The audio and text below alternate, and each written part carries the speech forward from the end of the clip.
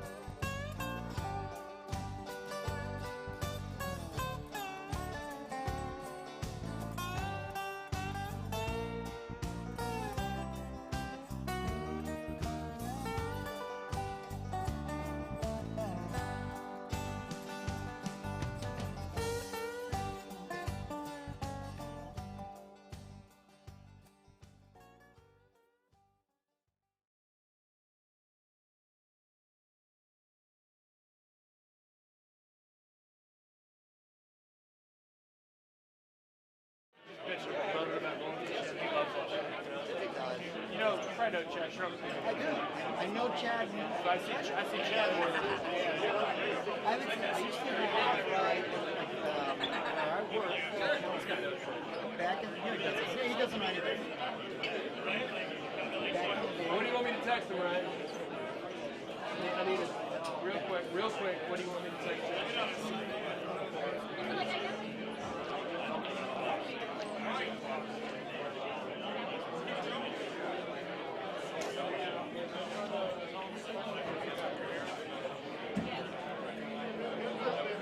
I would say it like that. Where's my money?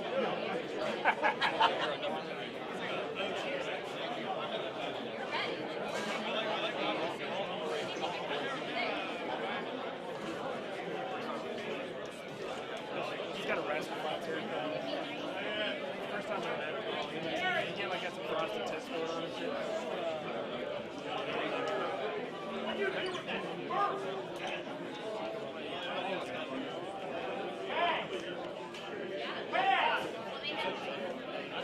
Do not start a game if you're not swiped in yet.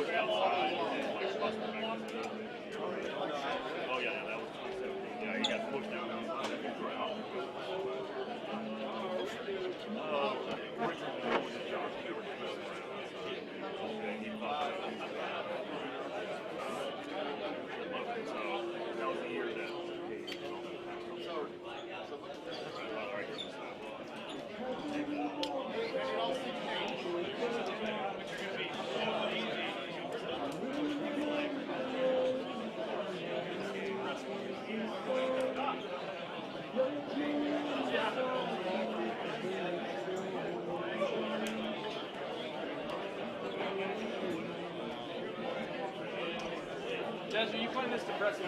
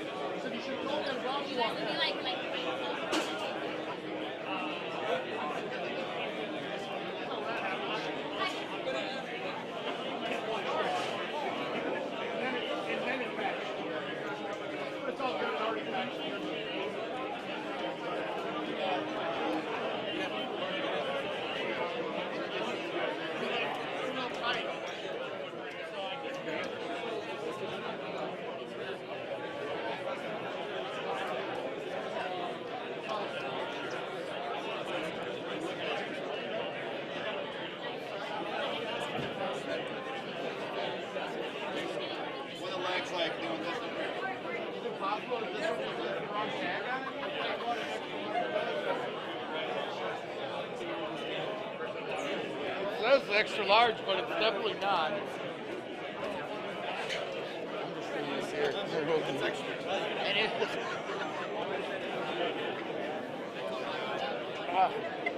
I don't want that one. yeah, you do. I'm telling you, that one's not labeled right. This is gonna be. I don't want that one either. This guy, it is. On machine 1, I need Mike Payne, Keith Stowell, Teddy Jones. Andy Fox, come swipe people in. On machine 2, I need Jeff Leeper, Brian Stowell, Tim Juhas.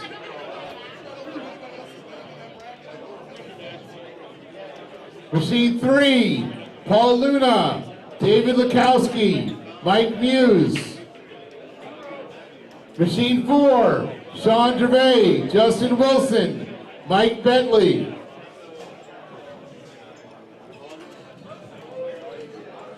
Machine 5, Mark Gomez, John Tatura. Please start your games. I'm calling your name out. Find your machine and start your games with a lock condition card. Machine 6, Mike Sanders, Johnny Daher, Paul Dennis.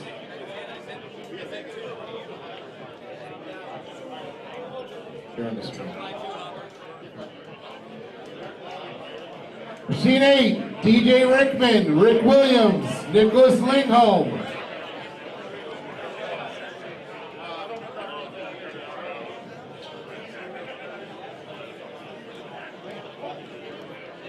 Machine 9, Brad Stewart, Rocco, Brett Bond.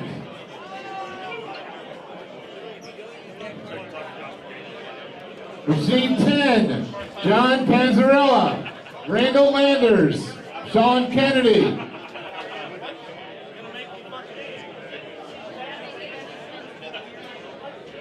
Machine 11, Brian Bertowitz, Rick Breach, Sean Tickner.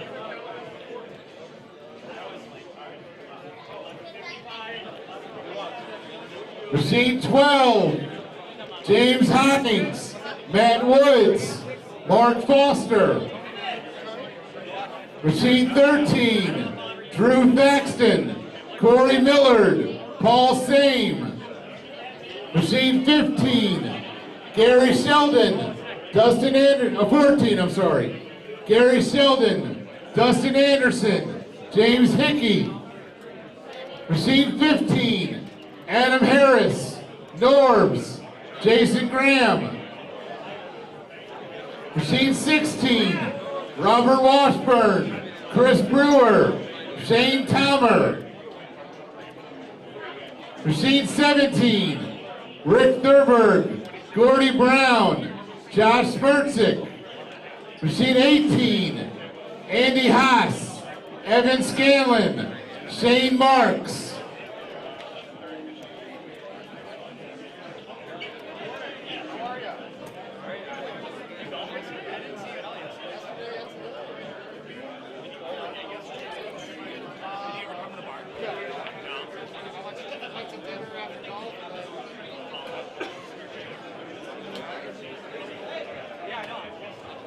If you have a lock condition card, please come out on the floor and swipe people in.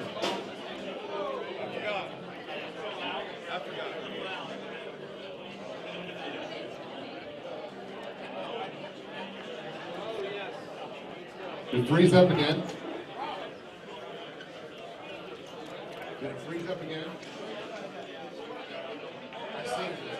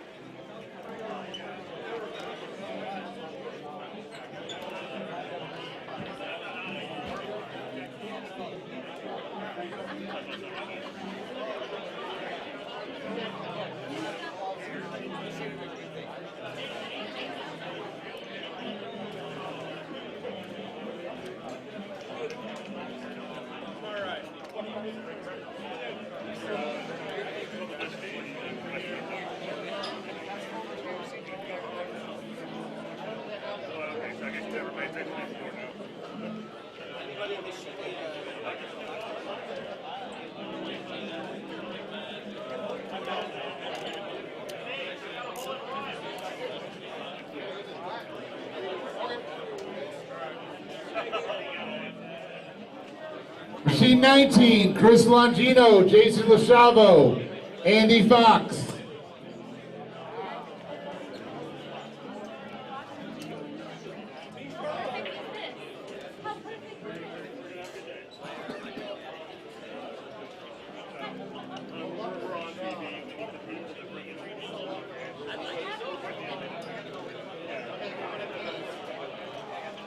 Who's ready to start on 19? Who's ready to start on 19? Who's got a guard? Fine.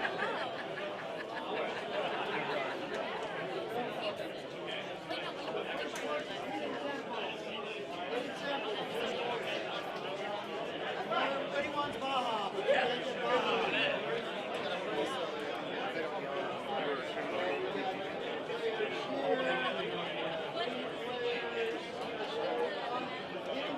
Good luck, gentlemen. Who's here on 18? Got it? You got it here? Okay.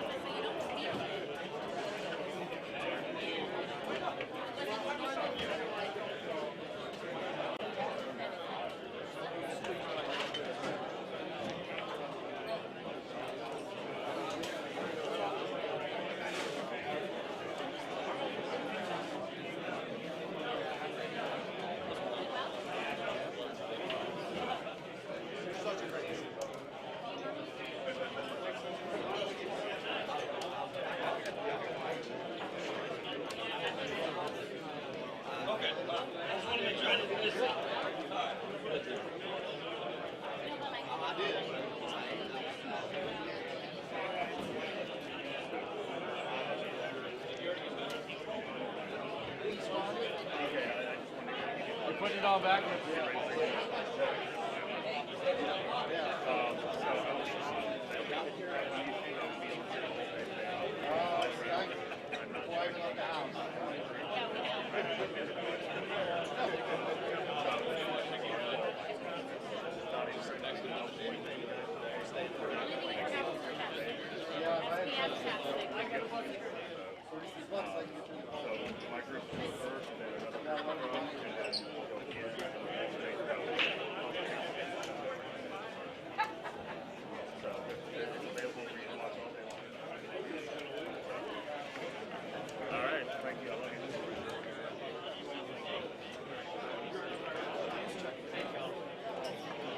You guys need any help?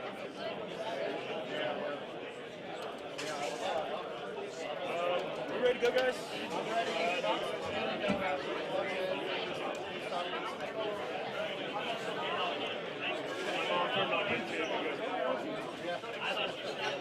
I tried to call her. I'm like, we saw this work. These two guys I'm playing with, we're not playing against each other. We are rooting for each other.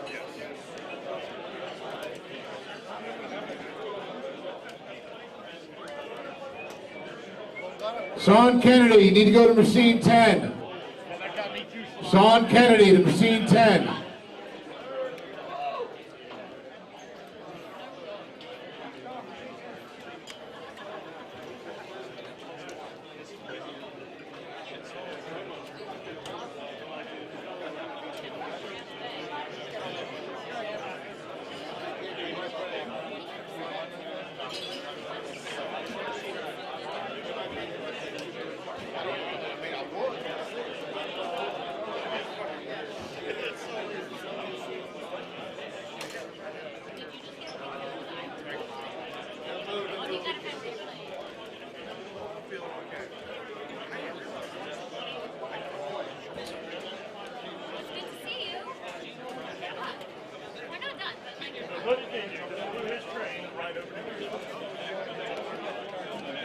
Machine 20, Jonathan Munn, Brett Beatty. Jonathan Munn, Brett Beatty on 20. Somebody swipe him in who's got a card. Machine 21. Machine 21. Adam Lepp, Sean Graham. It's way over where? 21's over. In the middle.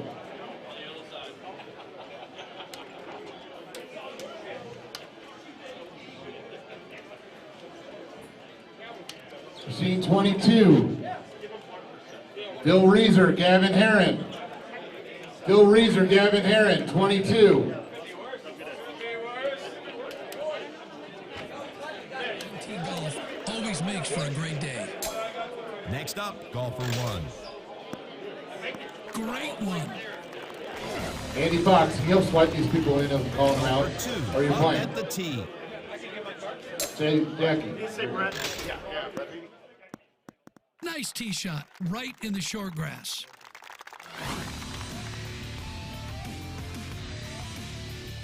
Golfer 3, up at the tee. Michael Griffin. Steve Bigger, Michael Griffin on 23. Golfer 1. 24. John Mikowski, Tom Twig. John Mikowski, Tom Twig on 24. Jim, it won't make it. Back to golfer 2.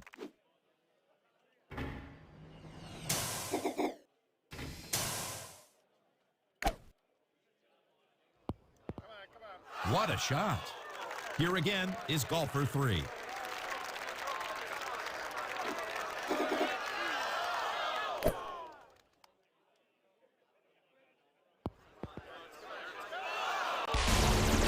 Back to golfer 1. This guy's magic around the greens. Golfer 2, this putt is for birdie. Golfer 3 for birdie with this putt.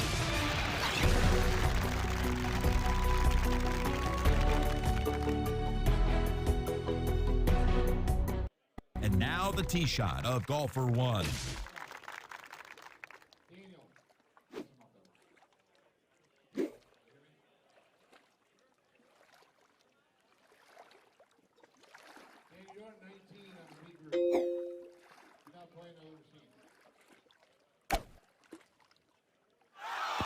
That'll draw closer. Golfer 2 up at the tee. 27, Steve Mantooth, Joe Ferguson. Steve Mantooth, Joe Ferguson on 27. These are up front now that we're calling.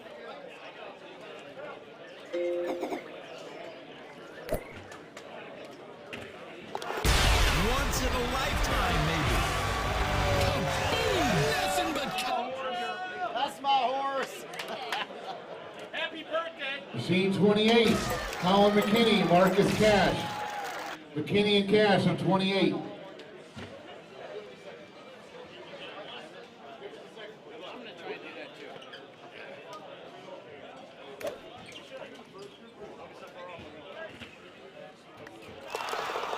Golfer 3 at the tee.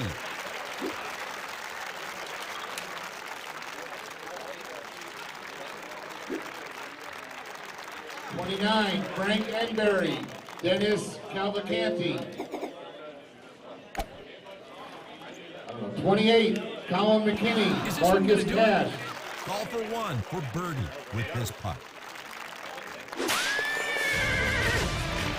Golfer 3 with a birdie putt. 29, Adam Fitzgerald, 30. Adam Fitzgerald, Josh McDaniel. Golfer 2 up at the Adam tee. Fitzgerald, Josh McDaniel on 30.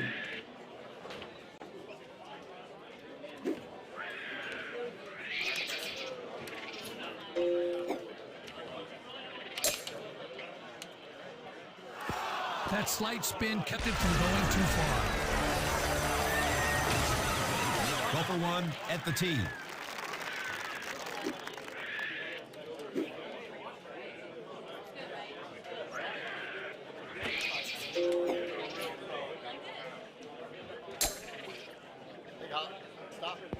Nice bite. That'll check up. Golfer 3, ready to hit.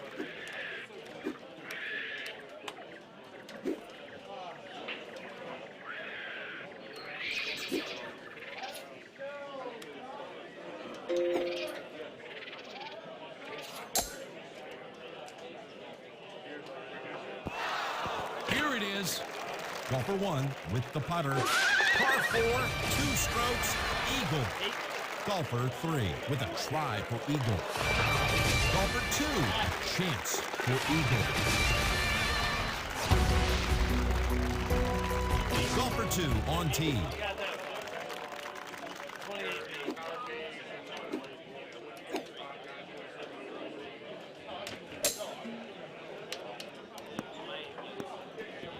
On tee now, golfer 1.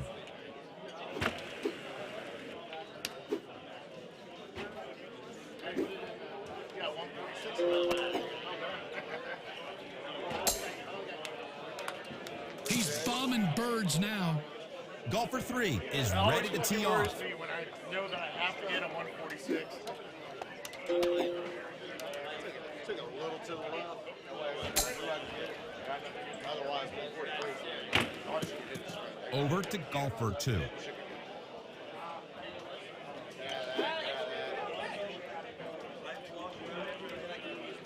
Everybody now should be started on the first group.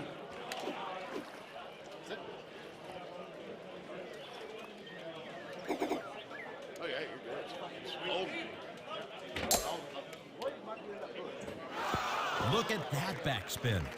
Golfer 1 is up.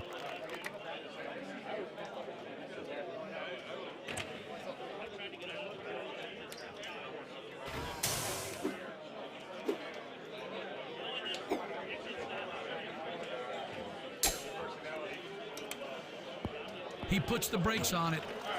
Golfer 3.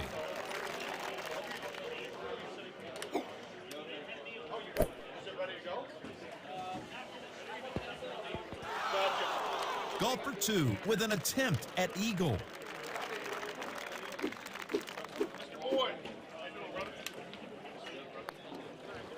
Put it on the card. Golfer 1 on the green, trying for eagle. Golfer 3.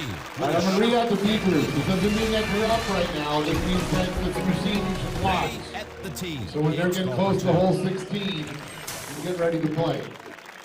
The B group on 1 is Kramer, Bogart, Reed. On 2 is Steve Kalashevsky, Callis, Poole. On 3 is Justine, Halloran, Wengler.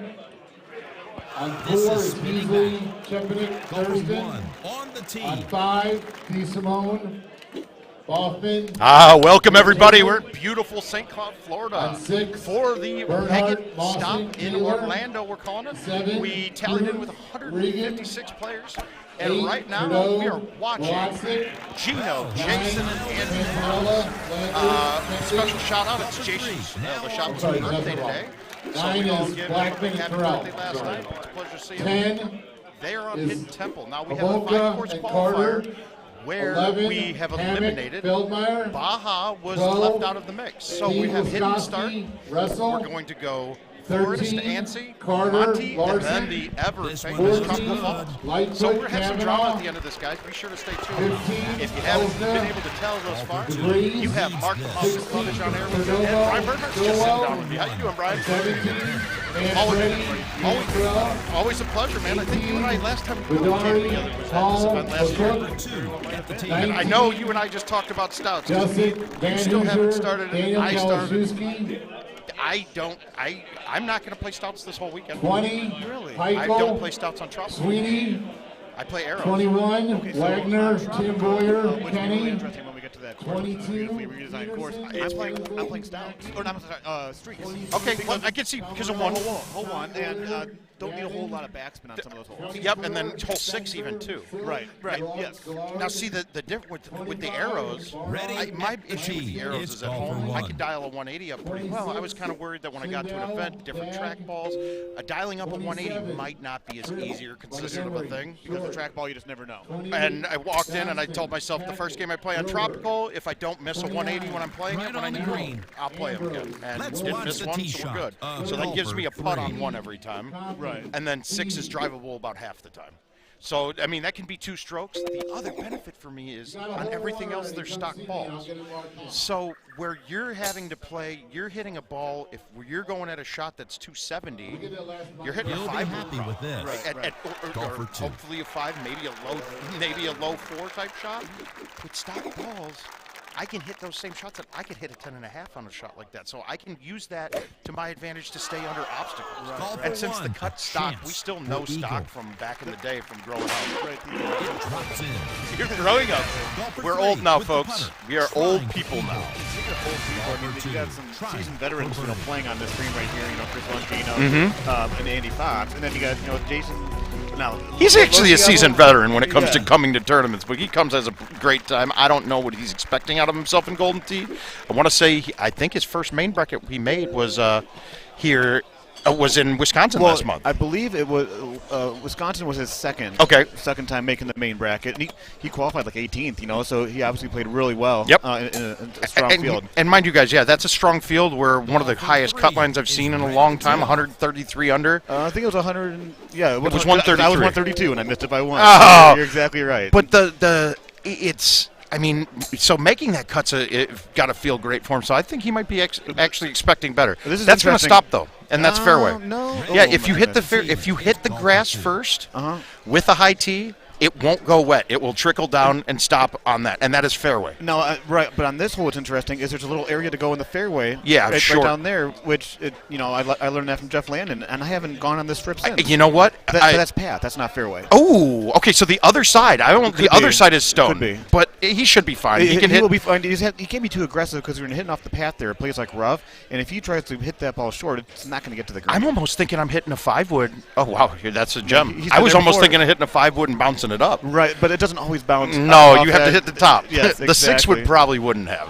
But I'm with you. I started going there most of the time too because then I have backspin too and not playing off a rough. Exactly. So my theory on that one is if the pin's up top, I will put it out to that little fairway. If the pin's at the bottom, and then I can let it run. I don't use the backspin. Right. So and you're obviously a lot closer too, because when you're laying it back, you're usually around 280 yards away. You're playing a 3-wood or a 10.5 driver. Yep. Over, if you miss it a little bit to the left, then you got to go over those little bushes or trees, whatever they are. And everyone who's listening, please remember, these two are directly related. The closer you are to the hole, the more likely you are to make it. Yes. The numbers do not lie. If I have a 100-yard shot, I will make that more than I make a 150-yard shot. So if you can get closer on most holes, get closer. It helps out quite a bit. All right, now basic par 3. We've seen this quite a bit. Yeah, and this hole is, like you said, hard to ace. It's hard to ace, especially when the pin's tucked like that. But the thing is, you can't get too aggressive. There will be some water balls in this hole today in this qualifier. You think? Yeah. To the left? Yeah, exactly. If you get a little too greedy, you try to, like for example, myself, I cut it into the wind. If you're playing the wind, that wind can really, no matter what ball you're using, it's got the chance of blowing it off to the left a little bit. It does. Oh, that's a peach. Jason's actually hitting some peaches here. Yeah. And I think he's probably feeling it. I bet he felt like he was wet on the going for the strip there. Probably. But even that, you go wet on that, it's one stroke. It's not a big deal. One stroke and a long day of going to golf. So when I say the long day, for those that are just tuning in, it's a 5-course qualifier. Incredible Technologies just released their new remastered course, Tropical Falls, which is back from the Golden Tee 4 era. And very scoreable course, but possibly the hardest course we've seen in live thus far. Exactly.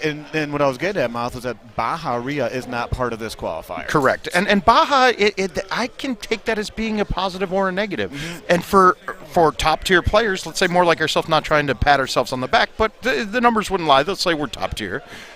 I think that's actually even bigger advantage for us because we get to Tropical now, and I can shoot a 27 if I want to without trying to do anything crazy. Right. And pretty much if I'm on the cut line, guaranteed. 27, I'll walk away happy, Tropical, and I'm in. Right. But somebody else, people who have shot well the first 4 courses now, can come to Tropical, and they can shoot a 20 or an 18 very quickly. There's a lot of risk-reward holes in that course. And now let's talk about what this does to the cut line, though. And that's what I was going to ask, because in Wisconsin, which you just mentioned, the highest cut line was 133. My guess would be about 128. Okay, see, I think it's dropping more than that. But it all depends on, there's a 2-stroke difference depending on the holes on Monte, I believe. If hole 9 is pretty easy, is hole 2 there? If hole 2's there, if 18 is not too rough. But there's also hole 5 or 6. Yeah, the other drivable one. So, but in Wisconsin, 2 was there, but 8 was not, and 18 wasn't. I mean, the other one on the front 6 wasn't there. A 30 under par. Yeah, 30 was a standard 30. Yeah. So you drop Baja, which is pretty much you need to shoot 28 on Baja to make. That was the point. Like, I shot a 28 on Baja in Wisconsin, and I was in like 30th place. I mean, and that's how it goes. I shot one better. I think I was in 9th. It is crazy. So that course there, and that's also a confidence boost. As you start your round, you shoot a clean round, or even one off on Baja, you shoot. Okay, you're now in a rhythm. You start with hidden now, and how many holes could you literally could have some holes. I mean, he could tee this off and get stuck behind the bush right there. Yeah, he could. And he loses a stroke or tries to go for it, clips the bush. Now he's 3 strokes down on the hole. So many more obstacles with this course starting off, and then you go right into Forest, which would be the next one. And Forest, we all know. So this could be. I mean, the cut line could be as low as 125. I think my guess was 125, and people on my stream were saying that they were thinking it was going to lose 10 strokes, and I don't think that's the case. We have it's a pretty top-heavy field. Yeah. So if let's say 25 of the top 30 people here, you expect to be in the cut line. Out of those 25, they're not tanking Tropical too much. Maybe 1 or 2 people will. Then you're having the people who don't think they're normally going to make a cut, and they're playing well. They're in there. Those guys can fluctuate a lot more. So it's not going to drop the cut line as much as you think, especially because Tropical is par 31. It could, and the thing, not just that, Mouth. It's how many games of some of these guys. Not everybody is Chris Brewer and was in every single his main goal over the last 3 weeks was to play his 10. That might bounce. Oh, he hit the pin. Yeah. He hit the pin. It's one of the infamous. Oh, did that hit the pin? I think it actually did that time. They're going to watch the replay. One hop, top of the pin, and usually when it hits the red, it goes in. But that's on the bottom part of the pin. But yeah, this is we're in the 10th hole here of Hidden Temple. This is one of the goofy ones, guys. I really wish that this stuff was path and not stone. And so for those that are wondering why they're going on, if you don't play this game, if you're watching for the first time, if you look on the bottom right, it says on stone, and it plays just like fairway. It's fairway. On stone is fairway. Path is like rough. It's worse than heavy rough. It's almost like not as bad as the dirt on some of those. I think it actually. I mean, but then there's another surface too on Cliff. Cliff is also fairway. But Cliff, that's the last place you want to be, for example, on Ante Coco's hole 18, and it drops, your water drop is on that cliff. It is, but it's a putt, though, from there most of the time. It could, from the top part, but there's other times when you chip it and that thing comes off really hot. Yeah, it comes off like Cliff. But the other one, too, is it's the long par 5 on the back 9 of Monte where we lay up to that island in the middle, and it's the way downhill one. Yeah. If you trickle that off to the right and it rolls down the hill, that ball stops on the side I've wall, had that happen before. and that's also Cliff. And you can cut that around. You like can play a full off of it to get around and get on. Yeah, and most people don't even mess with it. They're like, "Oh, I'm screwed from here." No, it's fine. Right. And it's one of my problems this year because if we look at the obstacles themselves, there is no difference in the overhead view on what that obstacle is. The only way you could have figured out which parts are stone, which parts are cliff, which parts are path, is through trial and error. And speaking of trial and error, there's a couple parts of this course which hopefully they get fixed down the road where there's actually it's got a bunch of special characters. Oh, yeah. And it's just a database problem. Right, but the problem with that is it shows... It shows the distance as being you in path, garbage. Yeah, in path, and so what you need to make sure you do is you club up and then club back down to see the actual distance because that plays like fairway. We might see that that might go in. Ooh, good try, Gino. Yeah, we're probably going to see it. And actually, I learned a shot on that hole that you're speaking of in Wisconsin. Kirk Stimpert hits a low driver release at that every time. And it rolls right into the middle of it, and you're underneath in the wall, but it's fairway, and there's nothing there. So if you ever get stuck short, you can actually just putt the ball right at that wall, and it will go underneath and sit there. And that's hole, I believe, 14. Yeah, it's coming up. 14. Yeah, it might be the next hole actually. No, the next hole is going to be the drivable par 4 that goes around the. Around that pillar. Yeah. But yeah, All right. here we are live in St. Cloud, Florida. When did you get in? I got in late last night. Okay. Coming from Iowa, direct flight here. The only one I could get was 9:40 getting into. What's funny is I had two options myself. It was either leaving at 7 a.m. and getting here around 1, or leaving at 4 p.m. and getting here around 9. Okay. But for me, there was no nonstop option. What airport did you fly out I of? fly out of Moline. Okay. And then I go to Chicago. And Allegiant? No, actually. No. Oh, you said no. You flew and had I took United, but yeah, usually Allegiant would go. The thing with Allegiant, unfortunately, they it go directs to the other one. Stanford, which Yeah, is my about an hour away. flight from was here. the same cost as my cab ride to get here. I'm not kidding. I paid the same amount. You took a cab? Yeah, their Uber's non-existent. Yeah, it was bad. That's But, yeah, it was all right. Yeah, but Do we have a chat screen? Do we have a way to get chat? Okay. Yeah, I'll pull it up. No, it's good. I just want to be able. Well, my chat's going to be offline. It's good. So we need a. We can. I'll bring. I can bring an iPad tomorrow. I'll bring an iPad with tomorrow. If you want to get a tablet set up to restream, go ahead. Awesome. It would be nice to see the people. There's Sorry about that, everybody. Am I muted now? Oh no, he's got me back. We're moving right along here, and the one thing, and you can see in the background, it's pretty crowded in there. We've got 30 machines. 30 machines. That's the most I think that we've ever had in recent years. Correct. There's 26 machines in the area that you're looking at right now. Space-wise, honestly, it's not. Nothing's too uncomfortable. It's a little warm. It's a little moist. Things are spaced out really well. The problem is moving along. So while this qualifier is going on, what you're going to want to do is you want to find a place to sit down and relax. That's why I chose to talk to you guys and talk to you. Talk to the people. Talk to our people. And here's that hole mouth. Okay. So hole 13. Yeah. See, this one's easy though because we can hit any driver and you're fine. Yeah. Yep. He's just fine there. But this is a perfect one. Over the top of this, that is now path. Right. If you are short or in the archway, that is either gives you those special characters, which the special characters, guys, remember that those special characters are actually fairway. Just switch your clubs once. Yes, exactly. And then the other part, it will say stone, and that's short of it. So there's more shots here than we all use. But to be perfectly honest, there's two places that I go. If it's there is my first choice. Or on the left-hand side. I go to the left side in the fairway, and there's it gives you a straight line. No, you can't really mess it up as long as you put it in the fairway. Right. You may have a tree right in your line, but it's still just an easy cut. Gotta go around it. It's big, open, wide gaps. And we got three guys all thinking the same thing here. And look at that wind lines up beautifully for him. It gonna comes club off up of this a one little here, bit soft. I'd be thinking club up here with bite with a release. forward. Oh, I like release here actually, but he's gonna go with it. But you don't play stouts. That's true. So actually, either way, release actually gives it a chance to go in. Yes, yeah. My bite may have given it a chance to point, but I would have probably thumbed it at about 90 and let it run. Now here's an idea for you, Mouth. And I gave this idea to Jim Zielinski 4 years ago at Worlds, and he kind of liked it. Nothing ever came out of it, but it was interesting. My idea was, what if the players had the option of seeing what would have happened if you did, like on that shot he had bite. If you could replay it, and Jim's like, well, would you pay a quarter for it? Thinking the incredible minds, the incredible technology. Well, no, you want digital products that are renewable. But you think about it, let's say, well, what if I, didn't have release if I had roll in a certain shot, or what if, bite or backspin? I think it'd be really interesting. It sounded like they'd be able to do it, and then. I don't know. I'd be curious how many people would actually take advantage of it. Would you spend an extra quarter on a hole-in-win option to see the look before you hit it? That I don't like. That's a microtransaction I don't like because it can actually affect the game. It could. It can change it. I mean, you don't need to. I don't think that one's a good idea. What I do think a good idea could be. I'm sorry, guys. I'm trying to figure out a way. That works a little bit. My phone is a backstop. Yeah, so yeah, we're it's Brian Bernhardt here from Western Illinois, the Mouth from Cedar Rapids area, right? Yes, sir. Still in Cedar Rapids, but I still say I'm a Chicagoan. It's fine though. He's been given the run through the Mouth.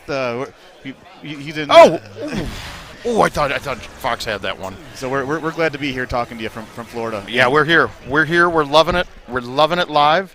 Why don't you guys, if you guys have any questions, go ahead, check in. We got a chat up and running now, so we can see you guys again. And Welcome. I'd like to say, while you're on here, for those that may have not heard your voice, the word of mouth. I was just talking about you on the way back from the airport, and it was all good things, honestly. Lies. If you had the opportunity to do that, to watch his stream, he goes through things, it's not just watching him play Golden Tee and talking a little bit.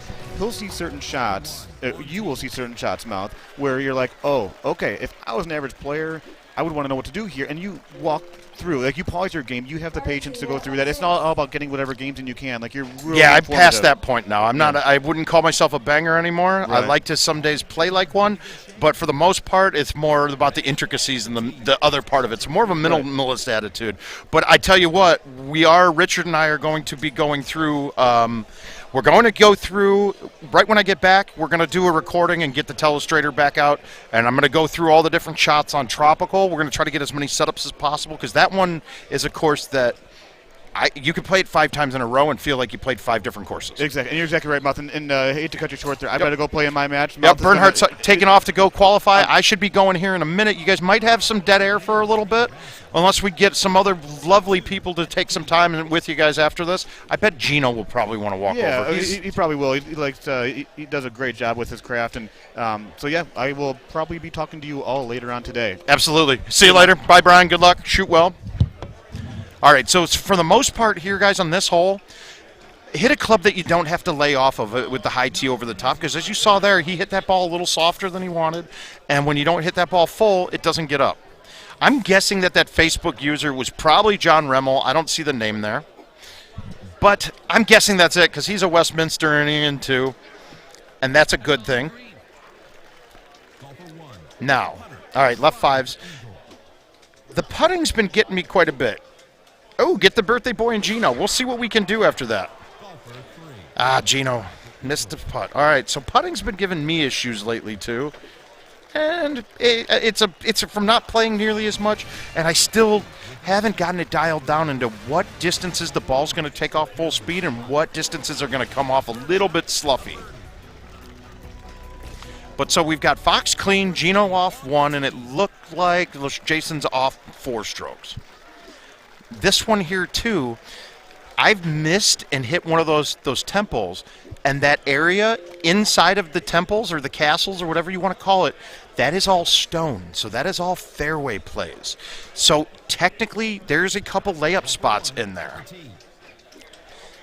Hey, I think that's John, but I'm going to say, hey, it's just showing me Facebook user. It's not giving me your name, so sorry about that.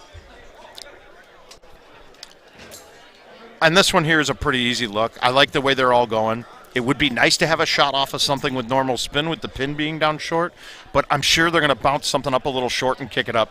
Thank you, Paige.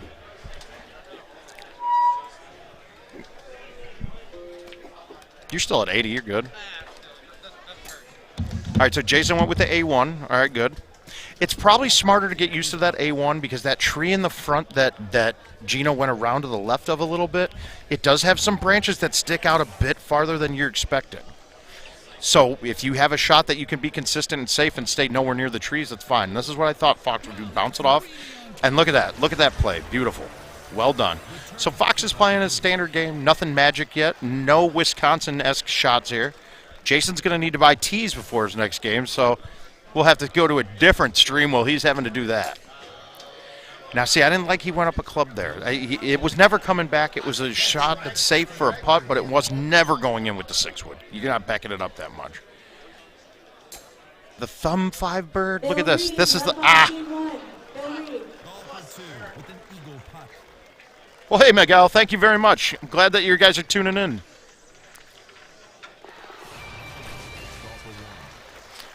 Now, the 17, most of us have shots down for this that are very standard, but it's a tricky hole.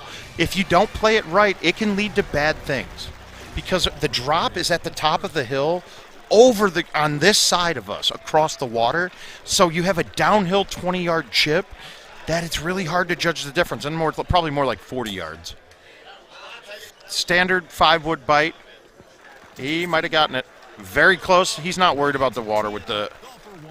Hi, Richard. Love you guys. I miss you. We got to see you soon. Now, see me, I would be hitting probably a low forward bite. But after seeing Fox and Gino's shots, I probably would have gone with the 5 as well. I just like having that extra club, and the low T bite lets it skip forward for the first bounce a bit farther, and then comes back a bit harder, too. Actually, I'm not on a stream machine. They hit me in the corner. They put baby in the corner this weekend. I am stuck way away from everything. Like, I'm trying to see my machine from here. All right, I'm getting some laughs here, but it's true. But it's fine. It's fine. We're having a good weekend. It's not about me. It's about everybody. So we're gonna have a good time. All right, so Fox gonna come in clean here. 18. Got a lot of options here too. He can go 5-wood medium T, 5-wood high T, 4-wood medium T. I like the 5-wood high T with bite just like Fox is doing because I can hit this smooth, let it hit the hill or even hit the green on a fly, and this should trickle right down to it. The worst thing we can do on this setup, since the water is directly behind that hole, is to get too aggressive. So I like the 5-wood high, just a smooth. He's going to hit this about 115 to 125 and a straight shot it looks like. God, I love knowing things. Yep, there he goes. 116 to 125. That was 115 to 125. He did it 116. I bet Gino hits the 6, and he's going to try to go up a bit on this. Yeah. All right, sounds good. All right, so we're getting about ready to finish here. I'm going to be jumping over to my stream machine here, not stream machine, my machine in the corner, and get my first round of the qualifier done. We're going to try to find you guys another commentary, but for now, we will sign off of here. So everybody enjoy the stream. They're doing a great job. Looks great. Feels great. And hopefully we get some more commentary here soon. Stay tuned for the next match. Thank you much.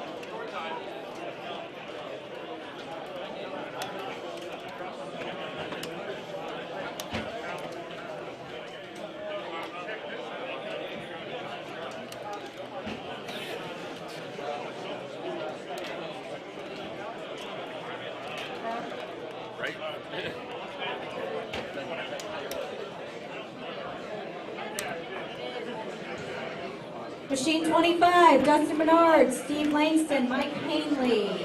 Machine 25, B group.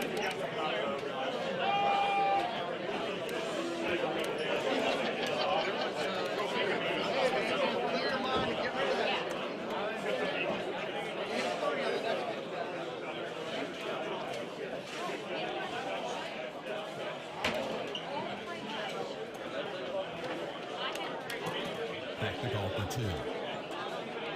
Great start there.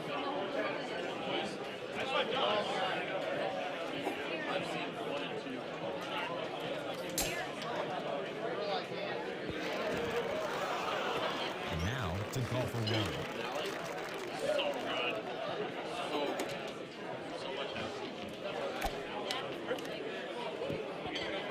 She'll be happy with this. Golf for 3.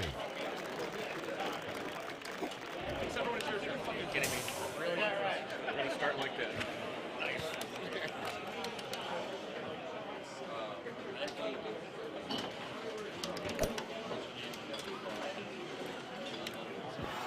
He'll be putting. Golfer 3 with a shot at eagle. Dan Gillard. Golfer 1 with an eagle attempt. Golfer 2 putting here for eagle. Golfer 1 at the tee.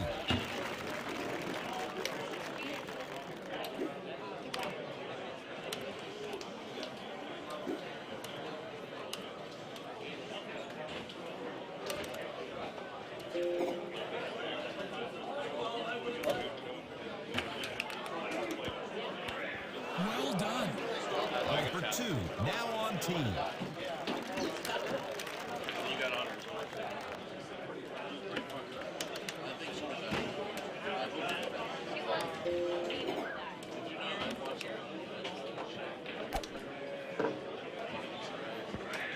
Buckle your seatbelt. Ready at the tee. It's golfer 3.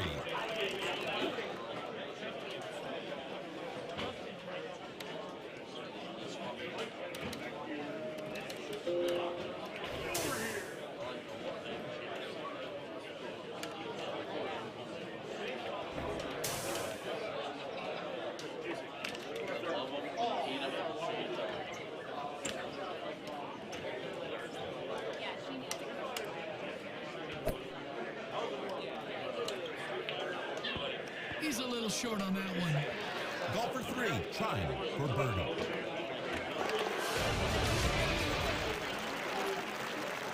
Golfer 1 readies the putter. Second shot's in. That's a birdie. Golfer 2 looking at birdie. Golfer 1 has honors.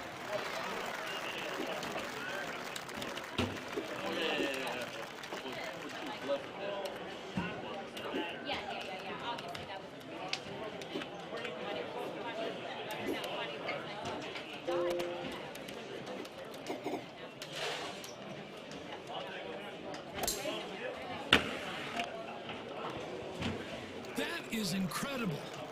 Next up, golfer 2.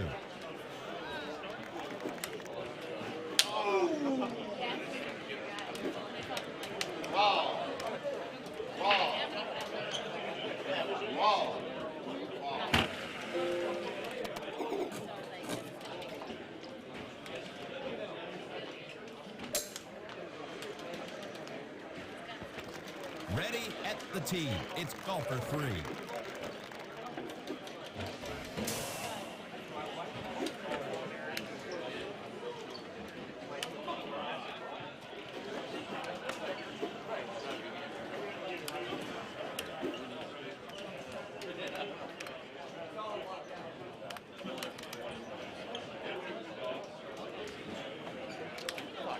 My thumbs are just off.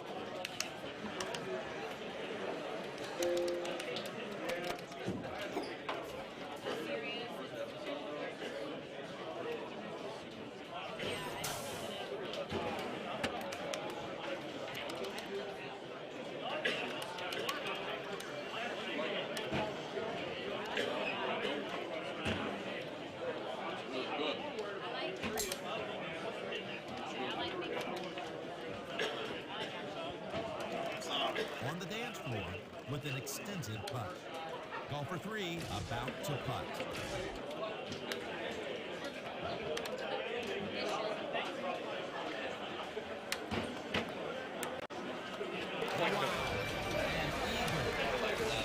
Golfer 2. One pot back. First game. That looks like a nice look right there. It is, I knew if I played release and it wasn't online, it was in the back rough. Beyond description. Golfer 1. A chance for eagle. That's in the cup.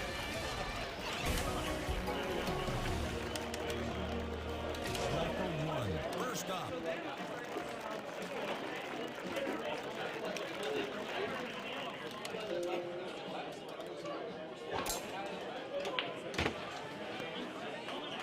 Golfer 2 at the tee.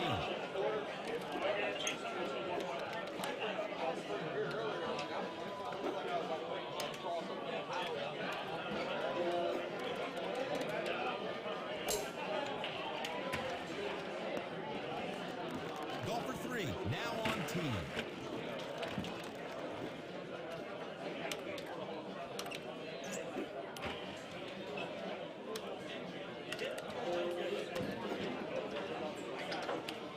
My least favorite look on this hole. First time I ever got it. Yeah, that is kind of nasty.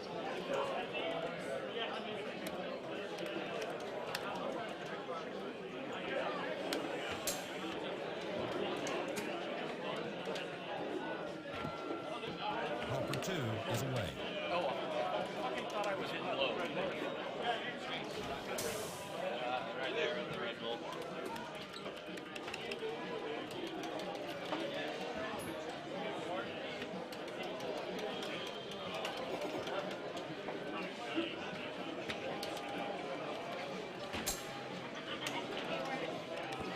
There it is, Peter.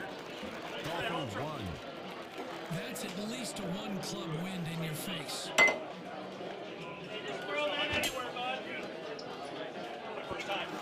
That made the green. Now hitting is golfer 3. Rough, and more.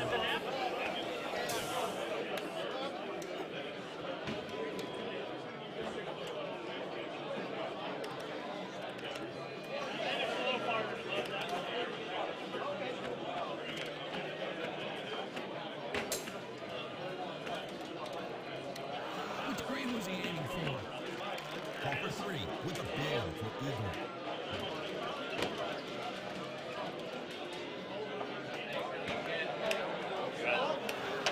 Golfer 1 now putting. That's scoring. And eagle 3. Golfer 2 with an eagle attempt. Golfer 3 on the green. Chopped up birdie, Peter. Golfer 1 at the tee.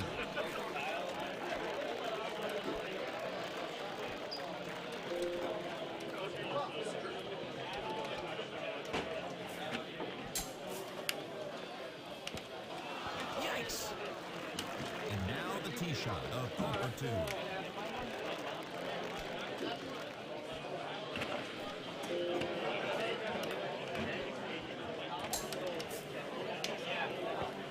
He'll be happy with this. On tee now, golfer 3.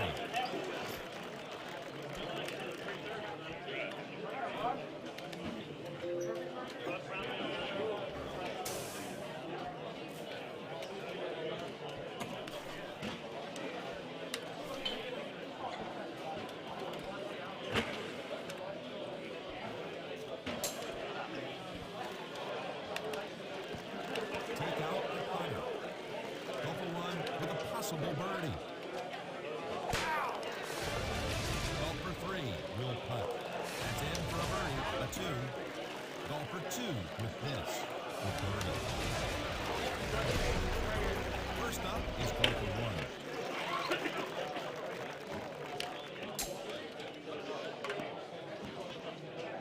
1. Golfer 2 up at the tee.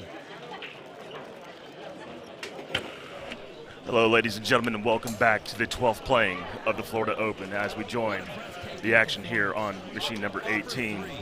Mike Hall right here taking in his first Florida Open from Houston, Texas, as we're here on the 9th hole.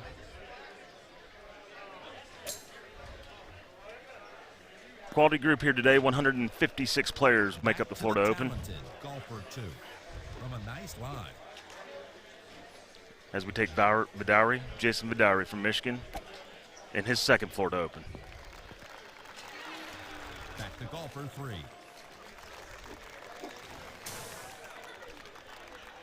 Key to this shot, keeping yourself under or going over. So it's like laying back far enough to have an 8 or 9 wood, or close enough to have yourself a 5 hybrid 6 iron type of shot into this hole. That's heading backwards. Fairway placement is key.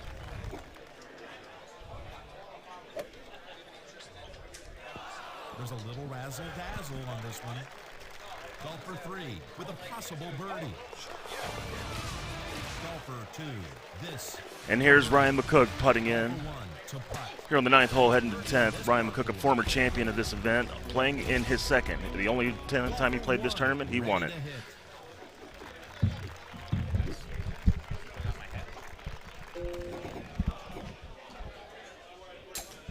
As it brings in. Hello. And we have now been joined by the 8-time Wisconsin Open champion, 8-time tournament winner here on the National Golden Tee Tour, presented by Power Events, Andrew Fox. Hey. How are you doing today, buddy? Good. All right, so we're getting to the 10th hole here. Tell me about the placement on this hole. What are we looking for? Well, that's kind of what I do right there. I just go for that little corner there. You got to watch out for that. Watch out for that bush. Looks like that's going to turn invisible, though. Mm-hmm.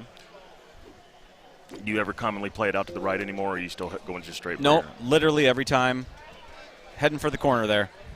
And no fairway plays. And I've learned over time, you know, it's not that hard of a shot to hit, but if you're not paying attention, you can either hit it too far left or hit it too far right and get stuck behind the bush or the wall.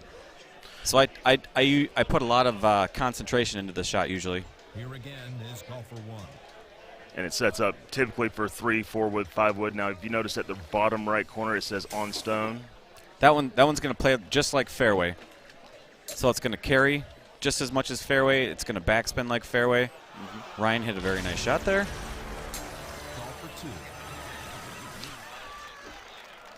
How do you like Ryan McCook's chances for this tournament? I like it. Yeah. I bought him in the Calcutta. Oh, did you? Yeah. Now, Ryan has only played in one other Florida Open. The only time he played this tournament, he won it. Yep, and I had him in the Calcutta that time. Oh, wow. So it's a kind of a Florida thing. As Dowry hits it in. His second Florida Open from Michigan. Mike Hall, his first. He's from Houston, taking it in a little bit. This is a wonderful venue his first here. Tournament? His first Florida Open. Oh, Florida Open, okay. He's played enough of the Texas tournament. This is the yeah, I was first going to time. say, he looks familiar. I feel like I've met him before. Yeah, I've qualified with him before. Very, very deliberate. Oh, yeah, I see that.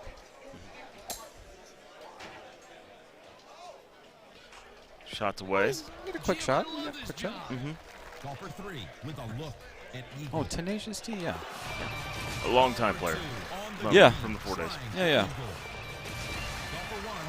So, give me your thoughts, Hidden Temple. I mean, this will probably be the easiest course they played today. Yeah, it will be absolutely the easiest for sure. To be honest, other than that one that I think it was the one that you missed the putt on, that I thought was the only relatively difficult setup. And it wasn't really difficult other than it was difficult to get it close without really being a little dangerous, because if you hit that a little bit right of the hole, you're in trouble. Yeah, and if you saw in our Vidaury hit, I hit 146 on as a kind of an angled 180. You hit 138. Jason hit 131, and that's how he actually clipped the top and actually went back. Oh, really? So he didn't hit it hard enough. Yeah, there's kind of it's just not that big of a window of speeds that you can hit it. And, and you put a little cut on it, it's gonna take some height off. Height.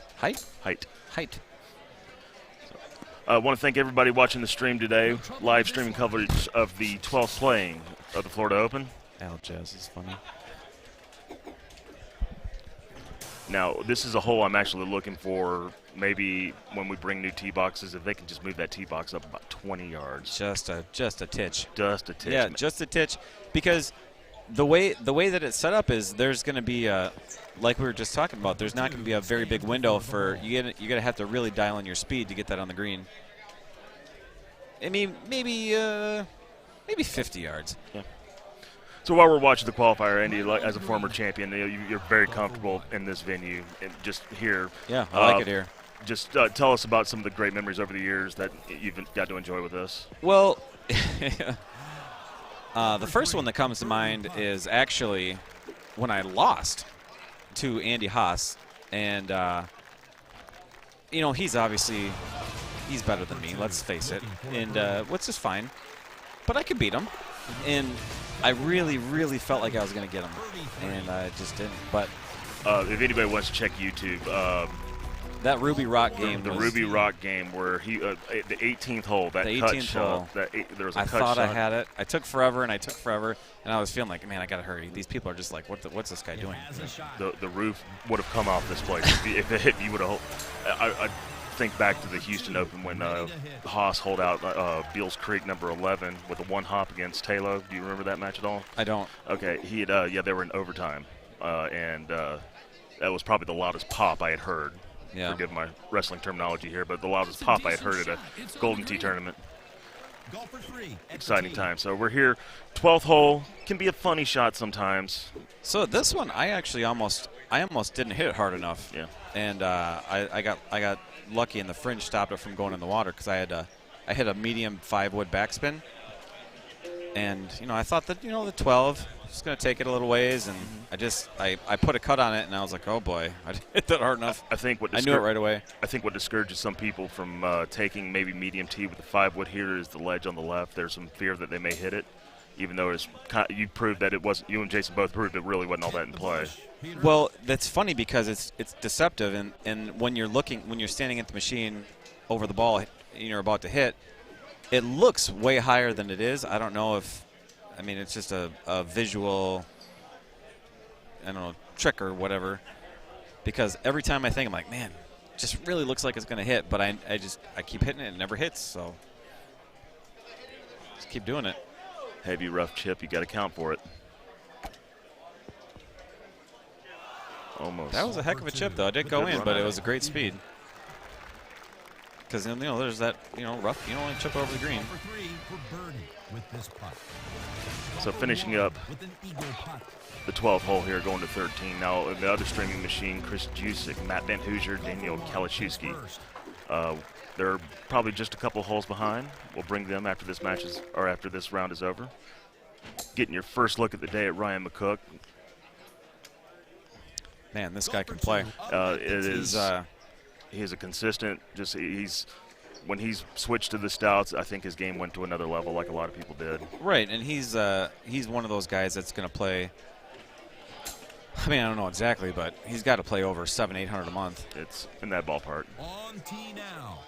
In that ballpark. But as a guy from the Carolinas, he's doing good things locally for us, and having a guy that has that kind of bank of machines around is also helpful for us doing events, things like that. Yeah, he did a really nice thing for me yesterday after golf. I had to return the rental car, and I was just going to Uber from the airport back here, and he followed me to the airport, waited for me to return the car, and drove me back here, and very nice of him. We got some nice guys in this Golden Tee game. Oh, yeah. So a lot of people, do you ever play to the fairway on this? I do from time to time. The only time well, first of all, I've only started doing it maybe a month ago. It was after Wisconsin because in the qualifier, I got stuck behind the wall and I messed it up or whatever. And I've seen some people do it, but I was just like, I don't really know what the shot is, and that setup doesn't present itself enough for me to really care. And then after that qualifier in Wisconsin, I was like, okay, I'm gonna figure out something to do here, because that whatever Will Sandstead does where he rolls it through the rock or whatever, or you're trying to hit it through the little doorway, that's just really way too hard for me. I don't know. But as it turns out, that fairway shot isn't that. It's really not hard at all. No. You just got to make sure you don't hit a tree. You got to but the gaps between the trees on that particular shot are big enough. That's a nervy putt right there. Yeah. Long distance, right twos, left threes. I never want to see them in qualifiers. Those are the hardest to make. No, I hear you. I'd almost rather have a left 6 than a left 3 or 2 or something. Those ones sometimes give me too. So this is green light for Ryan McCook right now, by the way. This shot right here is green light. Yeah, he's gonna hit a low tee release.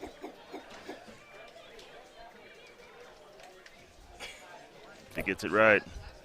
He didn't get it left enough. And that low tee. Take more wind out of it.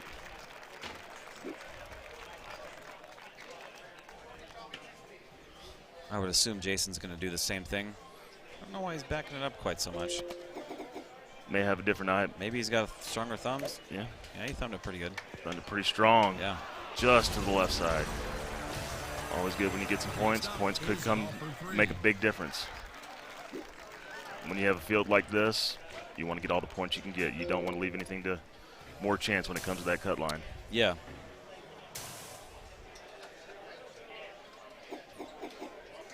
Mike trying to figure out what he wants to hit.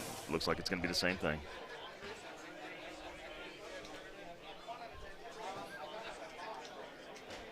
Did he move it to the left a little? Yeah, he did. Released up. Wow. No thumbs. Golfer 3 looking Must have thumbed that pretty good.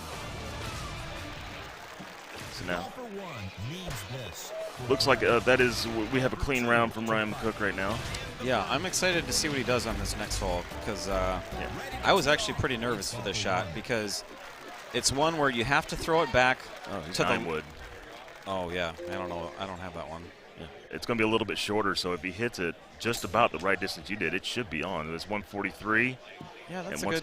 It was pretty conservative, but I mean, that's again, the putt you want. You can't miss right of the hole in this one because you're going to go in the water, or if you don't go in the water, you're going to have a very borderline impossible chip for eagle. Just a question from Eric Rios from Texas. He'd like to know who won real golf yesterday. And by the way, we call it outdoor golf, not real golf. Yeah. What define won? I think I won because I broke 100. So the answer is me. See, yeah, that is. And look at that, 132. Right, yeah. Now he had a 9-wood there as well. So you went from one angle to the left and hit it back to the right. Is that just something that you're more comfortable with? Yeah, I favor to the left a little bit more than I should. It does mess me up sometimes hitting straight shots, but yeah, going to the right is more comfortable for me than going to the left. And I always just feel like I'm not going to push it too far to the right to get in the water. I want to leave me room to if I miss left. Yeah. Now Mike with an 8-wood.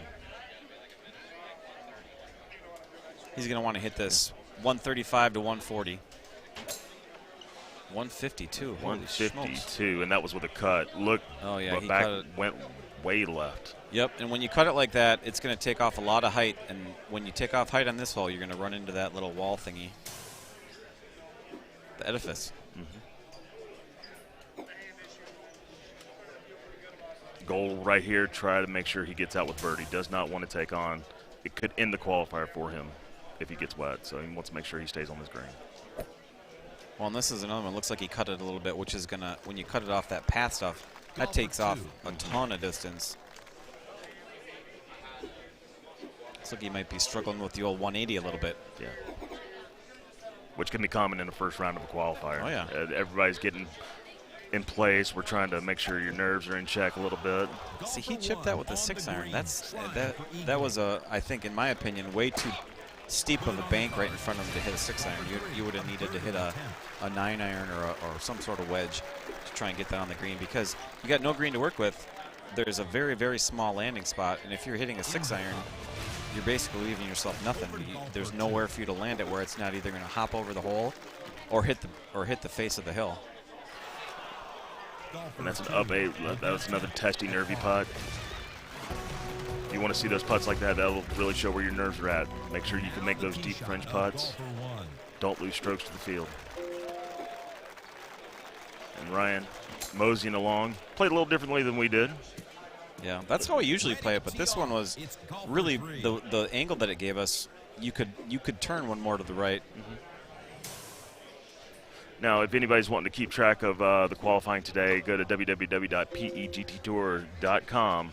All of our qualifying scores will be loaded. Each round, we have to finish the full round. Everybody has to finish this Hidden Temple round before we can post them to the website. So don't go there yet because you won't see anything. Yeah, it'll be probably another hour and a half from now before we'll see it.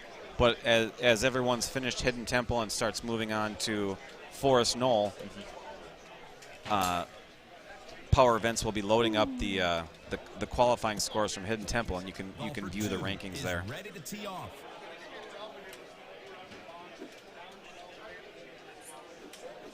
Shout out Richard King. See that you're watching. Yeah, Richard King. Yeah. Yeah. I hope you're having a good day at home in beautiful Sacramento, California. Returning to golfer 3. Now, got to account you're hitting out a heavy rough. You're hitting out a heavy rough. It's downwind, and so you're not going to get the backspin that you would from fairway. and any kind of cut kills it, right? This is almost, I don't care what I've got, I'm thumbing it. I mean, unless, I mean, it's got to be extreme circumstances for me to palm any shot out of that. Now to golfer 2. And so nice with the 3 hybrid, just like you had as the approach. Yeah, that one's nice for the. I like it when that pins down there, because it doesn't carry quite as far as some of the like the woods, like the 6 wood or the 8 wood. So it bounces up there, and then, well, he carried it just a hair too far. But it bounces up there, and it takes a couple hops forward, and then starts backing up. So we're watching Ryan McCook hitting good rounds, and we're going to see. He's going to have to really thumb this hard. Yeah, 102. That's a beast thumb there. Good thumbs. That's Leah Kakis level. Yeah. Now, when we got this course, we got the rest of this qualifier. We're going to see a lot of clean rounds out of these guys today. How much is seating is important to you? Well, I don't want to be sweating the cut line going into the last course or two. Yeah. But, but like if I get 5th or 12th or 16th, I don't really care. I believe I remember one time that kind of you and Evan having a bad qualifier ended up with a first-round match with you two one time. Well, he didn't have a bad qualifier. I did. But yeah, I had to play Evan, and then that's why you really don't want to be sweating the cut line, because you A, don't want to miss the cut, and you B, don't want to play somebody like Evan in the first round. I mean, that's a really, I mean, it's hard enough to win one of these things or go far. You want your first round match to be at least like, I mean, that's a bad match in the first round. That is the most yippy match I've had. I remember that very clearly. That was in Wisconsin, and I was nervous for that match. I don't typically get too nervous. I used to, big time. Yeah, you and Chopper are pretty close. I mean, I feel like it'd be a comfortable match, but I guess you guys are playing for a lot. I used to get pretty nervous. I guess I still do, but I was particularly nervous for that one just because I'm like, geez Louise, man, I got to play this guy in the first round. How am I ever going to, like, not only beat him, but then I think I had to play, like, the winner of, like, it was, I don't know who it was, but it was 2 good players. I was like, my road is not very easy this particular tournament. And I think I went 1-2 or 2-2 or something like that.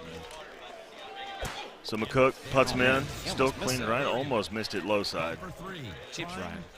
Pay attention. Trying to salvage a 24 for Mike Hall. 24 can still keep you in this right now. You still have room to play. Yeah.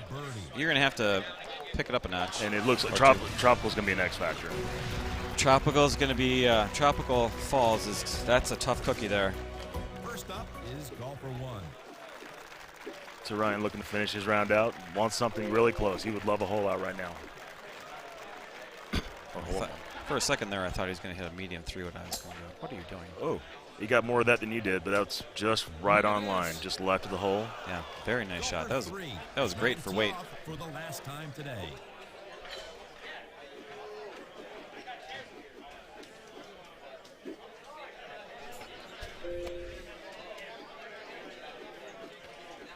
Mike Hall, once again, is going to take his time.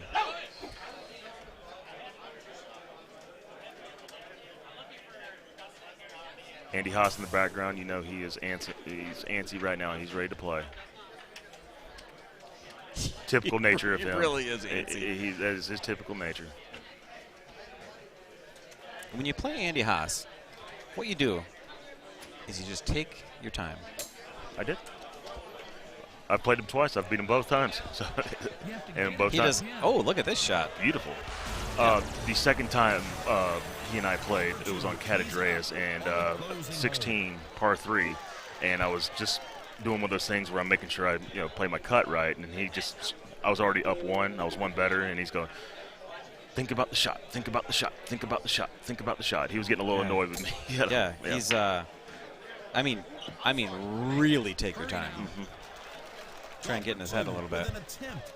So they're going to clean up this round. 26 under to start the day for Jason Badowry. 28 under to start the day for Ryan McCook, and 24. Some work to do left for Mike Hall as we switch over to the next machine. Me and Gino are going to play now. Well, we're on our machine's still going. So. Oh, shit. No, we're not. Yeah. Yeah, cool. They're still playing, so they're going to switch it over to here, and we're going to finish out that game before we walk on over. That's right, yeah. I wonder where those guys are at. I was told they were a couple holes behind, but that's okay.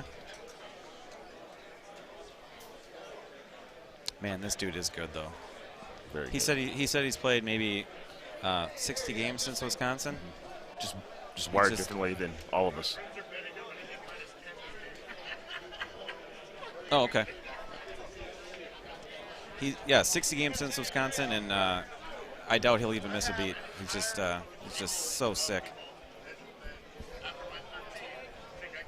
All right, we can go? We're getting ready to sign off here. All right, so yeah, okay. Gotcha. A commercial. All right, we bring it back here into the booth. Back here into the booth. 2016, 2018 Florida Open champion Andy Fox, Chris Longino here joining you. We're getting ready into the Forest Knoll. Are you nervous about that one? I mean, that can be a difficult course. 17. I actually am a little bit nervous about it because if there's, I mean, I guess I could mess up a lot of other things, but like that 15 and 16 on Forest Knoll. Do you feel like we're going to see a lot of layups on 15? I don't know the setup, but I mean, I'm not laying up unless it's like clearly I'm going to go for it. So we're going to take a break. We're going to bring back to you here at the 2021 Florida Open. You are watching live streaming coverage here on the National Golden Tee Tour presented by Power Events. See you guys. For 32 years, we have been building towards this moment. Golfer 1 on 10. Golfer 1 has the honor. Golf genius right here. The game is about to change forever. This is Golden Tee PGA Tour.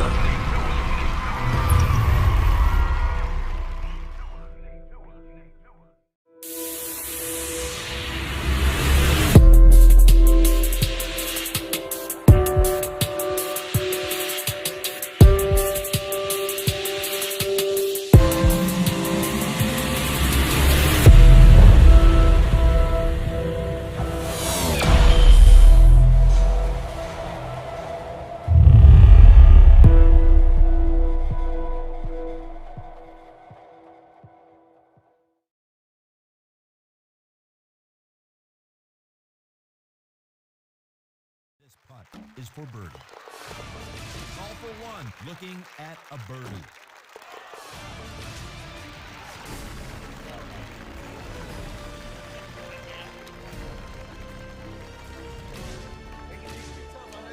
Leading things off is golfer 1. I would say the toughest course, like you have to know how to build shots. Yeah. You have to know how to Chris Longino. Hit a branch here. Oh, it's an invisibly waiting to happen. There it is. Get it out of there. Sorry, I should have been talking to you. Oh, no. That's fantastic. Ready at the tee. It's golfer 2. One shot. Be on. I go for it. Not be a whole lot. Next hole. There it is. That's what I thought I was doing.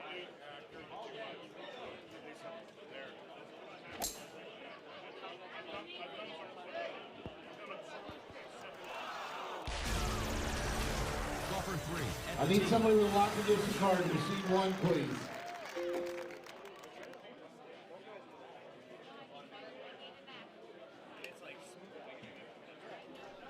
Welcome back, 2021 Florida Open. We got Matt Van Hoosier on the horn here. We're paying attention to the qualifier on Forest Knoll, the second course in our qualifier set. Shane Marks, Andy Haas, and Evan Scanlon, I think. You can see in the background there. Thank you. We're just getting started here. It's a tie the record kind of crowd here at the Florida Open. 156 in the main event again. So he tied the record from Austin a year and a half ago or so, which was great. The room is huge, plenty of space for everybody, and we're just everybody's kind of trying to ease into the qualifier pace here. Scott here. The setup there for the Hidden Temple seems to have had mixed results for a lot of people. Plenty of opportunities for holeouts along the course, but also plenty of opportunities to give them back. So It looks like there's going to be some good variance there. Oh, another one there almost. Zip the corner there. We'll see if Evan can knock the chip in, try to stay on par here. Come up that hill. He's got some kind of a sand wedge probably. Maybe gapper if he's got that. Doesn't look like he's too sure yet either. Just bump it up on about halfway to that pin and let her at least bring it up in there.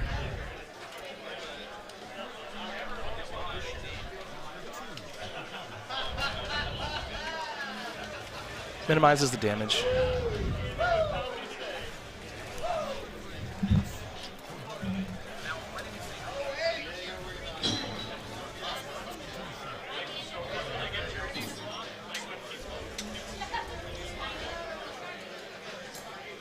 Shane Marks kind of trying to piggyback a little bit on Brad Stewart's classic saying, "I hate money," by wearing his shirt for its only money. Those are the kinds. The shirt game at the Golden Tee tournament is usually pretty strong. I've seen a couple of good ones. Oh, that one bounced back. That's got to be a birdie. He knows it. He knows he let off on it. It's real easy to short arm some of these in these qualifiers. You kind of get that nerves flowing a little bit, and it's real easy just to think you're hitting a regular speed shot for yourself and then kind of short it, and you know, especially with a shot like this, that water long. But you really just want to play it into that bank and let the bank slow it down for you. I've seen some players try to go over to the right side of that fairways piece, but I've never seen anything good come of it, so I wouldn't recommend that.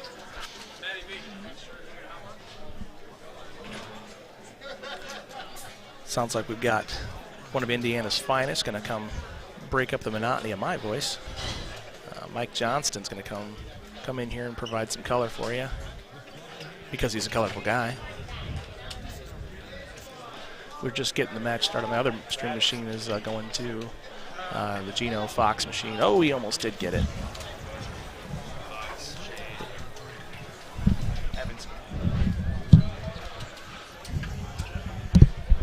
So here we go. We got Mike Johnston joining the crew here. Hello. Hi, Mike. Just getting going here on Forest Knoll. How's the look been so far? So, you know, I came in right in the middle of 2 there, so I didn't see the tee shots. 3 was, you know, kind of standard crosswind look, and this one wasn't too bad. Yet Shane left his short in the sand. Just kind of got a rude bounce out of it, but and then we got chat starting up again too. So if you guys got anything that you want to hear about, I'm going to leave that to you with the whole chat there, buddy. If you guys got anything in the chat window to say, go right ahead and say it. We may even respond. Nice chip there. It was a nice chip. Good save for Bird. Recovery chip. Sugar Shane go for his birdie. Bunker shot got him. He's going to That's normally not a hole you want to dump a stroke, so I'm sure they're not happy about it. But he's going to stew on that one a little bit. He has that face. He's going to stew on that one a little bit. Hopefully, he'll let that carry forward in the next couple holes. Weird. Haas looks like he's on par. Strange. That's because he missed the hole out right there. Okay, gotcha. So if you're a player in commercial units, this is a good one for the hole and win a lot of times. This one can get up to like $70, $80. And bounce that in the rough a little bit, but it looks like he's probably going to get a bit of a putt from there, going down the hill, so that'll be all right.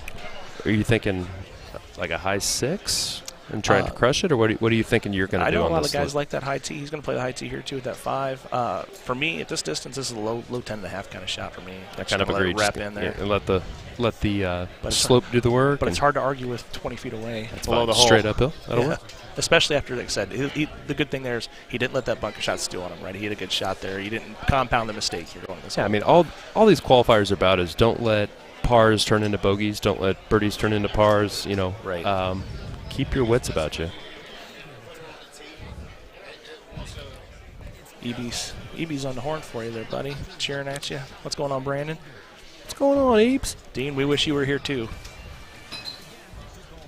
Well, maybe he did get a little deep into that. So. What do you guys, if you're actually following along with us, we've got a little side action in terms of what we think the cut line is going to be. So I'm curious, without Baja, which for most people that are going to make the cut is probably would have been a 28, you know, 28, 29, 27, you know.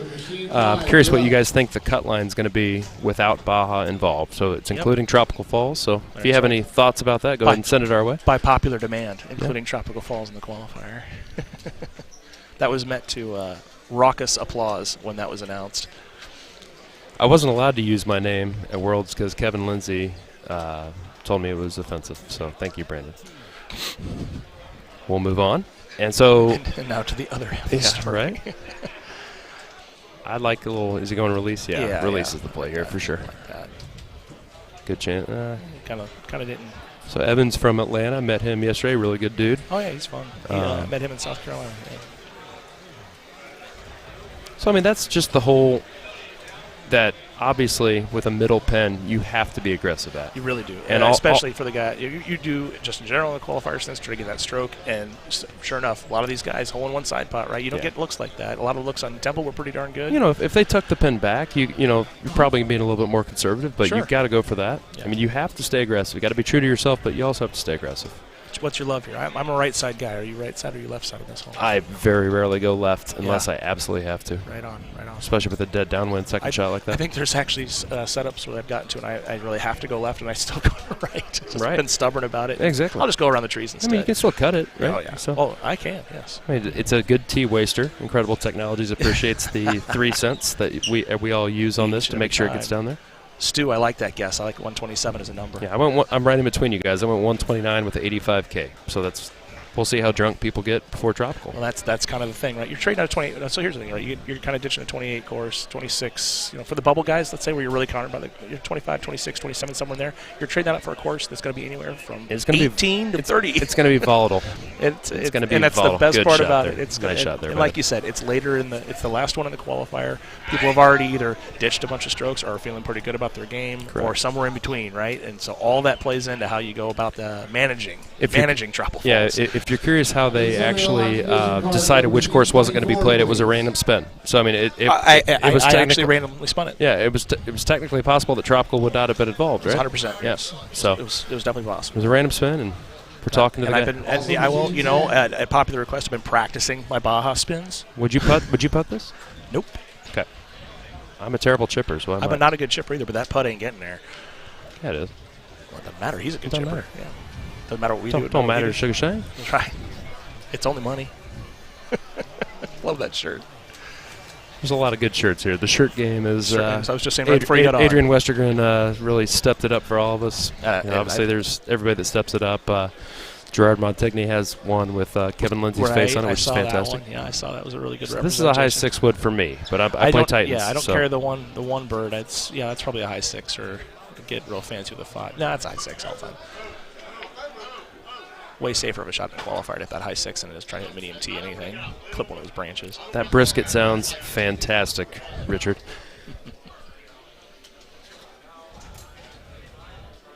Good shot. Feel free to bring one in anytime. Yeah, I think that's the safer shot there. Oh yeah. You don't have to worry about hitting one of the world's skinniest trees or anything like that. Take all those branches out of play that don't look like they're there, but they're sure there. The same thing. There are times where. Very rarely, but right over the top. Little overcut there. Hang on. I did not know that cleared. All right, so. Yeah, another chipper. This is one where I would click it one left and one right to see, because it looks like it might break a little left, even though he's 8 wood, so he's going straight. It's not going to matter, yeah, but you're right. I agree. It's kind of one of those that might come off a little funny. Oh, that was a good run. Pay him off. I see a lot of 130 type numbers in here. I went 129, 85. High praise for the field to be able to pull that number. I think. I don't know in your area of the room for Temple how the scores are going. They were I'll say a little rough. It was I was 28. Clint Grover was 28, and Dewey from Denver, Colorado was 22 with a hole in one. So just got tripped up on a couple holes, but I mean he could have easily been clean. You know, so there were some tricky holes. I was saying there were definitely some tricky ones in there. There was plenty of opportunities for holing out as well. Was it 15? Is it 15 or 14 where you got to go over the top? And I hit a high 8 wood. It's 15, and that was tricky for me with Titans because there was no way I was going to have anything less than a 40-foot putt. But I did not want to leave myself a chip. Yeah, because you have to hit that 8 wood hard. Because otherwise it'll still get to the top of that building there. All right, so let's go back to it. So. I mean, this is a good setup, actually. This is a really good look. Not going to danger the water at all here with any of these options. So I think that these guys have been kind of trying to get it in there. Properly safe. Yeah. That's one of them you like to see try to get points on, probably. For sure.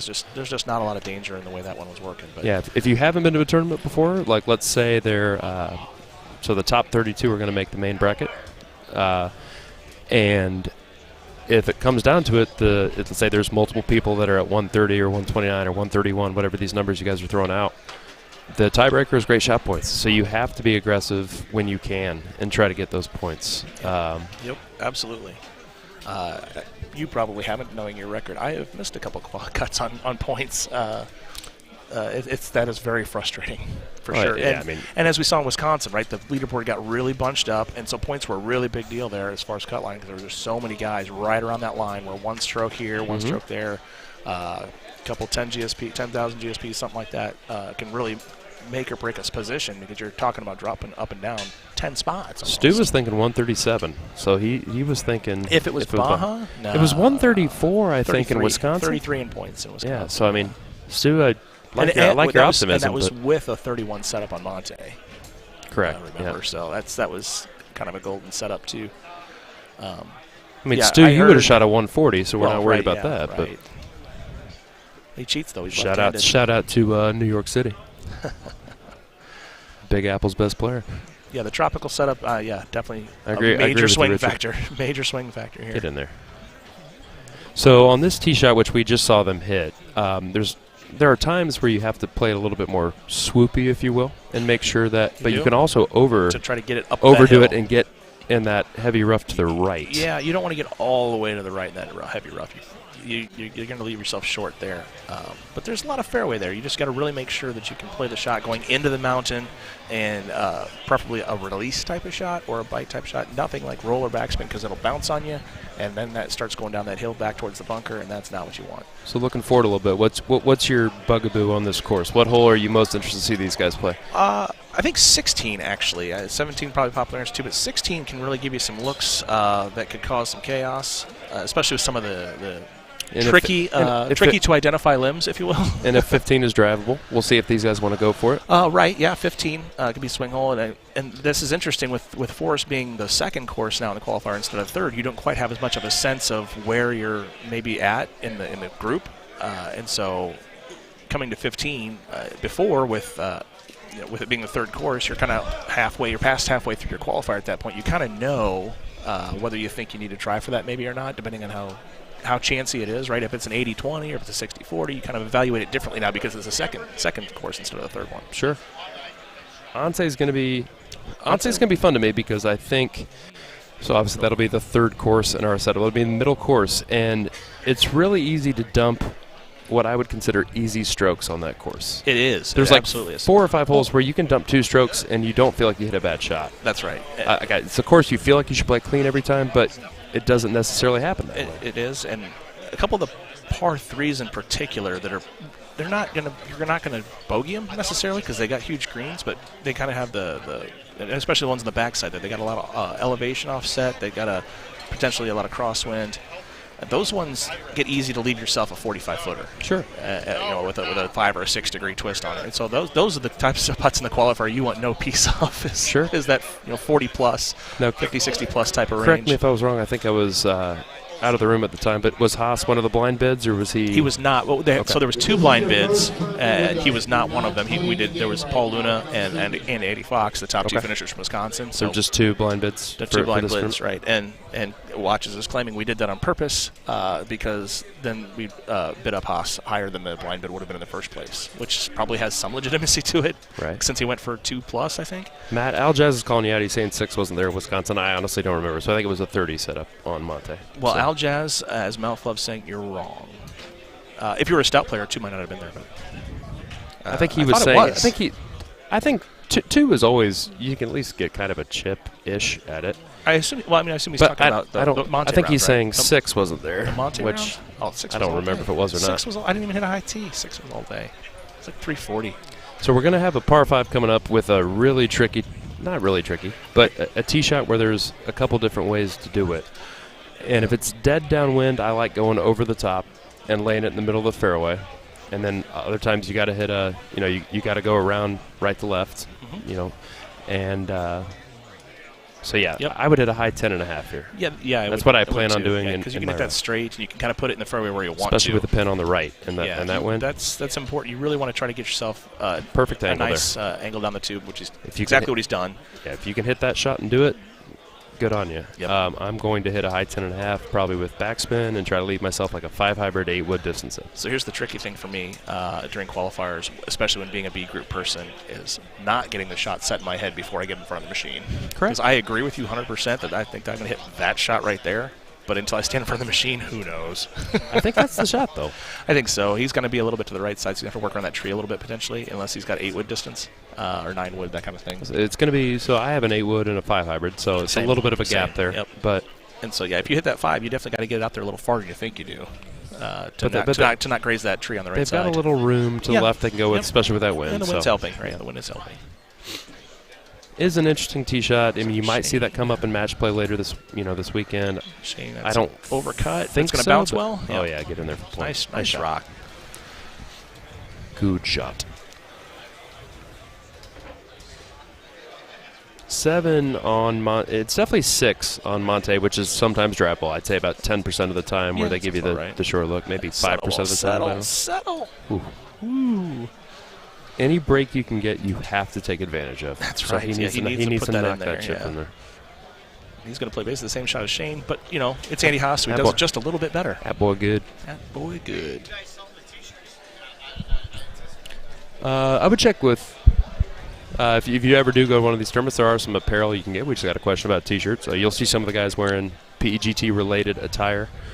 Definitely support that because these guys work so hard to put these on and can't thank them enough for doing it. Can't thank Sidelines Sports Bar here in St. Cloud for putting this on. They've got, honestly, probably the best staffing situation I've ever seen in a tournament. Got a lot of people out and about. A lot of folks. They're working hard, and they've got their point of sale system that is mobile. Effectively, it's at least movable. Correct. So you got people wandering around with their it's almost device. It's almost kind of COVID proof, right? A little bit. You don't have to. Oh, he almost did it back to back. He thought he had it too. Did you see that reaction? Well, all right. So let's say. So he's going to be at 23 through 14. Let's say. So yeah, he could potentially shoot a 30. A 30 here. Yep. He's got it. Oh, the stick. Okay. What a good shot, Shane. Does that annoy you when you'll get a random guy at the bar that go, "Did you hit the pin?" No, sir. It was just a good shot. But that actually did hit the pin. And that one 100% hit the pin. The camera angle usually gets the guys. Most of the time at the location that I play at, we've got a couple of ornery old guys that play in the group with us, and nobody bugs us because I don't want to get in a tiss with them. Fair enough. Dead center, Shane. Dead center. Never a doubt. He's I might have to be signing off here fairly soon. Looks like my group is on 16. This is Golden Sea qualifying. Though Shane's missed one shot this whole round, I think. And he's sitting there shaking his head like he's about to shoot a 20. Right, this is exactly what I wanted to see. Yeah. There's so many different shots. There's a lot of different shots here, yeah. I'm probably going to have to hit a high 3 wood there. And I could still go too far. Right, yeah. The cut is definitely the worry there. If you turn it over too much, you can go in that left water. Like you said, could very well end up in the back bunker. That's beautiful. And Sandy Haas hitting one right in the middle of a stinking green. My first experience with Andy Haas was when I think it was the second tournament I ever went to, and it was the first time I made a main bracket. We're playing Turtle Island, which was fairly relatively straightforward course. It is. And I was clean, and he went one better at some point, and he had like a 50-foot left 10 to win the match on 18, and he's just casually talking to somebody off on the side as he just drills it dead center. I'm Does like, that little thumb flip, and then it's in the hole, right? Yeah, he was like just having a conversation. Shane's trying to figure out a way that he can hit this without a high tee, I think, but he's gone to high tee. Okay. It's safe. That's all that was. It's not safe. yeah, exactly. That is not anywhere near a bad shot. That is a very, I think he got exactly what he wanted out of that. Control the controllables, right? Yeah, a fighter's chance at eagle, but really that's going to be birdie. But it's not a par. Correct. And like I said, I'm fairly. That's got to sit out. I'm Right? already, That's a 10.5 high. That's got to sit. Yep. Dang near cleared the whole thing. Already pretty apprehensive about the fact I have to play this coming up here in about 10 minutes.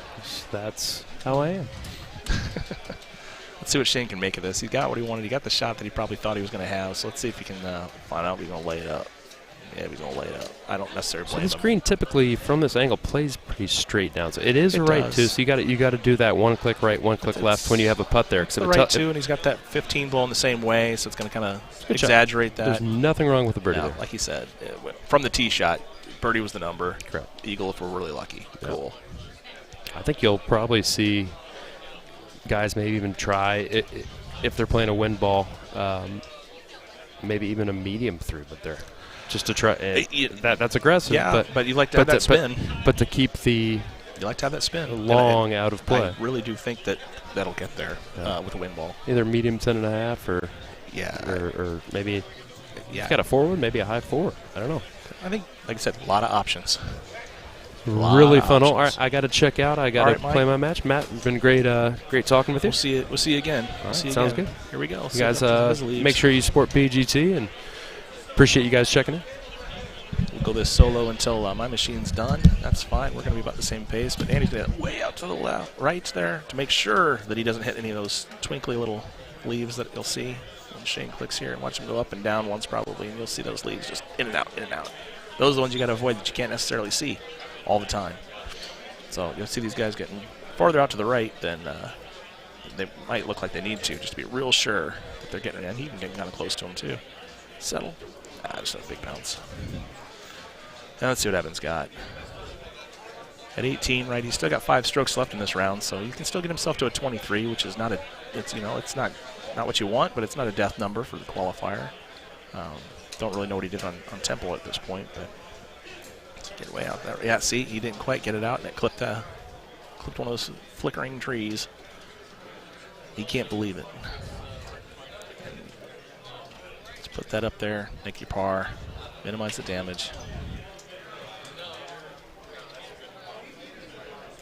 Shane trying to hunt down a 27 here, so we can drain this and keep on the pace.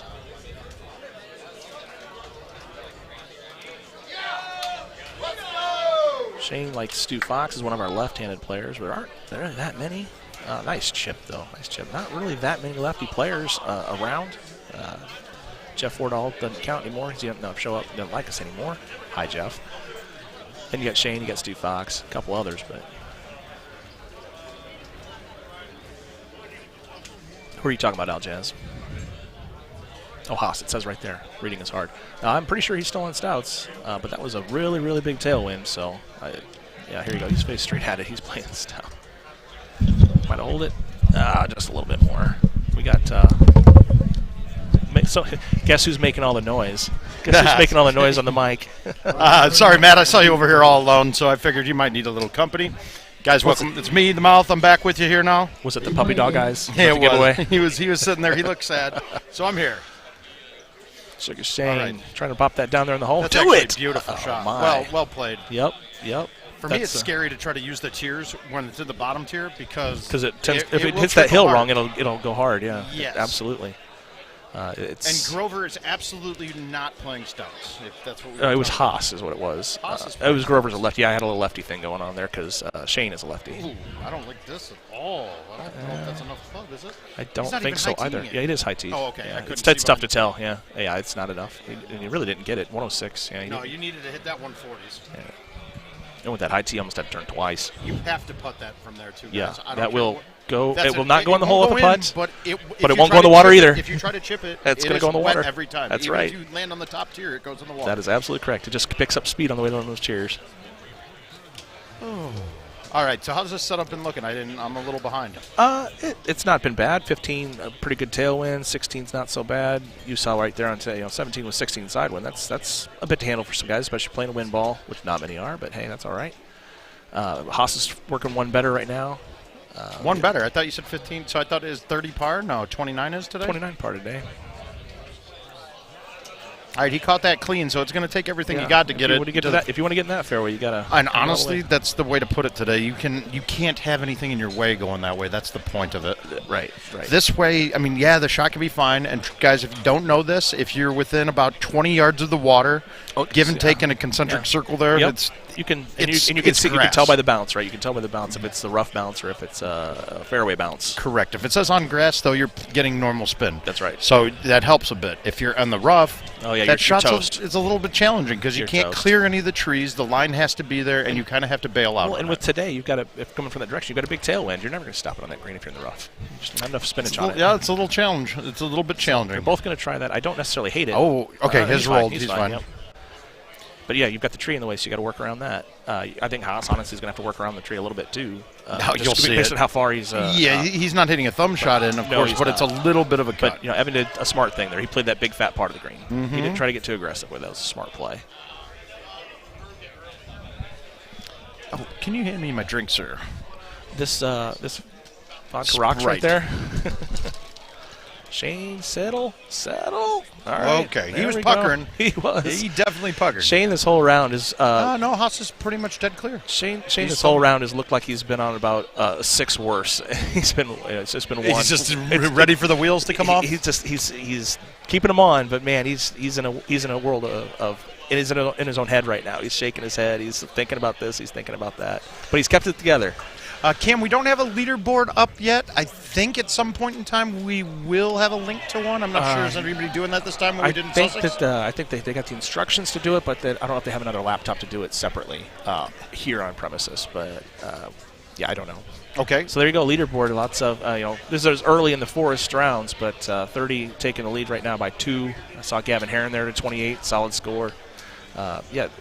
So 15 there, like I said, big tailwind, 355. So you got plenty of club options you can hit, plenty of shot options you can hit on that hole. Okay.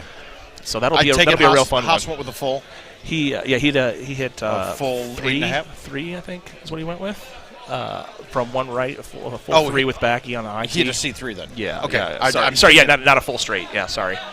Shane tried to do a full straight and didn't quite get it to turn enough, but it was up in that back bunker. Okay. And then Evan overcooked at 10.5. I think that is the shot I will be playing because I'd rather be in the back bunker than mess up the C3, not get it to go out and end up in the water. Well, what I'm going to worry about on that particular setup is getting too much C3 and being in the left water. That's where I'm going to be worried about. All right, I got you. So we'll see what I come up with. I can tell Mike Johnston before I will not judge anything I'm going to do in the qualifier based on what I see here because it looks completely different when you stand in front of the machine. It absolutely does. It looks completely different. Yeah. It's a completely different game. For instance, I looked at Hidden Tumble 17, and I was like, God, that 5-wood looks awfully short from there. Mm-hmm. And I went up to it, and I was like, whoa, that 5-wood's going to hit the back wall. It was like, so it definitely does get a little eye trickery. Yes. There's a little bit of magic behind it. All right, so now we got same course. We're going to have Ryan McCook, we're going to have Jason Vidari, and we're going to have Michael Hall. Yes. All right, some old school names in this grouping. Pretty sure. old school, yes. Michael Hall can play a little bit. I got to play a little bit with Michael Hall on during the 24-hour stream. We did a connection with the direct game nice. with the Vectorcade there? With the Vector Room, yeah. Nice. I just went. They've got to be just about done, right?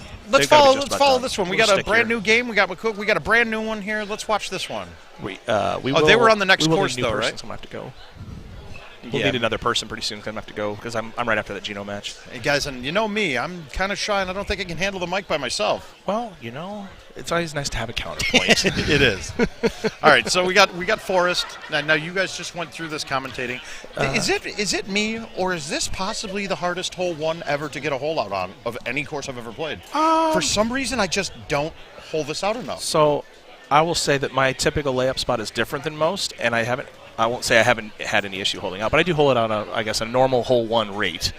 But I do go kind of short of that bunker a little bit is where I'm at, so I'm hitting 5-wood pretty much every time. Okay. 4-wood, so a little bit different shot, but yeah, no, I don't. It's just something about this look. What I do want to know is when the new tee boxes come out, where it's going to be, because this one is still a bounty hole. Yeah, it's going to be not very much. So I'm curious where they're plopping that tee box down.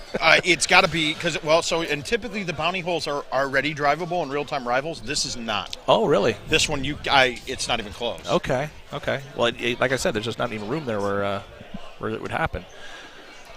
Andrew Haas, are you going to grace me with your presence on the mic? I've got to leave. So. Okay, so guys, all right, there you go. We're going to upgrade here. We're going to get you an upgrade. I don't know. Upgrade and Golden Tee part. The commentating Matt Van Hoosier's bar none. All right, signing off. I'll see you guys later. I'm sure I'll be back. All right, Haas is taking We'll give you Andy Haas to take you home. He started wearing them the right direction now. Well, no, these are the new ones? Yeah, the other ones. Gotcha. Hold on, I'm going to get these on first. Okay, so Andy's going to go get his headset charged. He's jumping right back in. Malton's going to stick I'm going to stick it here with you guys for a little bit. I'm on a 2-man game, but they're a little slower, so I got a few minutes ahead of myself here. Yeah, we'll have to see. We're going to just cut Andy's head completely off with the green screen behind us because he is wearing a green shirt as well. All right, so hold 2. You guys know you got options on this. On this particular look, I'm thinking a high 6-wood right over the top. I wouldn't be cutting this around. Plop it down right next to the pin, be done with it. Let's see what Jason Verduri does. He's doing what McCook did. Oh, he had a gem. That's a very good shot. That takes a lot of touch to have that cut just right coming around that outside edge, not clipping the tree, not hitting it 5 miles per hour shorter and hitting that edge of the bunker and going backwards, and then also not cutting it and flying over. So that's a hell of a touch shot there. Let's see. Michael's looking like he's playing the same shot. Now, there is a shot if you look up in the middle of those trees, you can go with a high 6 or a high 5 wood. It is a touchier line to get it, but on something like this, you can control the distance a lot easier. High 6 wood? Yeah, did you go high 6 over? It's a tough one to make because you're not going to pull enough spin off of it, but it's almost impossible to make with the shot that they're hitting. No, yeah. And really, you would have to hit into the upslip or dunk it. Turn this down. We can turn down the. Can you turn down the mics here a little bit? Perfect. It's just really loud. There we go. All right, so guys, Andy Haas, ship it. What's Welcome. up? How you doing, bud? We feeling okay? You shooting well? Yeah, playing well so far. How'd it go in the first 2? Got 1 betters on each. So, good. Very well done. Very well done. Preach. Oh, so you 1 better now.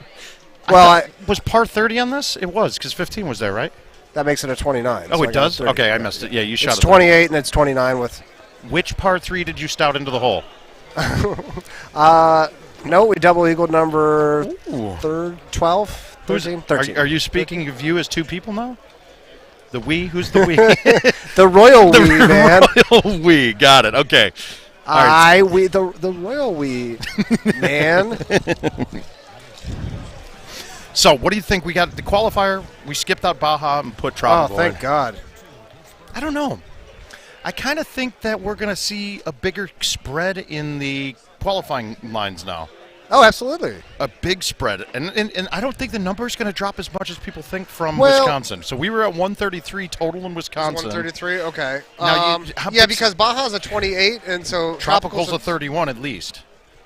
Well, I play arrows. You count as number 1. You play arrows? Yeah. I get 1 and 6 quite a bit. I've gotten 6 a couple times with like a A1 bridge bounce. No, I'm just sitting straight. Straight, green on a flag. You really play arrows? Yes. I decided I've been playing them at home, and I was trying to explain to people that coming to a tournament, trackball's not the same as every ball I play on at home. So I was worried that I could get here, and when I'm playing arrows on it, I might miss the 180s quite a bit. And I said, okay, first time I played Tropical to this morning, if I don't miss a 180 and I catch them when I need to, I'll go with it. All right. And got 1 and 6, and otherwise they're a benefit too, because the stock balls are so much less distance that I can play on shots where you're having to cut a 5-wood in, I'm cutting a 3-wood. So I have obstacles. I changes the obstacles, and it just so happens to be that the obstacles line up well to have a lower club on most of those holes. Now, I mean, I've played arrows on certain daily setups, but I don't think I could ever play them on a... I didn't think I could either, but when I'm on one 99% of the time with them, I think that 1 stroke is actually a huge advantage. Mark, if your chush is as good as mine. I don't chush it well at all. I agree. And I explained if C3s and A1s worked as before and I could hit a 158, dial it anytime I wanted, I would be putting on 1 every time because I'd just knock it into the slope of the hill. Well, you just do a flat, or you do a flat and whip out. But I still can't get to. I can't get 158's a pain to get up there. Right. But if I could hit a 158 now, you just leave it to 1 turn to the right. I can then hit it into that hill, and it will plug on the hill, and it's a 40-yard putt from there then. Oh, all right. So if you're on that hill anywhere and you don't have if it's not on the side of it, it's a putt. It's a putt, yeah. All right. So now one thing here Michael's doing on this hole, and I'm telling you right now, backspin is the worst spin to use on that. If you catch that to the top of that hill, the backspin's going to keep it hopping. Water. Bite, release, fine. Yep. And it's funny we say I hit high tee on this hole almost all the time. It just hits and plugs. I do a push 10.5 with bite, and it will land and plug. Backspin on a downslope, guys, is actually going to increase the distance. I'm trying to think of a time I ever hit backspin not into a green, and I don't think I ever do. No, you can. There's just no. I mean, there's a couple of holes that you had to play the bounce and the bounce with the backspin, getting it higher, or height, getting over an obstacle. Yeah, but I mean, if we're potentially landing on a downslope, it's just going to chop, chop, chop, chop, chop. It's just always bite. Bite just stops. And with bite and release, everything stops quicker with those two on downslope.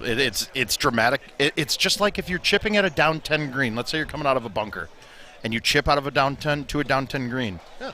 I will either roll, release, or bite that. Yeah, never backspin. If you backspin it, it hops, and it will actually end up going farther than if you had rolled it.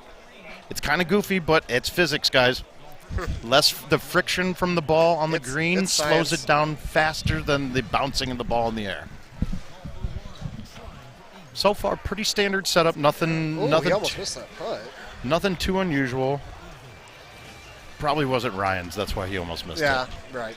He takes more care over his own putts. He I'm does. the same way. I'm guilty of that. I don't think I have to take care. If I'm thinking about a putt such as that, then we're living problems. I had a nice one bird on this one. A one bird? Yeah. What is the point of having a one bird? Wow. That's a beautiful shot.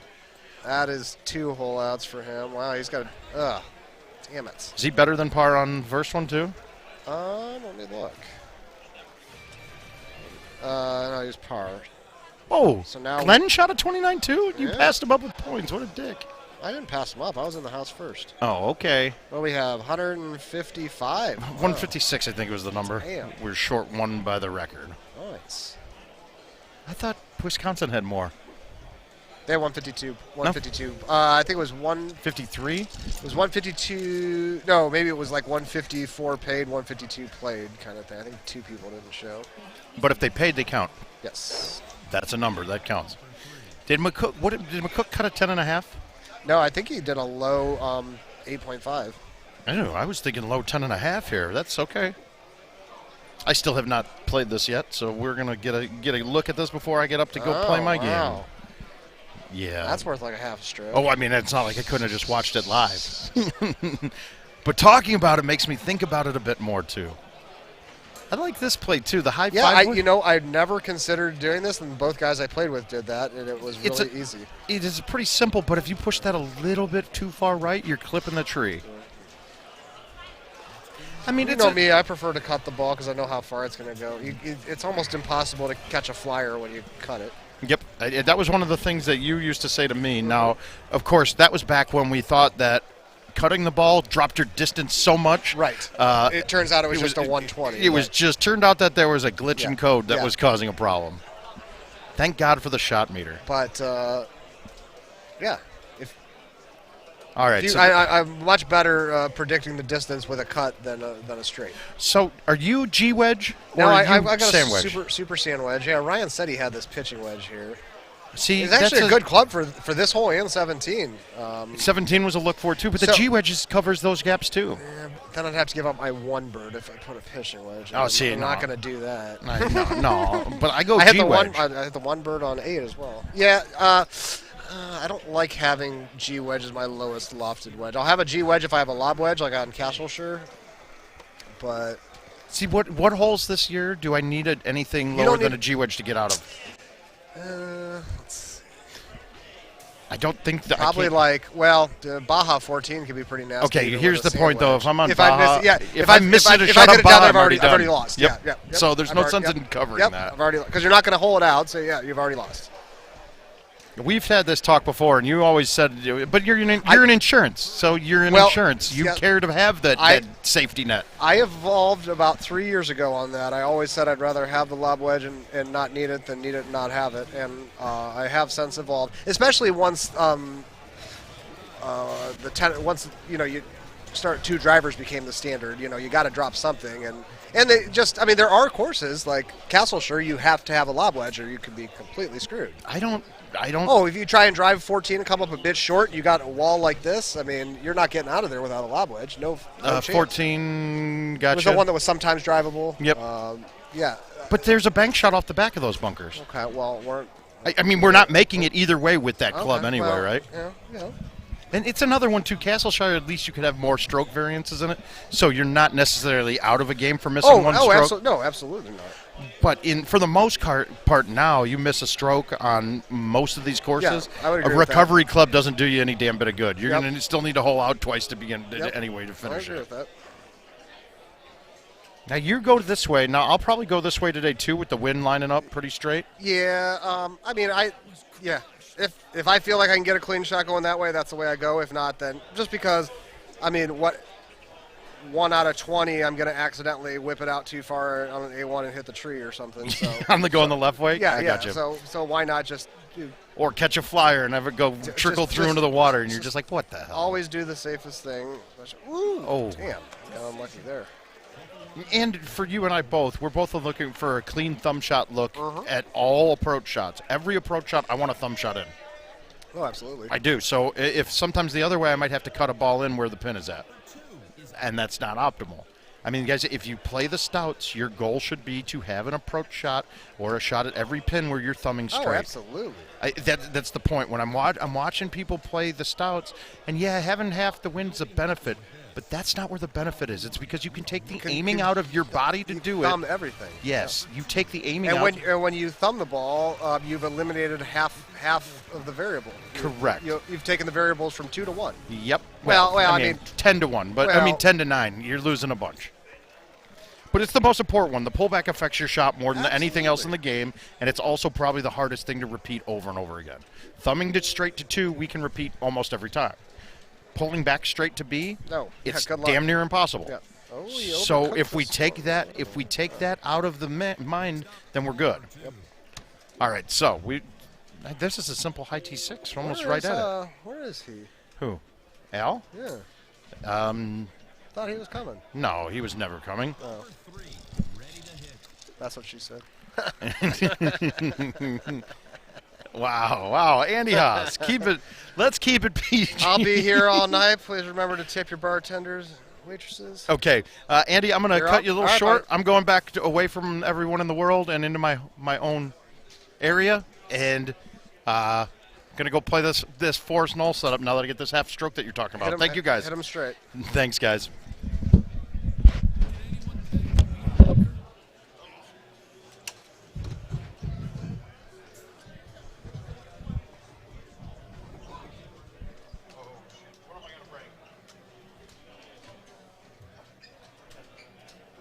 Luda. Paul.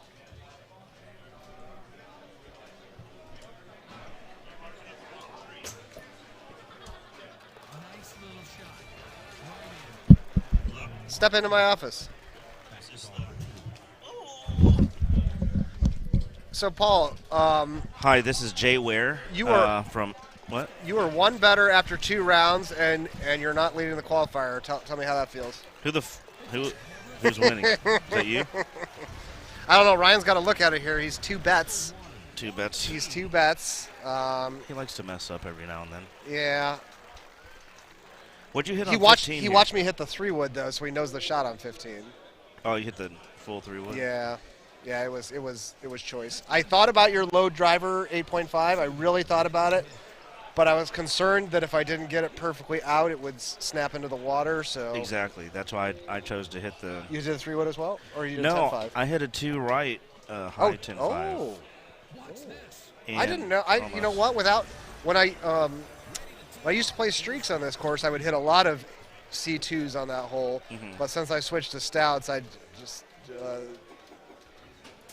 doesn't seem like the wind brings it over enough always. So. No, but it was doesn't. a pretty short look. It was only 355. It's a nice bailout shot. I have never hit right. the Yeah, 3-wood. you're not gonna water that shot. Yeah. You may not necessarily always eagle it, but you're Mm-hmm. guaranteed not to water. Tasty. What's that right there? This is a Maker's Mark and Diet Cola. What do you got there? Vodka cran? So I stole this drink from Kyle Heasley. I didn't know. The Click Commander? Not yes. It is Captain Morgan and cranberry. Ooh, wow. That's not something I've ever thought to put together. I haven't either, but it's delicious. I do enjoy a spiced rum. It's yeah. It's very nice. It's spicy. Okay, so on this one, you really want to put. We were talking about. Me and Mouth were talking about this.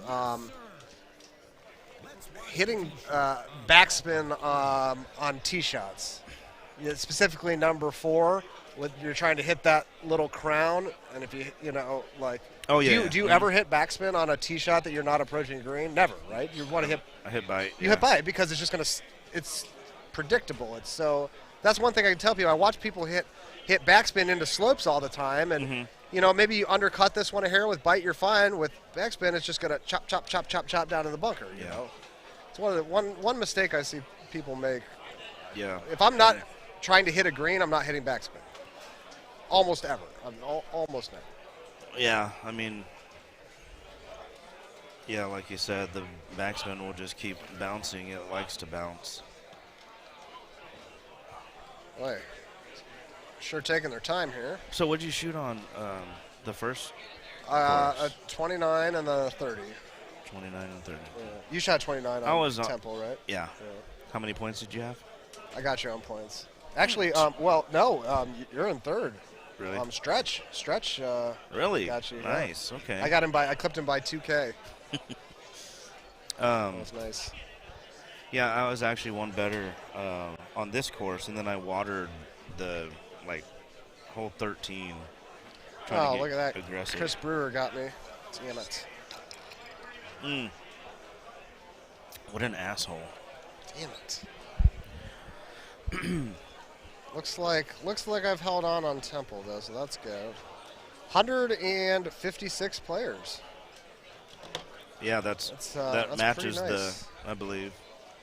I remember 10 years ago coming to Florida, 60, 65 maybe. If you're lucky. It was a little pretty incredible. I think my first year here was the year. I think it was the volcano year. Okay. Is that same as Hawthorne, right? Yes. Yeah, like 2015, I believe. That was the same year, Paul, that you finished second in the World Championship. Congratulations on that. I don't remember that. Sorry.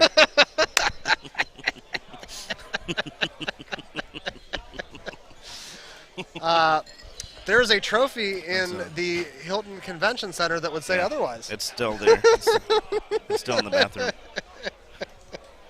Just needed one more bathroom break, and maybe it would have broke differently for you. You had some really, really good shots on winding our first match.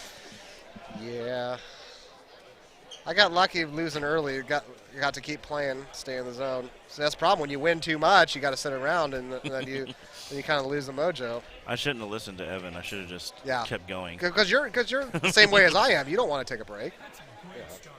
Yeah, you shouldn't have listened to Evan. He's like, go to the bathroom. Yeah. Well, you know where that move came from. It actually came from your hometown. Who's that, Sonny? No, that was the bourgeois bathroom break. Oh. He was the inventor of that. Yeah, if he was down 2 at the turn, you could rest assured he was going to be gone for 5 minutes just to try and switch things up. Yeah. I met him several times, but I never played with him. Very good. Very, very. I was always intimidated by him because I didn't. But then, like the first time we were, like, I don't know. It's like one of those where like you think, and then you think somebody's one way, and then you actually talk to them, and you're like, oh, like you're a nice guy. Like I remember, like I don't know if you ever met Dean Utt. I did not. From Mount Airy.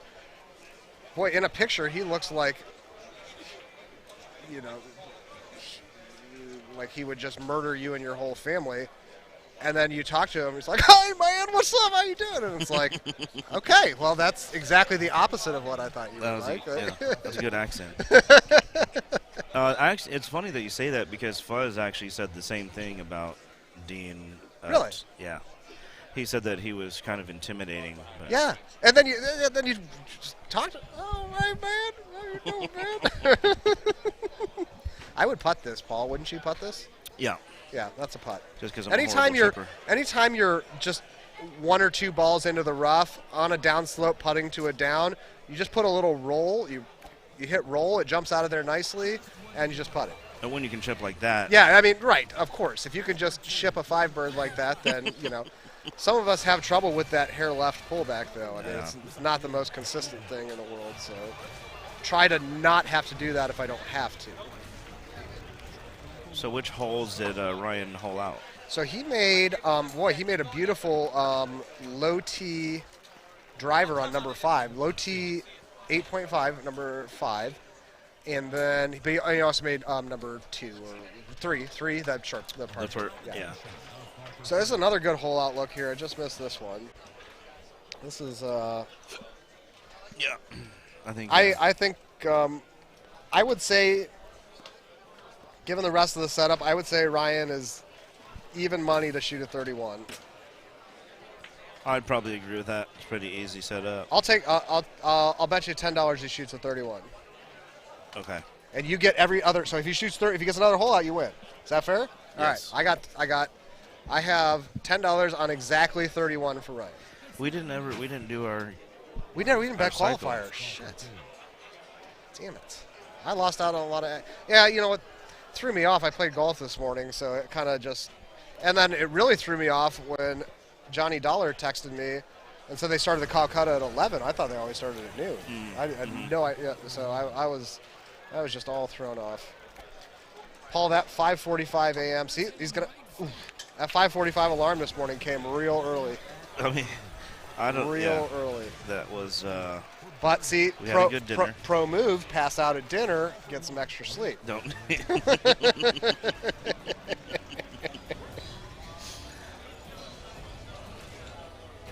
I think it might be time. Am I up? Oh no, I'm okay. Thank you. Thank you.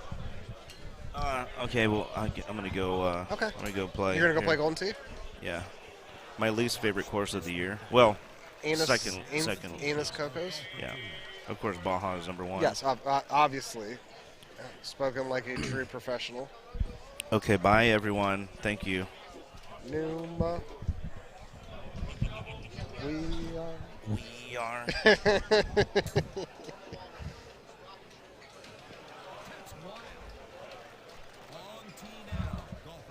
Andrew! Get your ass over here. Hey, buddy. How do they pick these people to do this? Oh, hello. So I was getting really concerned, Andy. So they're on hole 12 here. I made it through these 12 holes without a hole out, and I was really concerned. And then I made the next hole, so that made me feel much better. Well, I'm glad that you feel better. I made one, and then I gave it back literally the next hole. On 2? You didn't hit the high 6 wood, just straight? No. No. You No, probably would have got an eagle if you just did a. I made high one. 6 I made one hole in one, and then I gave it away. Oh, I thought you were saying you made hole 1 and gave it No, back on hole 2. nobody makes that hole. Hole 1? Oh, probably. I would say top 5 all-time least holdout hole number ones. I know. Now, of course. You gotta know that sneaky right one or whatever it is. Well, it's like a right half. No, it's like a left half. I think it's actually a left half. Yeah. But then the other thing too is most hole 1s. Or a lot of them, you're coming in with a 9-iron or 7-iron. You're always coming in with a wood there, right. So that's going to decrease your accuracy. Exactly.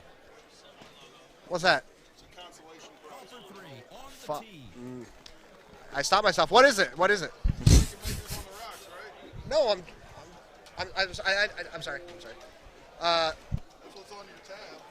Oh, it's Makers and Diet.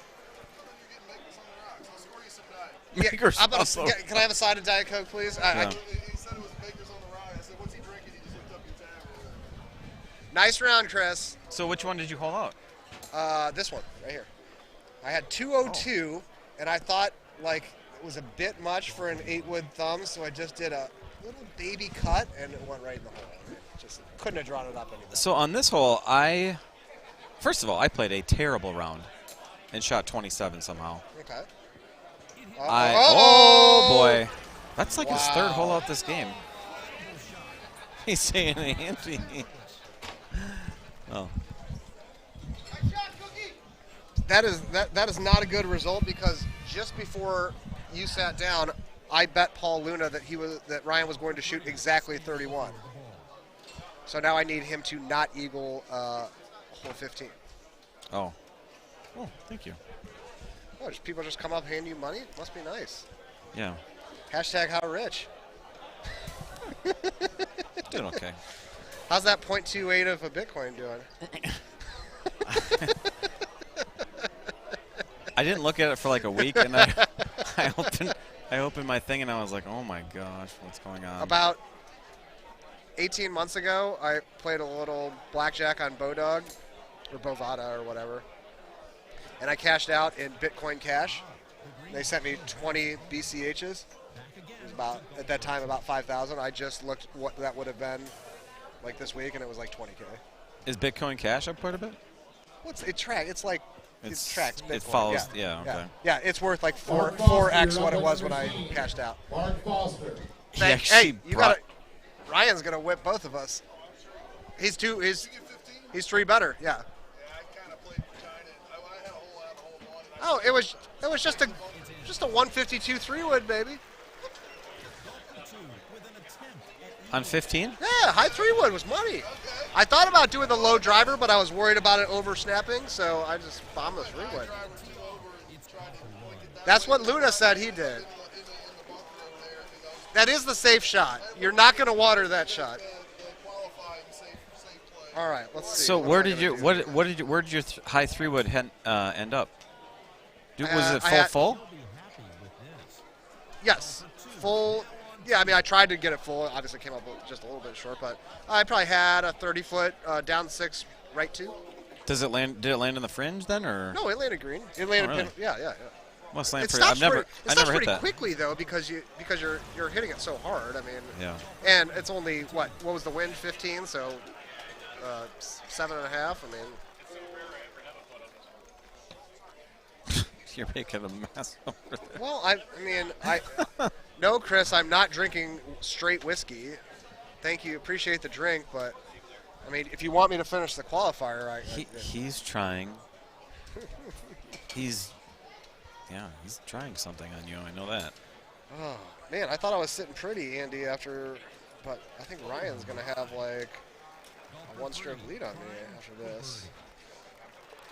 It doesn't matter. I need to hope the ball. Does it matter to you? You really want that? I like being first qualifier. Oh, yeah, absolutely. I've only had that once because I guess literally only one time. Oh my god. And I don't think anybody was there. It was like a St. Louis tournament. I don't think anyone was there really. That's the shot I hit. But I did it better than him. What? Wait a second. What did he miss? He's got 3 hole outs. He said he missed a putt like early on. Okay, I missed that. Okay. I definitely missed that then. Oh, so I'm actually happy he holed that out because I think me and Paul were both under the assumption that he was clean +2 when we made that bet. So, I mean, just shows you I'm running pretty good right now, Andy. Yeah. Running Pier in Orlando. I mean, I'm making ill-advised, uninformed bets. Well, you're not the only one. The flop was good. We got a clean turn. Now we just got to fade the river. I parred 18 on this one. Did you try and go over? No. See, I hit an absolutely flawless. I watched everybody go hit it over to the left. You got a tailwind. Just hit it over. Just hit it straight, and then much easier. See, the only reason I didn't go over is because I saw somebody. I don't know who. No. They got in the rough. What did you see? What their speed was? No, okay. I just saw where they ended up. Yeah. I hit 146 and I was comfortably in the fairway. That left layup is a last resort for me. Not because it's. Really? I feel like it's pretty easy when the pin's on the bottom. Yeah, when the pin's on the top, it's dicey. Yeah. But I hit a flawless tee shot and then. What'd you do? Well, I needed to thumb it like a click or two right, okay. And I just hit it straight. Right into a tree. Right into a tree, yeah. All right, so this is not a gimme here. He should check this to see if it's at all uphill. What is he doing? It. He just fucking. He didn't even check to see if it was. Sorry. He just hammered to see if it was uphill. He just he didn't even try. He just wound up and hit it. Because if you turn and that's up 1, like it's playing like a 6.5. Like he didn't even look at that. Wow. Kids are watching. I know. I have a kid too, and my wife even said, "Man, that stream is so long." You know, my kid, I swear, he does not even. He doesn't watch TV. He knows how What a weirdo. He goes on our TV, pulls up the YouTube app on the TV, and watches people play Super Mario Brothers. That's all he watches. He watches other people play video games on TV. Does he ever watch you play video games? That's a good question. I don't play video games. I just play Golden Tee. Yeah. Last video game system I had was Nintendo 64. How about you? You look like what's the you first look like a Nintendo? PS5 guy.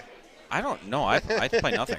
Yeah, me neither. Yeah, people say like I don't play. Well, I do play a video game for a living, but I don't really play video games. So, what do you think Jason Vidari's favorite video game console is? Vidari. What? Atari. Oh. Hey, Andy, you should tell the thousands of people listening at home your pirate joke.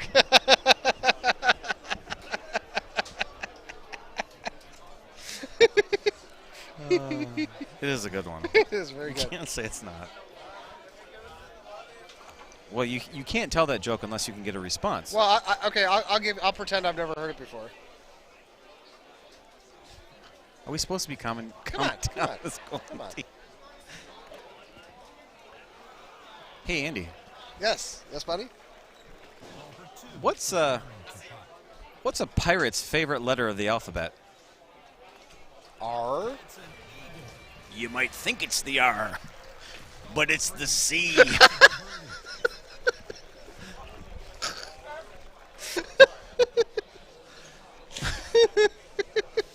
All right, back to Golden Tee. I can't believe Ryan McCook just hammered that putt from the fringe. Without didn't check the even brake. checking the brake. Like, It wasn't makes even. no sense. It wasn't even like he tried to pull up. He just No, he just wound up. All right, so effortlessly. so this could be a full here. If you wanted to be fancy, you could full this. I just did a low. I did a low 9-iron cut face on. Oh, that's gonna hang out. That's didn't wet. hit that. Yeah. That's wet. And he That was a murdered terrible it. shot. Why? You 130. What are you hitting a 137?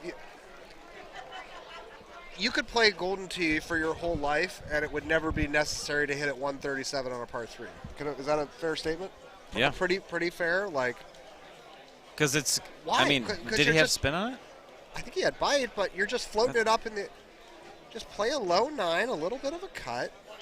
Is that what you played? played? $10. Is that what you Yeah, played? yeah. I face on, just a little. Did you hit? What spin did you have on it? Bite, almost made it. See, I had release on mine because it looked slightly into the wind, very slightly. Yeah, but I didn't. Did you move it back? I didn't move it back. I hit a low tee. That's what I did. I did a low 9. I didn't even move the tee. I just teed it low. I didn't even move it. I moved it back about halfway through the Okay, tee box, okay. and I hit release on it, and I cut it intentionally more than I probably wanted to. Okay. Just because when it was going to release, it's going to release off to Sure. the right, and it almost went over the green. I had a good line. Jeez. But I had to make a chip from the back rough there. I like a full as much as anyone, but I'm pretty stunned by that shot Ryan just hit. I'm not a big fan of that one. Ooh!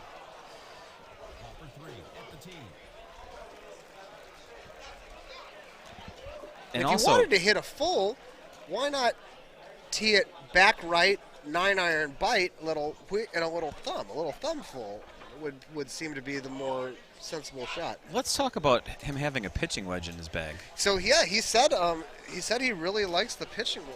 And For what? Just this hole? And hole 6, it was perfect. Hole 6, a lot of times, is a perfect pitching wedge. A lot of times that hole sets up 70 to 90 yards. So is that his lowest? I find Is myself. that his lowest? No, club? I think he has a sand wedge as well. I find myself doing a lot of either like pullback sand wedges or like low 9 cuts on that hole 6. Pitching wedge is kind of a perfect club for that. Right, but so you get to thumb it a little more often? I don't know that it's worth. And a hole that easy though, maybe it is. I mean, I feel like I I have hold it a- out kind of a lot with the same 2 clubs you have. So I have a 1 bird in this bag. I could easily swap a 1 bird for a pitching wedge. And I have 3 drivers. I probably don't need that necessarily either. But I like having the choice on 15, really. like having the choice of the 3 drivers. Yeah, I mean. How good are you running, Brewer? Well, the uninformed bet loses again. I told you I got a clean turn. I couldn't fade the river. No, it's hard sometimes. Yeah. I got it in good. I think I got it in good. I mean, I think he birdies that 98 out of 100 probably. He just it's pressure. Couldn't handle the pressure. The pressure of a live event qualifier. Do you feel like when you're getting deeper in a tournament that you don't feel pressure? Oh, absolutely. I'm most nervous in my first match. I am the exact same way. Now, could have a correlation between the number of beverages consumed. And it could have a correlation. I think there's probably a pretty positive correlation there, but I plan accordingly. Yeah.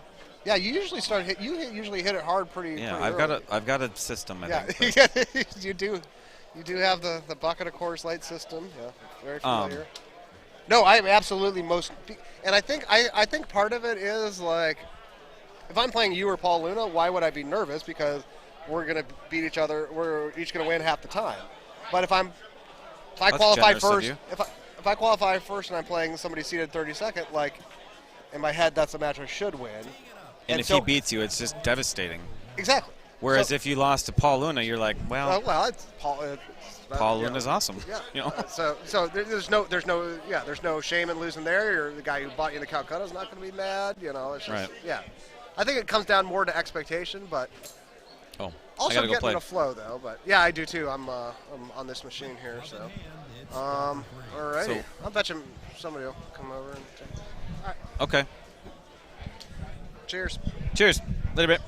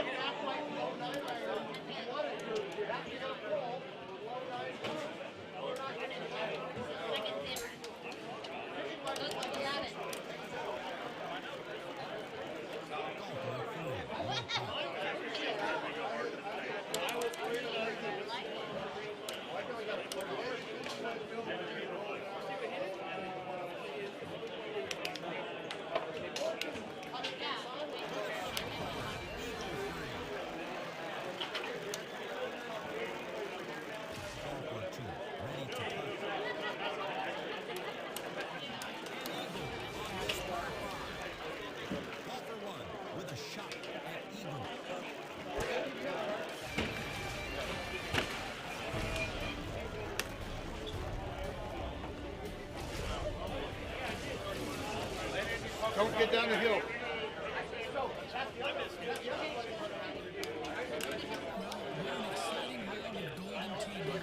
Let's take a look at some of the golden tee moments of the day.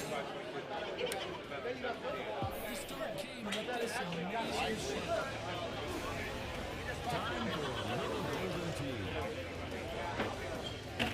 And now the tee shot of golfer 3.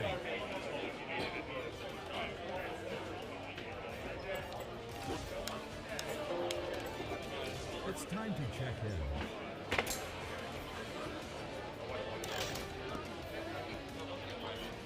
Golfer 2. Out of the thick stuff.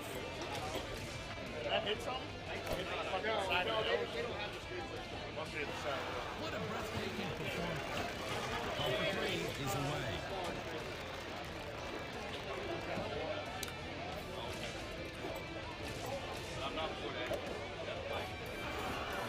He'll be happy with that. Got to be careful here. Too much power, and this one will fly.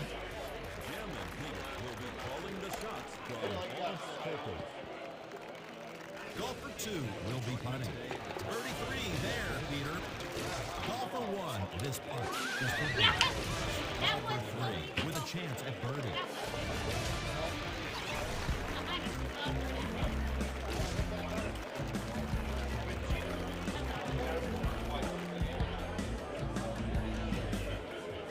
Golfer 1 ready to hit.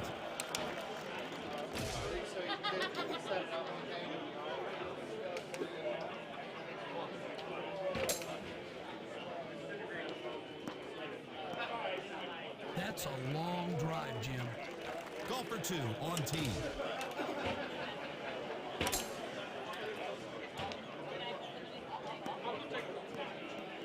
Miraculous.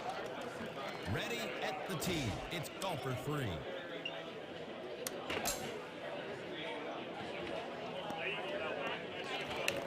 A nice lie on the short grass. That's good. Good line. Get in. Johnny. Let's go. Let's go. Back right after a hole out over here on machine 20. We're following Jason Lachavo, Chris Longino, and Andy Fox as they start into their Once round. Round 3 of the qualifier today. Forrest Knoll seems to be letting people get a couple of those strokes back, other than 1 or 2 tough setups, specifically on 17. So hopefully that's got everybody back in good spirits, playing some good Golden Tee, and putting their best foot forth, which is really what it's all about. Nobody wants to go down thinking they just played like garbage. If you just get beat, that's a different thing. But when you're going down feeling like you didn't play your best, it's just a really rotten feeling. So it's the best to everybody out here to roll them correct.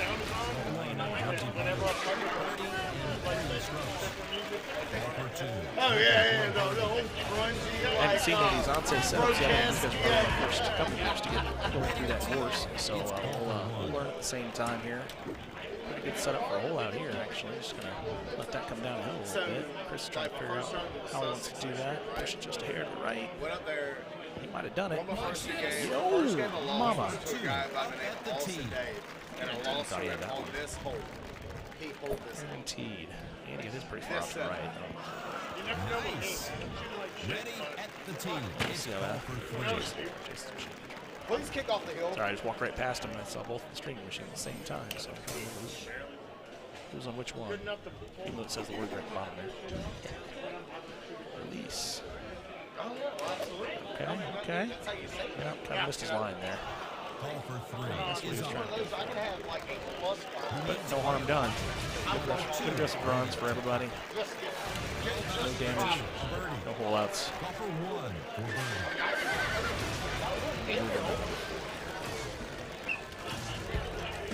Anybody chipped on number 1 either, so I didn't get to see the setup, but maybe it was pretty far back there if there was none of that. Chat's back up on Restream.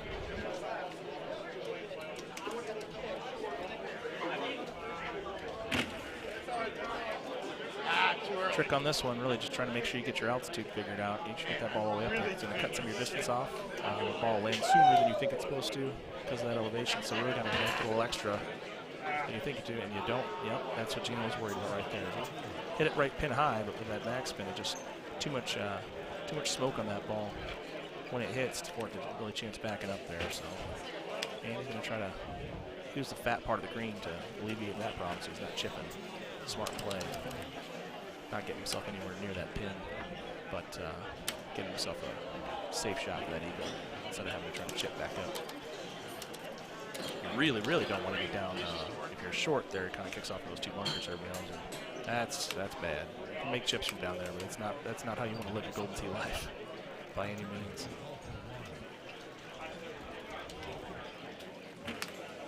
See if Gino can prevent the. Nope, kind of flew a little bit, a little hot. Just a bird.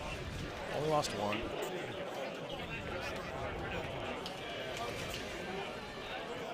Andy Fox has looked pretty relaxed this whole time. Looks like he's in a good place as far as getting through the courses today.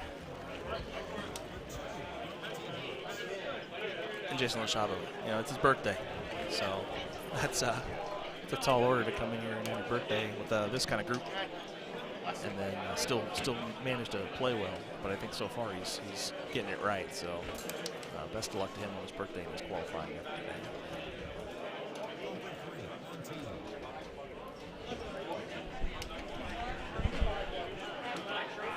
today. Kirk. All right, Wookie, I moved him back a little closer. Richard said to do that. I'll listen. I can follow directions. Don't use the golf commentator voice. Well, you know, you get what you get. I can't try to compete with some of the volume of some of the other guys, for sure. Nor do I want to.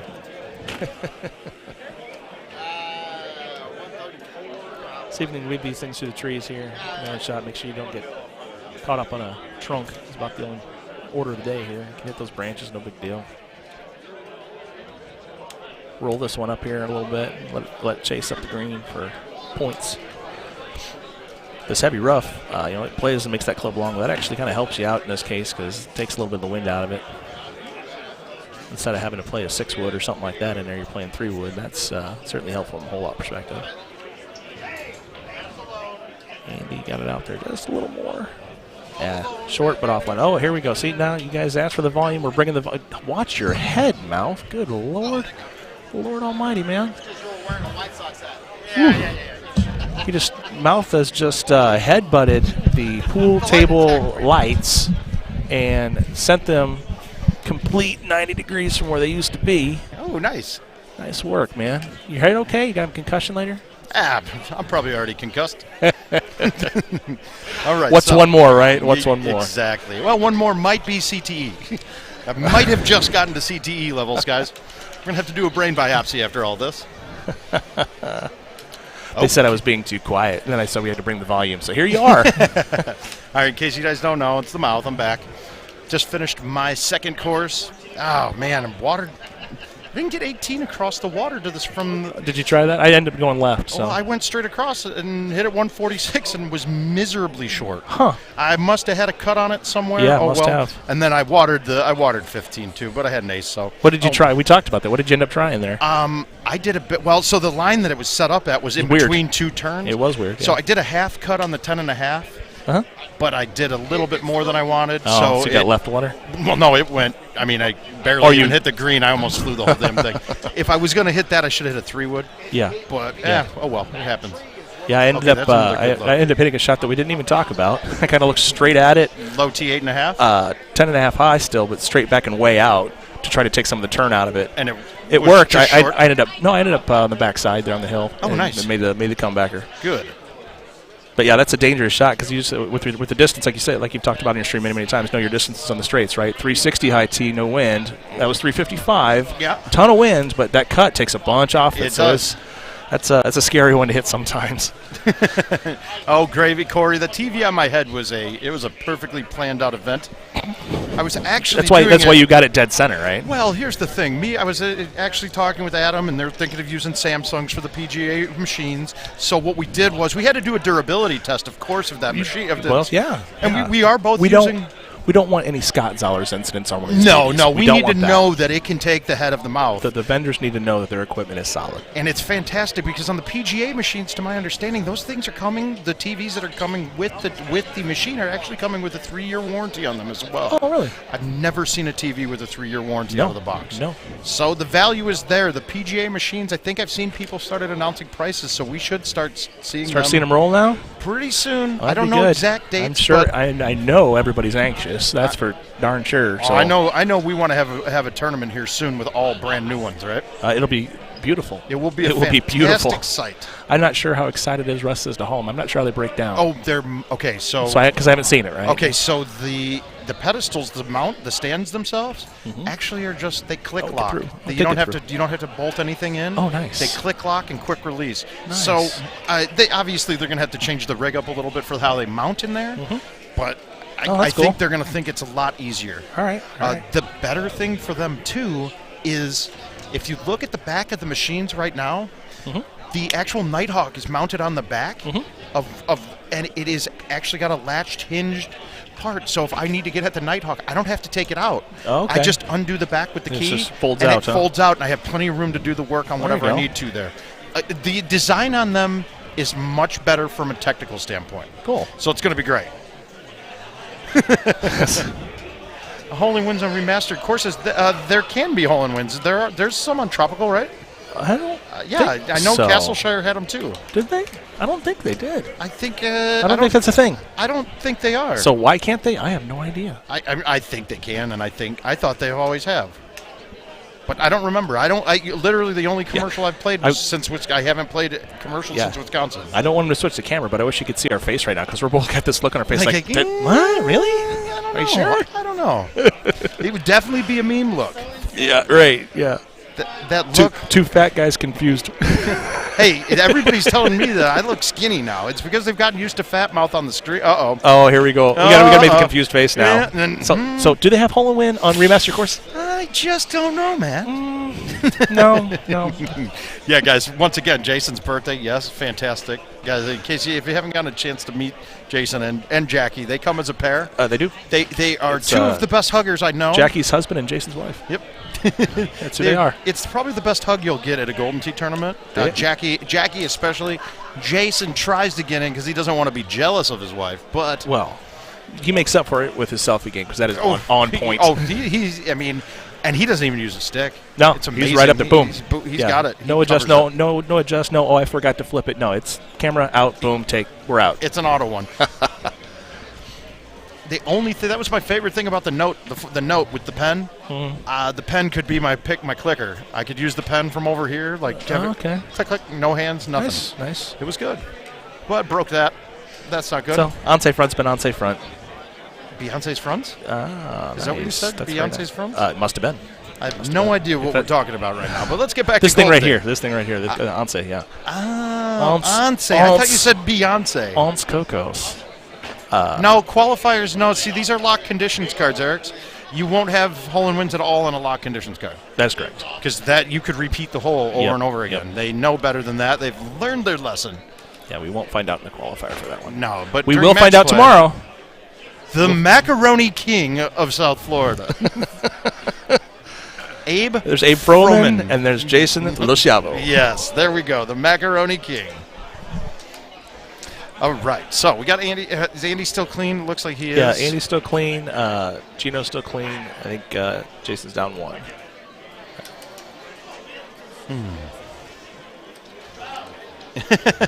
Oh, I'm sorry. I got it wrong. Gino was down 1. Jason's the one that's easy. clean. Hey, Brandon Robinson, we're glad you're not. We miss you. I mean, that's not what I meant to say. No. Oh, I meant the that's other the way opposite around. of what you meant to say. Oh, shoot. Yeah, you're gonna have to personally apologize. Yeah, to him for that's that a personal apologies. I've gotten quite good at these apologies lately. Practice makes perfect. It does. That's the whole thing. That's what I'm trying to do. I'm trying to do something practice new. more. You got to practice more.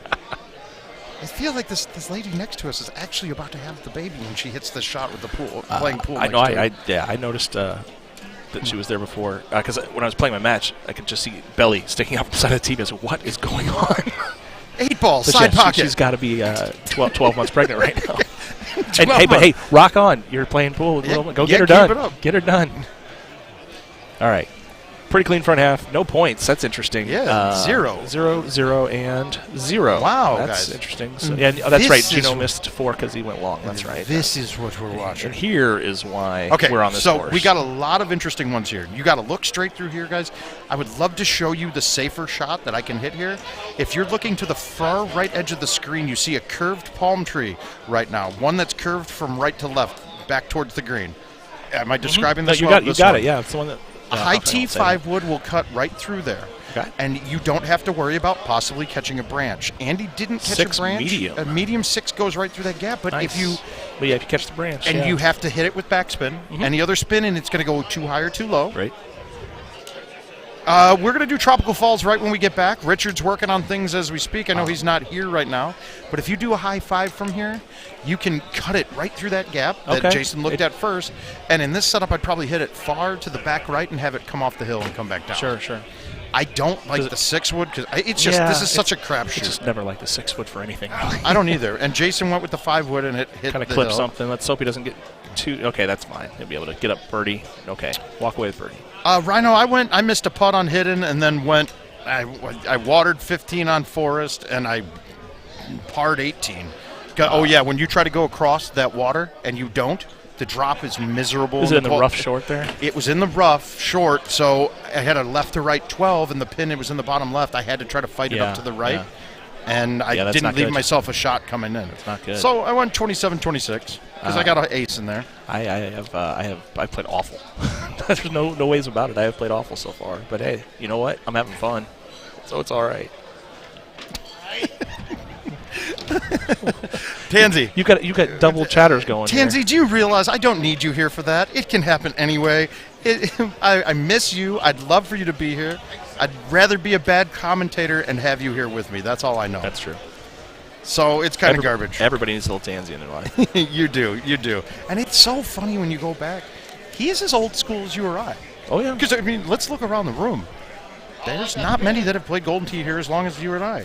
Haas. Yeah. Gino, yeah. Bernhardt. Yeah. Gervais, maybe, but I think he's even a year or two later than us. Yeah, I don't remember him playing in the 4 days. He may have. Rob Holtree. Yeah, there you go.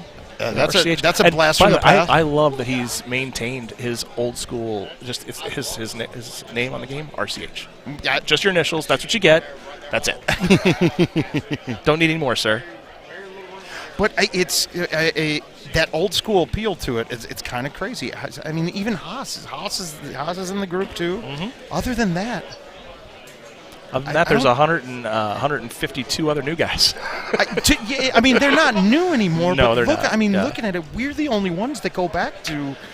How many people here played when you didn't have to choose clubs or balls? Fair. Yeah, that would be where I call it old school. Yeah. When you had the choices to change your clubs and balls, that's when it became new. So live, when it came to live. Right, yeah, live play. That's it. That's all the people that have played since. And so Tansy's one of those people, there's a but he had a layoff of a good 5-6 years where we didn't see him. Yeah. I didn't know I had loved him until I met him the second time. And the tacos had nothing to do with it. No, tacos. All right, so now we're going to start getting to the interesting parts of onside. The back nines where it can be a little bit different, a little bit challenging. I mean, Andy got 10. He almost told that. Yeah, 10 was tough, guys. That's a good look. That was a good shot. Birdied it, but that's all right. Birdie's not bad there on that setup. Who did? I think, Jason did, obviously, because he hit short there, and I think Gino got birdie too. It's going to be a long putt even if you stick it. Gino did not get birdie. Gino got eagle. Stand corrected. Well, yep. Alan, you go pretty far back. Tansy's claiming 30 years. I don't know about that. Wow. I don't know about that. That's going back. It's 28 now. Oh. Yeah, you got robbed. But see, that's what he gets for playing stouts wrong, though. Because he cut it? Why are you cutting out? Well, because the big old tree's right there. I didn't see that he had the tree in the way there. He had something to go around, that's why. But he does that a lot. Now, see, on this one, though, you can even tee it up to the right and then thumb it back to the left. Yeah. So you can still play the straight shot. Hard to argue with his result, really. Yeah, well, the result, he got a win last tournament, and he seems to be shooting well today, so we can't really argue with it. Yeah. And see, now we got the guys who played back in the day chiming in. That's cool. That is real cool. I'm glad they're all back. I love it. Richard, awesome. Richard, you're a good man, sir. We miss you, too. You got to see you at more of these as well. All right. So Andy's wondering why Gino's putter looks like a wedge. He just got points, and now he's wondering why Gino's putter looks like a wedge and couldn't figure out how to switch it. Yep, and that is something, guys, in case you haven't noticed this. If you were playing solo or you were playing with anyone else, if there is a replay, any replay, whether you do it yourself, your opponent does it, and your ball is on the fringe, you will automatically be given your wedge. So please be cognizant of that. Whatever your lowest club is. It's been in the code. Yeah, whatever your lowest club is. It's been in the code for years, but just never gotten changed. But that is the reason why. What about? I mentioned that to somebody. Actually, I mentioned that to somebody earlier today. They noticed it, and I told them it was because of replay. It was Steve Beatty. That's why. It sounds like I got a new technique for Sunday match play. I'm going to replay everything. Wow, there are these kind of techniques. It's like making your opponent's putt until they have a left 10 on 17. I feel bad for telling you who it was now. I don't. Obviously, Steve he's not serious about that at all. But it's just.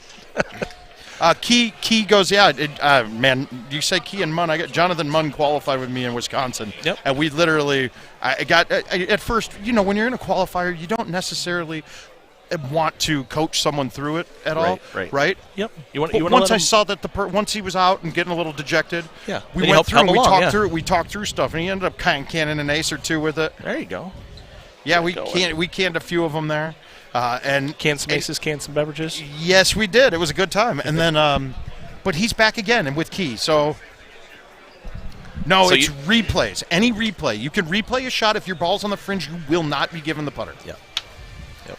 It's that simple. So, even if you hit it 45 feet away, replay those shots. Yeah. Oh, I want to see this bounce. I got to apologize to Steve Stovall. I just extended match play on Sunday by an hour and a half. It's fine. He loves it. Longer match play means better matches, better viewership, more people.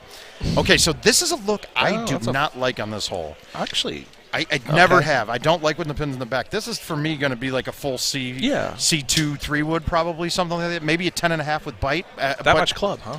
Yeah, I'm not high teeing it. Oh, I got you. Okay, so I'm going to go way out there. I'm going to go right twice of where he's at. Oh, okay, yeah. Now the other shot that I play here is a stock 8.5 right through in the middle. Yeah. It's riskier. It is, because if you miss that left at all, it's gonzo. Yeah, and you have 70 trees that you could hit on the way through. That's the those That's things. the hard part? Yes. Come on. So he's looking at that C3 too. C3 also, or C2 also rather. Now, but there's a couple different ways to approach it. See, for me on this one, I like to do the 10.5 with bite because the bite will hit, it will pull up the green. Now, most of the time, I'll pull right past the hole hot. But since it's rolling through and not bouncing, it goes just over the edge and stops in the first part. And where that pin is, that chip is a gimme. Oh, okay. But you can also have the distance goofy. If you try to cut the 8.5 here and stay under the tree, there's a chance that when it comes around, it catches the rocks right in front. Yeah. There's definitely some defenses I want to see in the front this. there. I want to see what he does here. Because he's probably going to cut it and throw. He's going to cut it and then throw it way out. Yeah. Hug the tree, over the rocks. Okay, so he hit that just perfect speed. Nice bounce. Now, you can see. Yeah, if you go faster than that, you catch the green, you're going to shoot way far. You're going to shoot over, and if he went any less than that, that's catching those rocks. Or if you cut it a little bit more than that. Well, you could have caught the tree trunk just as easy, right? I mean, exactly. There's all kinds of fun on this hole. So what Gino's doing here is more what I'm thinking, and now that I saw the 8.5, I think the 10.5 will play just fine with the full cut. Yeah. And then you just throw it out a little bit right, because with the 10.5, it's going to cut a bit more. And to be fair, this is all Stouts talk, because there's no way you're getting it to turn that much with a wind ball from that far over. Yes. It's not happening. Like he had flat cut on that thing with Stouts and still just barely got it back. Yeah, it is a completely new design. If you take a look on the word of mouth page, you can go in there right now, and we had a long interview with Adam Kramer, and King's got he put all the pictures of the machines in the background. Now, mind you, too, the only pictures that they've released are all prototype pictures, so I have a feeling that they're going to be a little bit different than what. A couple of modifications yet. I didn't like the button layout at all on it. Okay. Everything was too tight to the front. We had a whole beautiful big open space. The material on the deck is fantastic. Okay. It's not going to be one of those surfaces that gets all sticky like the original orange deck. Is it more like the green decks then? It's even different, but I think it's that same material. Right on. See, the green decks had almost a little bit of a texture to it that kind of absorbed, like you had some wicking on it almost. I know these stupid words, but that's the word I'd have to use. Chemists everywhere cringe right now. Nope, that's not me. Okay, then you shouldn't go anywhere. Nope, I'm not going anywhere. We're going to see if Jason knocks this down. He hit that 5-wood over the top, just nice, safe 5-wood over the top. Okay, he hit the 5 over the top. He just wanted he said, give me a putt. The 5-wood over the top, you're going to have a problem getting it there, and if you go at that line of the hole, there's one extra branch that's higher up. Is there? Yes. All right, so this one, nothing interesting here, there. You can get the front box at 430 and have an A1 with Stouts get on. Yep. I've gotten it on with Stouts now. I've seen it happen. Yeah. And I'm just curious. I can't wait to play Arrows this week. I'm going to play Arrows on Tropical. This weekend? I'm playing them for the qualifier. Atta boy. They're a special ball, but hole 1 incoming. Hole 1's guaranteed. I'm on it if I'm hitting 180s. I've been hitting 180s. Yeah, there's always that. But. And then hole 6. Hole 6 might make me decide to change, but I don't care. On this setup spell, real quick, do you still go in this fairway, or do you try to lay back so you get a club that's not as affected by the wind? So on this hole, I'm always hitting a 6-wood in, and I hate it. I hate that. Yeah. I'm hoping to. I try to bring it back a little bit so I can hit the 5-wood. Okay. But any which way I do it, I just want to have a thumb shot in. Right. The problem here is if you go up to that, I can't thumb the 6-wood where he's at. Right, because the trees are over there. Well, and it's going to be, it's not going to get there. Well, oh, yeah, and you then for the distance. If I go up to the 5-wood where that much gap between where it's landing and the pin, I'd want to backspin it. But this hole snaps back hard, so I'd have to bite this, so I'm giving myself no chance of making it. He's backspin. You're going to watch that snap. Now watch what Fox did, though. He hit the 5-wood, but cut it well in. Yep. So he still was able to hit it hard, make bite, do the work, and come back, as well as giving him a very safe play. Yep. So it's the smart shot to hit, as much as I don't like to have to do that with stouts. Like the goal with stouts, like I said, you want to have a thumb shot in on every approach. Right. You want to be able to use the ball to take away a variable in the game. Yep. And in this case, we still want to cut some things, but we're still not using the ball to its utmost advantage. But on this hole, I don't really think you can always have the right not always something you can do about that, yeah. Nope. And Fox gave it a run, too, so that was a good shot coming down. Gave it an effort. Gave it a look. All right. What is everybody's consensus here? This is a new spot. I've seen people going to that left side of the fairway and having like a 5-wood in. With that knob out there? Yeah. You got to leave it back in the perfect spot. Now, see, I will never go this way. I don't like that shot. This, to me, is just a driver straight roll. Yeah. Let it go down. I don't care if it goes in the sand, if it goes in the rough. I have a beautiful line coming in. Sand can be tricky if you're playing a wind ball because that 12 in your face will make it so you can't quite get the club that you want in there and you're hitting something that's to be too low to get up over the rock. Understood. So it can be tricky Not to get playing the a wind ball. The only time I've ever got a wind ball on this course is when I feel like playing arrows because I want one. Okay. We make a rule: no more putting for your opponents. Must have been a rash of misses. Apparently, we've had some. Apparently. Oh, sorry, Mr. Good Cat. Yeah, 180 is Mr. following your Good exact Cat. line backward forward. 180 degrees. So you pick your point. If I pull back to C, a straight to 1 would be a 180. So you follow that line and just keep rotating it around. 180-degree angle. Just a straight line. Right. Thanks for the assist there, Ace. Yeah, and that's the benefit of the arrow ball is if I can hit a straight line off the tee with a high tee, 8.5 driver, I'm pretty much getting 100 extra carry yards with a high tee shot. So if my driver says 310, if with no wind and a perfect 180, I'm landing 410 so it can roll out to like 430. Sure. And then obviously that increase of 100 goes down a little bit incrementally every time I drop down. So at 10.5, I only gain 90 yards. Okay. But so it makes holes that you would have to hit a C3 perfect, maybe on to get there. This is still landing even farther than a C3, so it's crazy. Yeah. So here's what these guys are trying to get at with this shot. And it's already bright, but the green sloping left, the wind blowing right. Yeah, it they're lines up perfect. Letting those two things fight each other out and just hitting a roll-up shot here. But with the rough, you got to hit your line. If you don't hit your line, then you can lose the distance, clip the trees, do all kinds of bad things. And Andy wants no piece of putting with a wedge. It's kind of freaky, right? Yeah, it is a little bit weird. Now, I think he's looked at that putter about 3 different times. It's like, nope. Okay, so now with those arrow balls, every other shot in the game that you play, not on the tee, it is the stock balls, your original balls. So the distance is way less. So you can only get the bonus on a tee shot. Only on a tee shot, and you have to have a pullback. So a thumb shot does not give you the bonus. The thumb shot given the bonus would actually make them almost. Unfair to play. Can I use the word? Can I use the word cheating in that case? Like a stout ball. It's a very similar. I didn't say anything about those. Oh, nice run, Andy. Yep, it sounds like it, guys. So we're not going to have anybody making missing putts for anyone else in a while. That must have been we got Paul more Anthony than Luna looking a little rough, guys. More than a few. He's looking a little bit slower than normal. You let Friday get to him a little bit. He did. No, right. That's all right, though. I think he's going to recover just fine. He's got a 2-day recovery process, and he's got it in him. I'm guessing it's Pedialyte and apple juice. I don't know why. Speaking of Pedialyte, can I just say how proud I am of them of finally embracing their true calling? They have. By the way, we have an entirely new demographic that's not so new, but we're going to run with it now. It's smart. Congratulations to your Super Bowl commercials, Pedialyte. It hit the nail on the head. Well done. Ooh, new sponsor. Maybe we'll get a sponsor for the word of mouth stream. Pedialyte. When you feel like getting drunk, taking off your clothes, and smashing a Golden Tee machine, make sure to drink a bottle of Pedialyte the next day so you can feel do it again. Okay. So you can do it again. Oh, yeah. Oh, there we go. I mean, really, they should be having that multiple days. Do it again.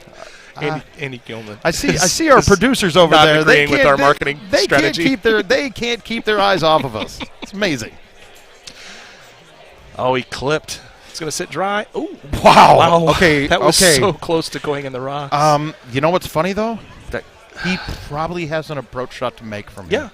Yeah. I've that had gravel this happen stuff. Yeah. quite it plays a bit. okay. It gives you the distance is bad, but it'll allow him to play a higher club to stay underneath the trees. Right. more. Yeah. Instead of playing 8 wood or something, you're playing 5 or 4 or something like that. Yeah. And for some reason, it gives you a decent amount of spin. Yeah. I hate to say it, guys. Yeah. I think this is the shot to go around the outside. I do too. There we go. I do too. Take all that out of play. Gino did the 2 trailer park girls. Round the outside, round the outside. Guys, it's good music. Now we're back. It is good music. Now we're back. That was not anything clever by me to come up with. That was an Eminem song, in case you haven't known this guy. No, I can't. I mean, what is he, like the highest selling artist ever of all time of ever? We could talk about music sometime, but highest selling is not usually in my vocab when it's coming to what I'm listening to. Sorry. So easy to overturn that ball because you're just scared of leaving it out there. But hey, like you said right there, he's going to have what's his next lowest? He's going to have to hit a 5. He has to. Otherwise, you can't. Your cuts out of there is going to be bad. Oh, he hit the 6. That's pretty bold. I liked it. Yeah, see, look at all that check you get out of that Isn't stuff. that It doesn't make crazy any how sense much- at all. He's thinking the same. What on earth? No, Kirk. You're using the Pedialyte all wrong. You do it after the day, in the morning, or if you're smart enough at that kind of condition of intoxicatedness to finish the Pedialyte before going to bed, I bet it might even work even better. It probably would, but you can just use water too. Yeah, water is a good thing, but Pedialyte's got this. It's got the stuff that the plants need. It's got electrolytes. It's got the things that plants need. It makes the plants grow. Yeah, it does. All right, so we saw there, guys. I mean, a standard 26 is all the way around. Okay. Nothing bad, nothing great. Yep. I didn't get Minimal to see points. what hole 1 was. I didn't either. Was Minimal it? I points. think Fitzgerald put it up to have an 11-yard chip, so it's not. Oh, okay. So it's not. I mean, it's not drivable. But yeah, that's pretty short. That's a pretty short chip. Oh, that's good. That's good. All right, so the next grouping we're going to have up. Actually, I'm in the next grouping. So we got Matt's going to leave us. I'll see you guys a little bit later. I'll leave you in the perfectly capable hands of mouth. Maybe he'll make a few marketing deals before we're out. We might have to, guys.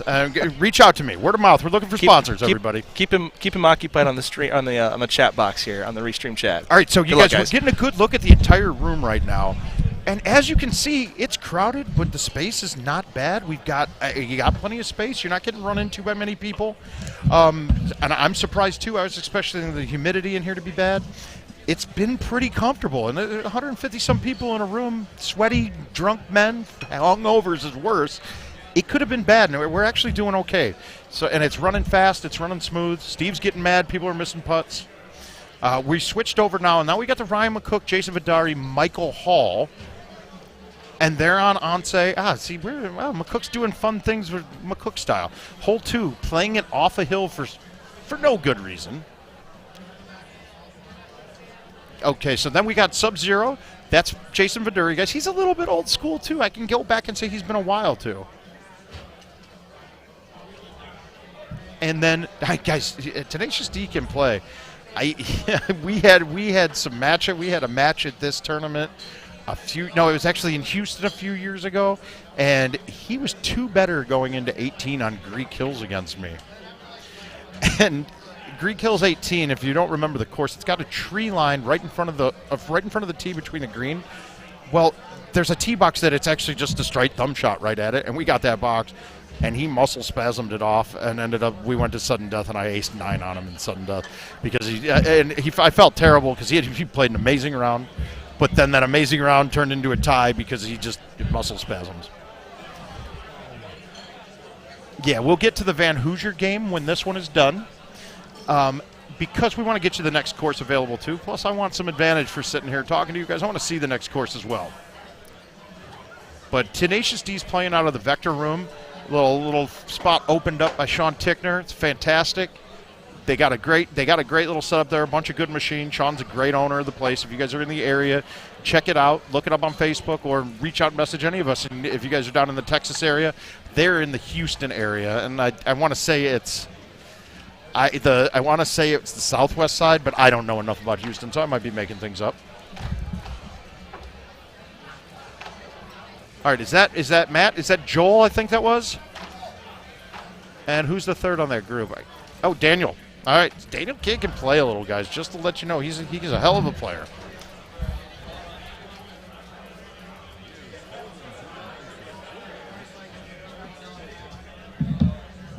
Oh, we got to move the. Can you shut off the other one when it's not here? Anytime you touch anything, it's. There we go. Much better. Thank you. Sorry about that, guys. All right. So are they on? I believe this group is going to be going into. We just saw Anse. Oh no. Okay, so they're on Anse too. So we're going to get to see another Anse start. 427 to the pin.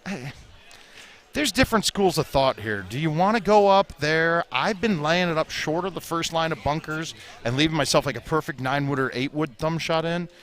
I mean, I guess the optimum play would be to bang this A1, and if you can get it up there, you can get a really good chip. But now he's in between two clubs. He might have a perfect G wedge, or depending on which wedge he's using. Let's see what Matt does. Let's see if he hits a banger on this.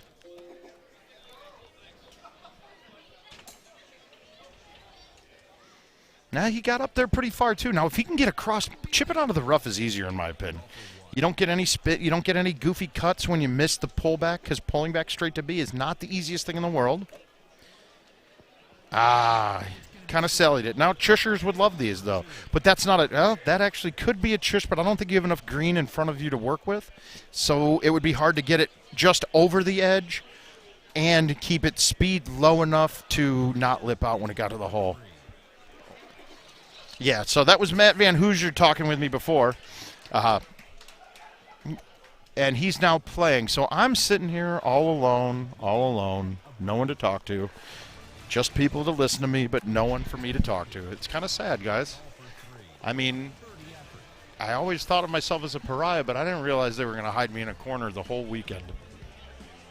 I'm lonely. Very lonely. I don't know what to do. Uh-oh. Guys, my mood is lightning. We've got the Alpha, one of the other oldest schoolest of players coming to join me on the mic. We're going to let him get prepped up here while we look at the whole two of Anse, guys. And really, the beginning of these qualifying courses, not a lot of action. The beginning of Tropical, when we see that come up, you're going to see action because the first 3 holes can be very action-packed. Chris Longino. Thanks for coming on over. Welcome to the mic. Good afternoon, Mr. McClevich. We just sat here and watched your match play. I would say pretty standard. I mean, 26s are fine on it. I think if you go through a qualifier and just take all one-offs, and you can walk away being happy with that. God, especially if we're counting our Tropical game as being par 31. I'll take a 30 on Tropical in this qualifier all night long. Oh, no. That will move you up several spots, sir. That might, a 30, if you shoot a 30 under total, you might make it in. Forget about every other course. You just play Tropical at 30, I think you're in. Yeah. How's your qualifier going, sir? I kind of shit the bed a little bit at the end of Forest. I watered 15 and then I didn't get across on 18. And I hit it clean. I just didn't get across. I mean, it just went, it might have had a cross on it a little bit, a little cut. And then the drop on it is really bad. And I had to take a par. So I aced one, so I had 26. And missed putt on hitting, so 27. I'm fine. Yeah. So 27-26. Yep, 27-26 so far. We'll get Anse. I think I'll shoot a 27 or 28 there. That's my goal. Yeah, the 10th hole appears is going to separate some people. Not everybody's loving that. No, I didn't either. Did you hit? You hit a 4-wood. Oh, I hit a medium 6.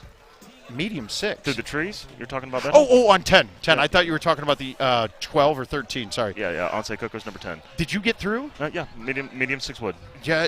There's that one I watched yours and Fox's shot. I didn't see yours. I saw Fox hit it. Yeah. See, I'm going to go to the right one turn, and I'm going to cut a high 5-wood, and through the other gap to the right, play it off the back wall and come back down. We're going to have you guys have a better putt. But if you miss that at all, you're hitting something. I have a ton of leeway. Like, there's really nothing I can have happen except I have a long-ass putt. Look at that. Nice. Was that Joel? Very nice. No, that was Chris Jusick. Oh, got it. Playing in his 3rd Florida Open. Awesome. Chris is a good kid. Yeah. And we have a veteran of the game, Matthew Van Hoosier. Yes, who was just talking with us, as I was saying. And then the other one on this game is Daniel K. I'm not going to even go. He's a Pollock like me. Daniel Kozlowski. I got it. I know I pretty much nailed that. I know it came out perfectly. Yeah, absolutely. But being Polish myself, I'm allowed to nail those names. Gino, I hate to do it to you. I got to be here alone for a little bit, but we've got to keep the qualifier rolling. I'm going to go play Onse as well. Wish me luck, Awesome world. talk. We'll see you guys here shortly. That was Mark the Mouth McClevich, previous winner on the National Golden Tee Tour presented by Power Events. So we're getting to the fourth hole here at Onse Cocos, and this is an equalizing hole. A lot of people have been misjudging this, including myself. Elevated green, offset look. And that's a good shot to hit it hard, but I did the exact same thing. Just went long. It's hard to be really consistent, and you don't want to hit 5-wood. The goal is not to be short. You can aiming for the middle of the green. It will be helpful as well. Great shot by Daniel Kalashevsky.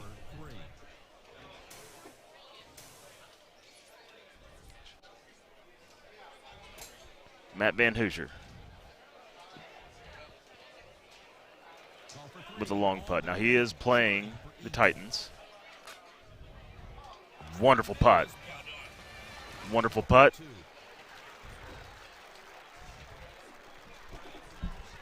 And getting ready to put on a headset is one of my favorite people of all time from Houston, Texas, the 7-time national tournament winner presented by Power Events, Paul Anthony Luna. Hi, this is Jay Ware. I'm from Tennessee. Tennessee. I was just talking to your friends about some of that Carolina barbecue. They said y'all got the mustard base and then the vinegar base. Yes. Which one is your... I'm sorry, were you talking about the... Oh, we can watch this and talk about some barbecue, too. I'm not opposed to that. As they're all trying to get through. Now, you haven't seen this. To answer your question, vinegar-based. I'm not a mustard-based much guy, but vinegar-based for sure. Very nice. And so I've not seen anybody play that shot like that. Is that rock going to come into play? Yes. Okay. I believe it will. I like to just go straight through. I think most people have today. I almost hit the tree, actually, because my hand slipped, but it went through. Yeah. How are you doing? One off each round, 27, 27, 26. Okay. So, I mean, I feel like if I take a one off in each round of this qualifier, we're gonna be sitting pretty all right today. So. I think so. Yeah. And we're about to open this thing up once some people start Monte as well. Tell me how your qualifier is going. Absolutely. I am 29, 29, 27. Obviously, in one of the class of the field, terrible luck from Jusic. They'll hit a tree, have to lay out and take some mess, and try to get birdie. Mm-hmm. From living in Austin, Texas now, Chris Jusic. Third Florida Open. Wait, huh? This kid right here, Chris Jusic. This is his third Florida Open. Okay. He lives in Austin. Yeah. He's originally, he was living here. He now lives in Austin, Texas. Yeah, he's cool. He actually came to the Stats tournament a few months ago in Houston. He came to my first class. He was drove up here. He was so excited to be a part of it. He's a good kid. Yeah. Real smart. Oh, yeah, very smart. And this guy's been told he's smart many times. Matt Van Hoosier. Oh, yeah. He's an astronaut. And then we have one of the home edition Cleveland guys, Daniel Kalashevsky. This is his second Florida Open. He's one of those consistent home edition guys that you'll see with a 27-28 handicap, very capable of making this cut. Just has to put all the rounds together. Yeah. And that's the thing. But, Paul, tell me what's the key to you for a day like this? When you're qualifying, what's the biggest thing that helps you feel most comfortable and get through this? I don't know. I mean, a good group of, if the machines are running smoothly and the tournament and the players are. Well, I guess for you, just in your game, just is it about staying consistent or just playing your game? I guess that's what the cliche would be. But yeah. I don't really put any pressure on myself in the tournament. I mean, in the qualifier. So that's. Yeah, I guess when you're at your level, I understand that. A lot of people, they get in here thinking about what the cut number is going to be. What's the area 32? Well, yeah, no, that's why, because if I feel like if I, you know, if I feel like I have to do well, then I usually do worse than I would if I just played. And I guess that goes for match play as well. Would you how would you assess your game right now? As far as how it is. I mean, I guess. Have you been playing well? Yeah, I've been playing pretty well. Yeah, I don't know why. I mean, yeah, no, it's just I mean, when it's working for you, it's working for you. Yeah, I can't really explain it. It doesn't really make any sense to me. But because I'm not playing as nearly as many games as I have in the past. Yeah. Yeah. What about you? You're not really playing that much right now. Well, no, I'm more the home edition right now, and doing some invites through that. I'm trying to scratch some creative itches with the podcast I do them, which we'll bring up here in just a little bit. And so my game's kind of took a back seat, but I'm still a capable player. That's where it really comes down to. I wouldn't bet. I told everybody I wouldn't bet on me because my game's rounding into form right now. You'd bet on me because I'm capable of doing it, and that's really what you want to start. Yeah. So how many Florida Opens is this for you now? I mean, you've come to this one for a few times. That's a good question. Maybe 4. Yeah. Because 2015, I think I took like maybe 2 or 3 years off from the Florida. Sorry, I had the hiccups. Yeah, good, man. And wait, are they listening too? Yeah. Because he looked over and laughed. Paul Luna's first time on the stream with our production crew looking at us. I didn't know that. Wait, we're being filmed too. Yeah. I didn't realize that. We have a green screen and everything. I mean, make it look really pretty. All right, so Kirk Wolke from Ohio asked.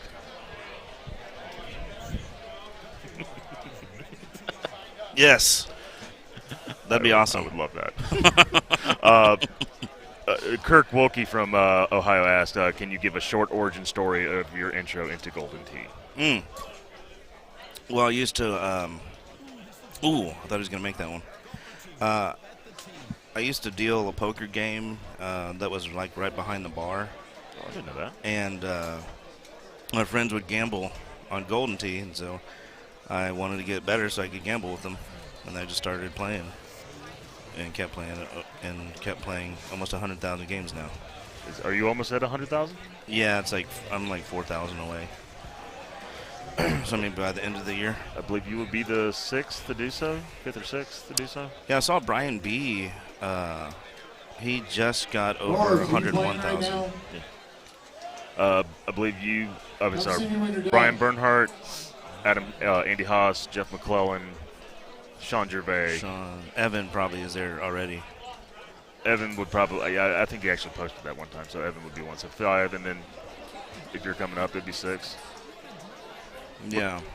McCook's still got a while to go, but he took all them years off, so he definitely would have had it because he plays a lot now, I think. When's the last tournament win for you now?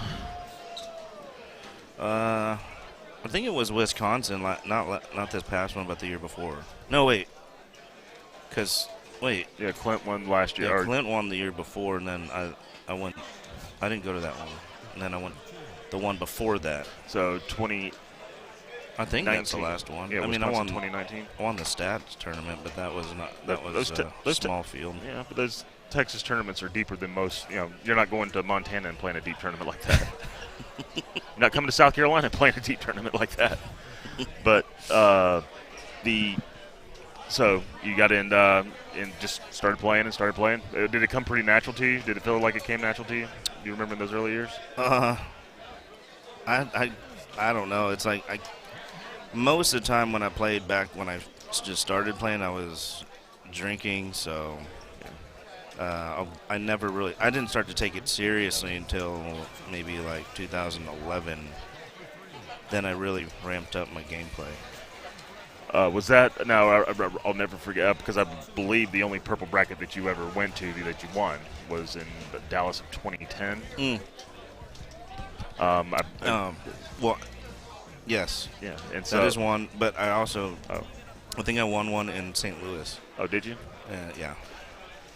A 13. Something you don't really think about a whole lot anymore. Those purple brackets. No, I mean, the fields are pretty. You know, everyone's. I mean, with the courses being as easy as they are now, anything can happen. I think it's a lot harder to mess up nowadays. To answer your question, Doug, I haven't talked to Joe here in a little bit. He's had his headphones in. Yeah, I'd have to go find out for you. I haven't checked on Joe. Oh yeah, Andy Fox too. Did you have him on there? He said he had to start a new card, so it's not all in one card. I mean, he would have to show me both accounts to confirm, but it could be. He beat me in the first purple in Dallas. That's where Luna got his confidence. Did you get his confidence from beating Ryan Tansey in that first purple? Oh, did we? Yes. It shows how much Paul remembers. I don't remember. I think I played. There was one match where I played Nick Cornelius, and he'll. Never mind. I'm not going to. I was going to talk about Mark. What is the real story with Stem Mark? Does he still play? Why does he not go to tournaments anymore? Yeah, he doesn't enjoy playing Golden Tee anymore. So he only does it. He only plays recreationally. We frequent a bar that we get a group together and we do like $20 doubles, maybe 3-on-3. Something fun. Then we do third par 3 for shots. So you've played Golden Tee with him recently then? Yeah. Mm-hmm. Can I ask, is he playing the stouts yet? Yeah, he is. He is. Boy, I bet that's got to be deadly when he's on. Jeez. Yeah, I mean, obviously, Golden Tee is a repetition game, but for success, yes. But Mark still has those shots that I don't even try to do. I've watched over the last through the pandemic. I've gone back and I've gotten to watch a lot of tape of you guys and doing some research and just watching Mark play and knowing that it's not really a whole lot of guessing going on. He's processing in his mind, the way he hits these shots. Yeah. And a lot of times it's stuff, or I wouldn't say a lot of times, but often it's stuff you wouldn't even think about, like how I think a lot of people were kind of enamored when we first saw that first Worlds, and he's just kind of pulling out some fulls, and it's everybody was kind of taken back by it. Now it's more standard operating procedure for a lot of people.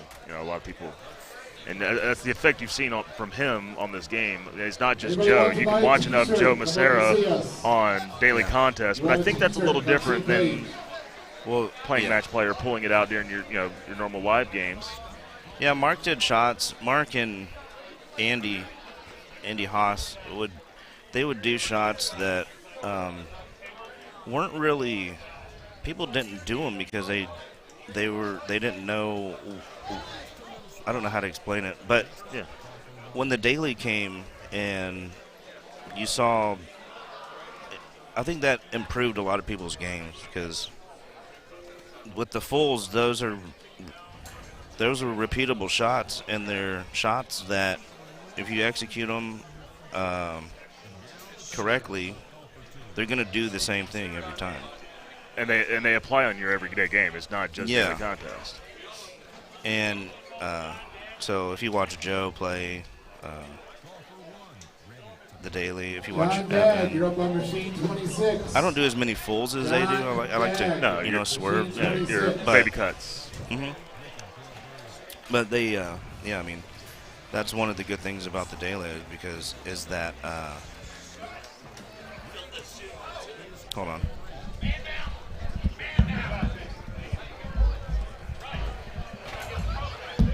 Paul had to step up for a second. As we get back. So Joe Henu asks, is it that he doesn't like Golden Tee, or he doesn't like dedicating as much time as he used to it? I believe the second answer is probably, I don't know. He could be a little jaded sometimes, but I think it's more on the second answer than the first answer. The first question. So we're getting to the 12th hole, this very accessible par 5. Most players will take eagle on this hole.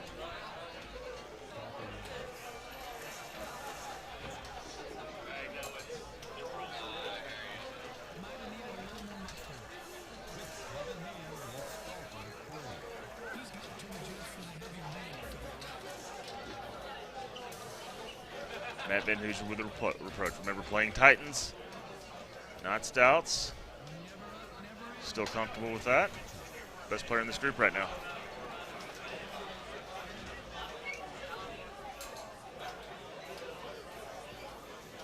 $156 participants here in the 12th playing in the Florida Open, the biggest year for this year it's ever had. I believe it ties the tour's record for most entrants into a tournament. Very great collection of players here too, from all walks of life, all parts of the country, all the way from Washington, from right here in Orlando, Florida. And this is one of the great things about this tournament and why it has its success. It has a great local following. Matt, oh, what a beautiful shot right there that was. Left with a simple putt. A lot of guys will take birdie here, so that will be gaining a stroke on the field. It helps this qualifier a lot. Now, I have it. Now, a lot of guys are doing this high T5, and just came up a little bit short. I think 6. I mean, if you can get enough of the 6, it'll get there.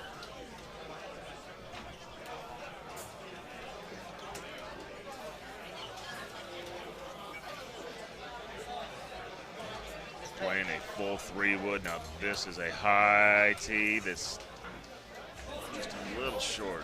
Probably hit it less than I thought he would.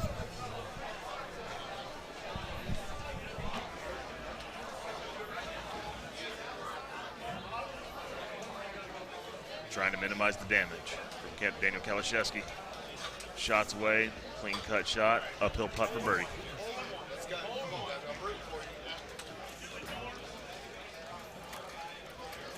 Oh, and just a little bit low.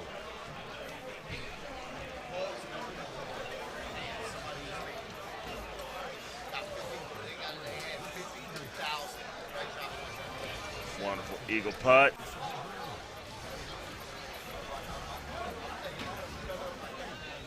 Trying to keep it clean for Matt Van Hoosier. Still having a clean round going into 15.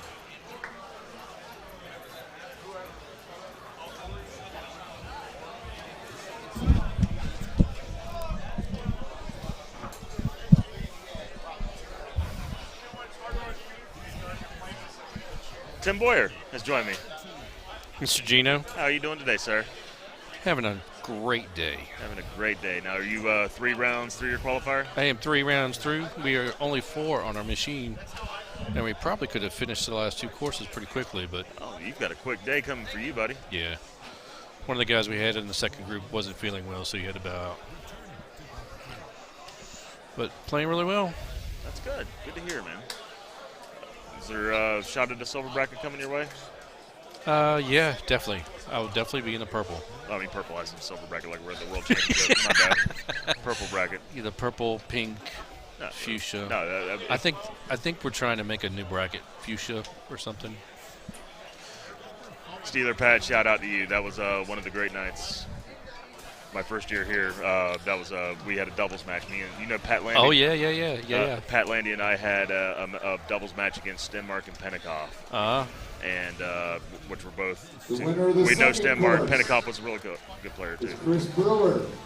Where is Mr. Pat Landy? That's the question. Oh, I have no idea, but.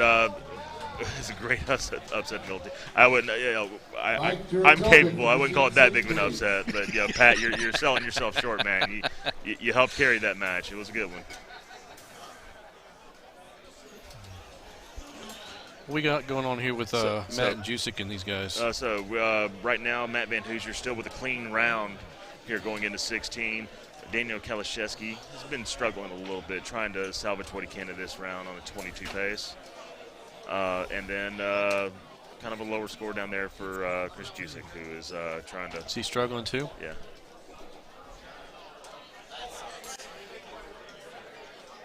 Surprising, because I just talked to the guys I just played with. I just played this hole. He's on a 24 pace, Kalashevsky is. So. And Most of the guys don't go this way, and I go this way every single time. I don't understand. I think it's a pretty broad collection.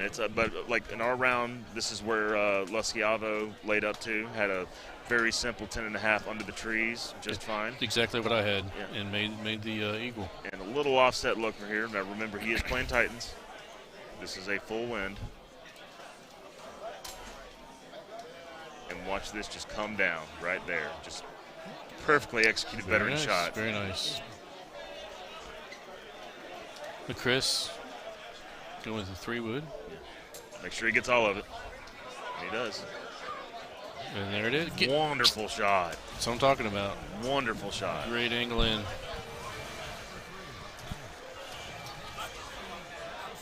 So we're getting to 17. 17 is kind of a simple look. You just got to make sure it's a premium of keeping it north of the hole and not letting it get down the hill.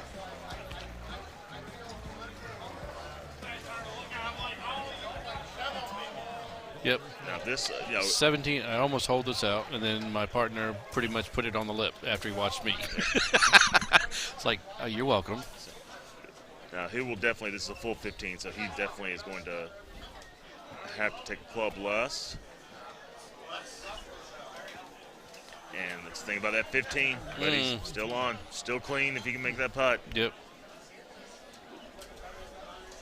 Daniel playing stouts. Daniel's playing stouts. I like this look. Just hits it straight ahead. Should have been naked. Naked. Oh, he had a low shot. Oh, there you go. That took even more off. Yeah. And look, and this is what everybody's doing. Thumbs, bite. 87, that's exactly what Andy Fox hit, and just a little short. Just coming up. Well, got yourself a putt. No harm, no foul, as long as you get your birdie. Doesn't Exactly. matter how you do it. Absolutely.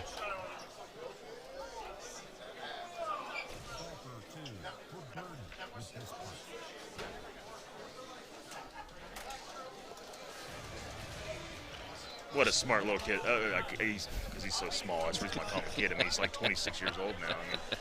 I mean, I think he's in medical school right now. Yeah. Yeah, he's in medical school in Austin, Good Texas job, right Maddie. now. Kind of came to us as a young guy that, was being a successful student. And came along and started learning the game. Drove up to the first Carolina Clash that we had. Kind of called him an honorary South Carolinian after he came and visited us. And he's been around. He's a guy that, and he also believe he was close. I don't think he got into the World Championship, but he was, He was right there. Yeah, he was right on that cusp. Oh, sit down. And that will be a clean round for Matt Van That's a Hoosier. great shot right there. Who says Titan players don't know what they're doing? What'd you hit on this hole? 10-5. Yeah, I did too. I did. Really nice 10-5. So everybody's sticking their green. Now a lot of guys I've seen clip trees. Andy Fox hit a high 4-wood here and accidentally clicked that first tree. Hit the first one? Yeah. Yeah. The group in. Chris went Big all the way. hook, but he has got there. Great long day. putt. Will go a long way if he can make it. Oh, go low. This is an important putt for Kalashevsky right now, and he got it. Good job. So Chris is going to have to regroup and get himself back to even. Good round by Matt. Good round by Matt. So now, What did Van Hoosier shoot? 27. There we go. just got the 300 hole and win on Onse. Thanks, boys, for being on the qualifier. Gotta love that. Yeah, I guess so.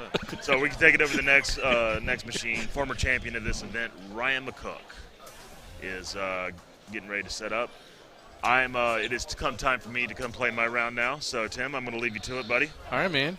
Good luck on the next course. All right, guys, and I'm getting ready to come back here later. But wherever you get your podcast, download Gino's Golden Tee podcast. A lot of good stuff. We had Andy Haas on Tuesday night and went through a lot of history with his career. 27 times a national tournament winner, and Very nice. Got a lot to say. And I was really enjoyed that a lot. So go ahead, download wherever you get your podcast, and give us a listen, give us a like. All right, thank you very much, guys. We'll see you later. Hit them straight.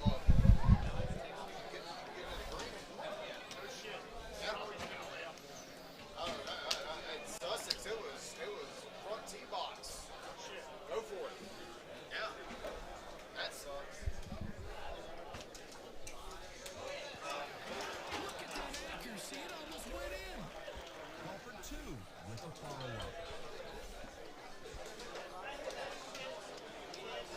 So we got most of the guys around here finishing up the third course. For Once Cocos. Didn't set up too hard. Most of the guys are going pretty much right at it. Still interested to see how Tropical's going to fall out. So we'll see about that when it comes up.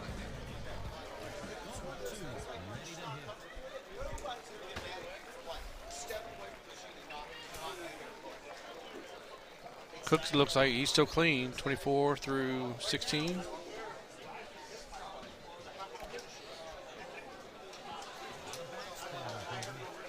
The last several guys come up just a little bit short on this hole right here. See what Ryan does with it.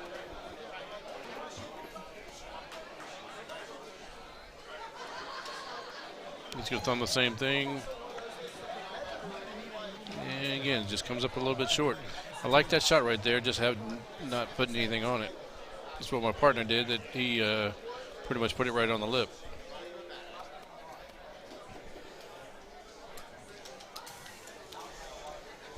For all you guys that aren't here, you're missing a good time.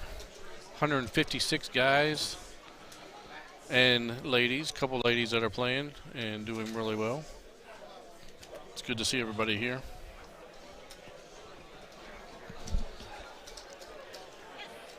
I think Matt Van Hoosier is getting ready to join me. He said he'd be here in about 2 seconds. So get to talk about here what he thought about that last round that he just shot.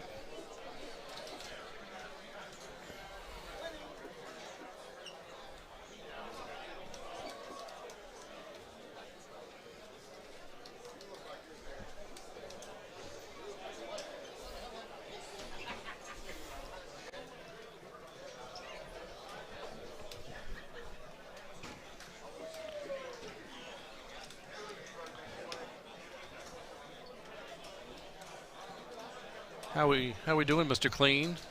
Mr. Clean Round? No, that one there, yeah, finally found one. The key is not to get any shoddy points, and then you can hit a clean round. You see, that's the key. If you start getting shotties at the beginning of the round, you know you're in trouble. You know, and I didn't talk about this with Gino, but the Richard Wagner, who I'm qualifying with, had 120,000 great shot points. Oh, not a single hole in one. Really? Still just all over it, still shot only 24. Yeah, I'm telling you, it's the shot points are score. Every single hole, it seemed kryptonite. like he was just putting it right on the edge. Man, that's got to be frustrating too. And for the few that you don't, you drop them. Man, the ones you don't think are going in are the ones you want to go in. Yeah. You hit a really great shot on this hole right here. I was for the stick. super afraid I hit it too hard. I was so afraid. It checked up great. It did. We'll see what Cookie's doing. He's clean right here too. Yep, I think he's going to hit about the same shot as JV just did. And this is exactly what I did. I'm Hit kind of surprised. the easy 10.5. Yeah. Oh, with the cut on there, that shit helps bring that distance down there. There you go. So he'll be clean too. Good job. I didn't think this course set up that bad. Other than 10, right? I mean, 10's kind of the bugaboo of the whole thing. 14 could get a little tricky there with the big side, the big side wind, and tucked up in the top left there. But yeah, other than that, no, I didn't think it was too awful bad. But there were certainly 10 to 1 with the rocks. Yeah, all the trees. You got to go through the trees this time because they put it way back there, which is interesting. I won't say the only 50 times. Wisconsin, you had to hit that shot. Right. For the qualifier. This time you had to hit that shot for the qualifier. Both times that I went through there, I hit a shot I've never hit before, which is the worst. The worst idea ever in a qualifier is to do something you've never done before, but I didn't have another option. Yeah. Like, well, I guess we're going to see what this does. Exactly. And then I got gifted the 94-footer that I made or whatever it was to come back down the hill there. So that's a hit it and pray, you know. And then what was it, hole 12 that everybody usually goes over with the high five? I went right through the bottom of the trees with a low 10.5. I think that's the one. Yeah, I think that's and stuck 14 it pretty we're much talking about there. about 30 had feet. The 14 side window. Or are you talking about different? It was the wind was actually in my face, so it actually helped. I'm not gonna remember now. But all the guys around me going, "What are you doing?" I'm like, "Yeah." That's why they stop you. Like, hey, you're on driver. Exactly. But no, the low 10.5 went right through the bottom of the trees, no issues whatsoever, and checked up great. Well, actually, if I'd hit it naked, it'd probably have been sitting right by the hole. So. So you got a couple 28s on the leaderboard, a couple 27s, but good work by McCook. So Cookie, clean again. And what? Jason was 24. I think Mike was 23 there. So not what they want, but not the death toll either. No. So we got switch over real quick if we could to the Fox machine. He's working that because we don't want to watch Andy log in anymore.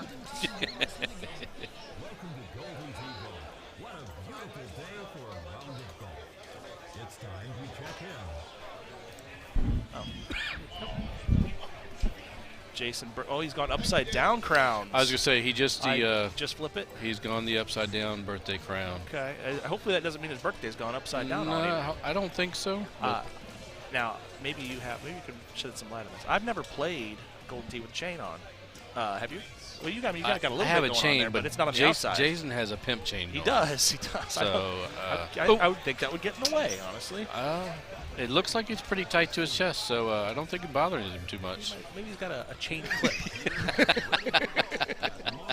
Maybe he's got a chain clip on that dude. Yeah. Or some nacho cheese sauce. Who knows? Having a good birthday here. Nothing wrong with having a birthday with 56 your closest friends. Yeah? Exactly. Did shots at midnight, so you didn't have to worry about doing them too many today. That was wise. Yeah. Because Jackie, a little pain up front instead of a whole lot of pain down the road. That's right. Jackie and I had decided a couple weeks ago that we would be on shot patrol today, so that he would qualify well. There you go. So I think he's doing all right. I kind of shocked him this morning. Walked in and asked Robbie for 2 little shots of Coke, and literally just Coke. And walked up to him and said, "Happy birthday!" And he had the biggest surprise on it. He's like, "There's no way I'm doing shots at 10 o'clock in the morning." I'm like, "It's just Coke, buddy. Really?" He's like, "Coke with what?" I'm like, "Coca-Cola." Yeah, right. Good shot. Eric Rios, congratulations. Nailed the 372 hole in one. I know. Did you see that? That's been pumped up all weekend by the qualifier for sure. So you got an extra $20 out of that at least, based on yesterday and today's play. Oh, now I went Burger King. Yeah, that's. Well, I don't know if it's the Burger King hat. Is it the Burger King hat he's wearing? I think so. Are you wearing Burger King hat? I think it's a Burger King hat. No, it's just a. No, party. it's just a. It's a present. Oh, it was a gift. I think it's just your standard go get it at the Dollar Tree. There crown. you go. All right. But yeah, I think John Rummel might be right. Now it's a tiara. It's Remmel. It's not a tiara. HVAC Johnny. It's especially not now. It's turned upside down. Yeah. Back to the Haas match. That's by request. Back to the Haas match. Andy Haas, please. The non-drivable setup. We're going to see. Haas is going to give it a run, actually. What do you get out of that? 155. Holy. And he's not going to get there. So maybe a street user could do it, but that's a long way today, boys. It's a long way. I think a lot of guys are going to be fairway all day on this one. No need. What's funny, I played this the other just messing around playing with James Hickey on this course, and I hit a spinny at 128, nailed the green, rolled right down. When he turns around and hit it 155 and didn't get there. Didn't even get it close. Same equipment. Yeah, we're both hitting stouts. I'll be everything. Shocker! It was a shocker. As a wind ball player, look, I was there last year too. I get it. I said you're right. Going into Wisconsin, this is one of those courses like I don't say don't want to draw it, but there's a disadvantage to playing wind balls in this course. Yeah. But I did draw it twice, and actually, in a cruel twist of fate for my opponents. Both times in extra holes, this hole was drivable for me, but not for stouts. And so I kicked in my 40-footer for the win. There you go. Certainly had to earn the rest of it along the way, but yeah, they were not happy. So far, this isn't looking too bad. I'm curious to see how the back nine is going to set up. Yeah, we were talking about this on the handicap tournament yesterday. This course in general, you got to be super duper patient because assuming you can't get 2 like they did today, can't get 5 or 6, whichever one that is. Then you're only 13 through 9, and it just doesn't feel like it feels like you're swimming upstream a little bit, Exactly. All the strokes are at the end of this course, and you just got to be super patient and wait for the opportunity to go get them. Because if you look at that scoreboard and you see that you're not quite tracking like you think you're supposed to track, it can get super frustrating on you real fast. I got actually lucky at the handicap tournament. I got to play this course twice, and I was very happy. Oh, he's got it! There you go, Evan. Nice. Go report that. See if he goes walks over there. Good shot. Hopefully he was in the side pot. Yeah. There he goes. So yeah, I got very lucky to play this course twice, and I was very happy about it because it set up really, really good for me. Nice. So I assume that you got your entry. I did. Yes, did. It's kind of nice. Haven't done that in a couple of years. I won the handicap tournament the first year I played it 4 years ago. Nice. Nice. But now we don't seem to play them all out. We just kind of it gets to the point where the entries are done, and when you have 160 guys playing, and it's like Stephen Page want to go home. Yeah, we gotta eat dinner. It's like we would like to eat at some point today. Yep, that is for sure. So I get it. For sure. But I'll take the free entry for sure. Yeah. And then of course the other thing I always forget to get the hole-in-one pot.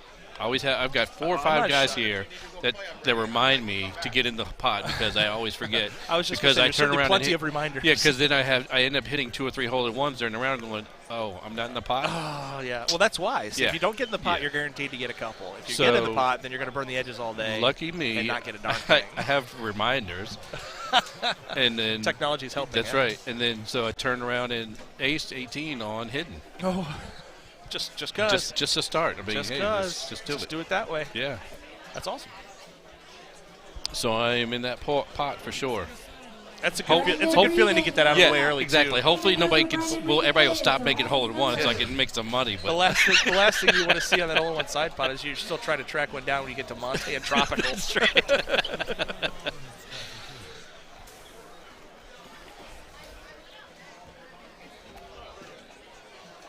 Not a bad look. Get in there, Evan. He's trying for 2 in a row. Get it. I had a good bounce. All right. The kebab putter there. I don't think I've ever seen anybody hit with that one. That's the first time I've seen that putter. I have not seen that. A lot of that blue one. Yeah, my first putter. A lot of the beer can ones. Yeah, a lot of the sword. I haven't seen that kebab. That's kind of weird. Yeah. I get a lot of grief about mine. I have the candy cane, and nobody likes putting with my candy cane. Really? Yeah. I don't know what it is about it. When those first came out, there was obviously there was a lot of people that didn't like putting with any of the special ones because they couldn't see the ball sitting on the putter. Maybe that's the same for your candy cane one now. I don't know. Exactly. But I'm like, what are you looking at the ball for? that's where it's at right now. It's not going to go anywhere. What's funny is when I played in Richmond last year, the last NIV last year, I played the doubles tournament with Duncan, and I had to switch because he couldn't putt. He wouldn't do it? He wouldn't do it. I was like, hey, whatever putter you want, we're good. We ended up winning it because I was like, so whatever you want to putt with, I'm good with it. You bowed to the pressure. That's right. Settle. All right. No problems there. I kind of like that steak kebab. That's a great putter. Logging into your app right now to change it? You might be looking at that. Be going in the DT Caddy app. Yeah. So we were talking earlier about shirt game. We like Shane's shirt. It's only money. What's been your favorite shirt to date that you've seen the guys wearing around so far? You know what? I've actually seen a lot of personalized ones that it's like, oh yeah, this is a guy back at my bar that we made a shirt for. That's awesome, right? I love it. Yep. I have to say the Kevin Lindsay shirt has been a big hit. Yep. Yeah, that's been a popular one for sure. He's obviously got tons of fans. Yeah, fans in the stands. Gino's wearing his purple. Yep. He's got to. As usual. Pretty huge. Did you ask him if if that's because he's a huge LSU fan? Yeah, not gonna ask him that. Didn't do that. No. Okay. Yeah, he and Andy Fox both were sporting the purple today. Yeah, Andy with the sweatshirt again, per usual.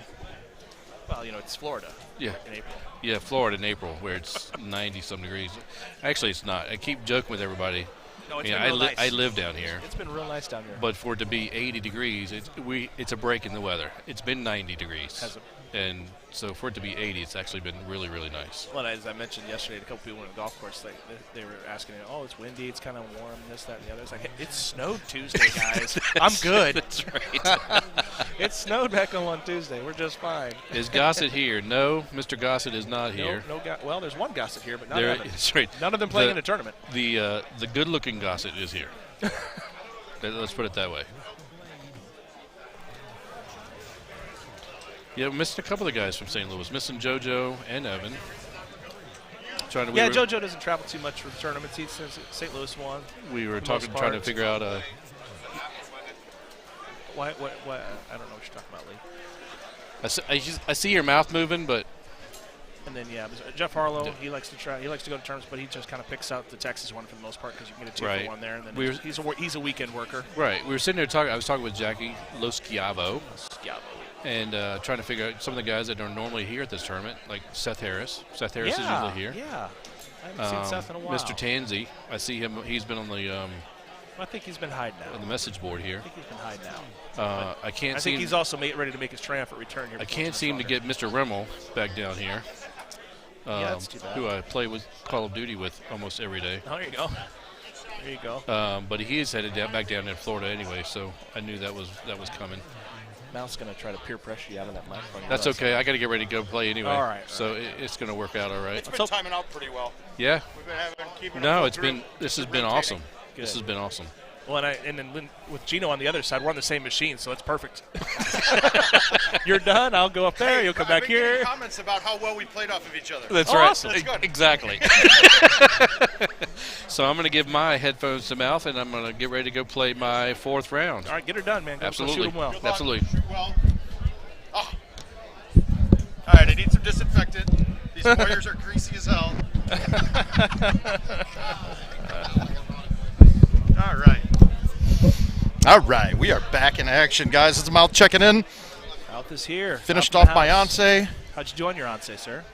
Missed 10. Missed 10. I cut it. I played a different shot. They hit the stock 6, so a lot of people hit a high 5. I hit a high 5, but from right turn 1, and there's a bigger gap. The one I was talking about. Yeah. And I tried to get it cute, and I undercut it a little bit and missed the chip. Okay. But then I canned 18. It didn't cut off. Oh, okay. So he's 27. Yeah, Good 27. Points, Yep, good points.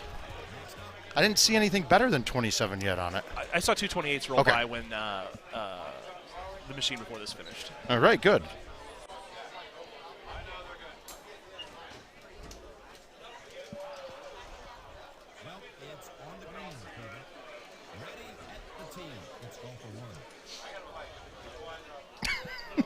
All right, Facebook posts are fun. 2 was not drivable, I think. Andy tried it and got the closest, but it didn't quite get up there. See, it's like 500 today.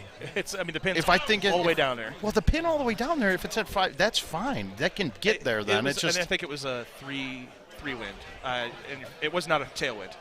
Okay. I don't remember. So yeah, he got it closer. Honestly, he got it a lot closer than I thought he was going to get it to that hill. Another probably, I'll say, 5 or 10 yards, and he would have been able to click down there. I want to say it was a 3 cross. Evan typically doesn't come to the Florida tournament. This is kind of their weekend apart. It's a good one. They like to. Hey, everybody needs their time. They do need their time, everybody. So I mean, Paige and I let loose a little bit here last year. I think we got in trouble. I think we got yelled at. I think we got stern talking to us. Who yelled at you? I know the owner. Owner had words with me. He pulled us aside privately. It was nothing bad. We were hilarious. It was one of those. Hey, by the way. Yeah. By the way, this is good enough. Paige and I fell off a bar stool together. Were you on the same bar stool? I don't know how it happened, but we were. It's fine. They let you back in, so. Oh yeah. Oh no. I've no. Guys, Couldn't have been that bad. I believe this is the 12th year here, if I'm not incorrect. Russ, is that correct? Steve said 12 earlier. Yeah. I mean, we've been at 3 of his different bars. Yeah, right. Yeah, we keep moving the same owner's bar. I mean, it's funny too because the last time I'd seen McCook was at a Florida tournament, and then he finally came back around now. Yep. So it was a good. So I think I've done this location twice and the old sidelines once. The old sidelines, which was the last time that I saw Chris Eversole.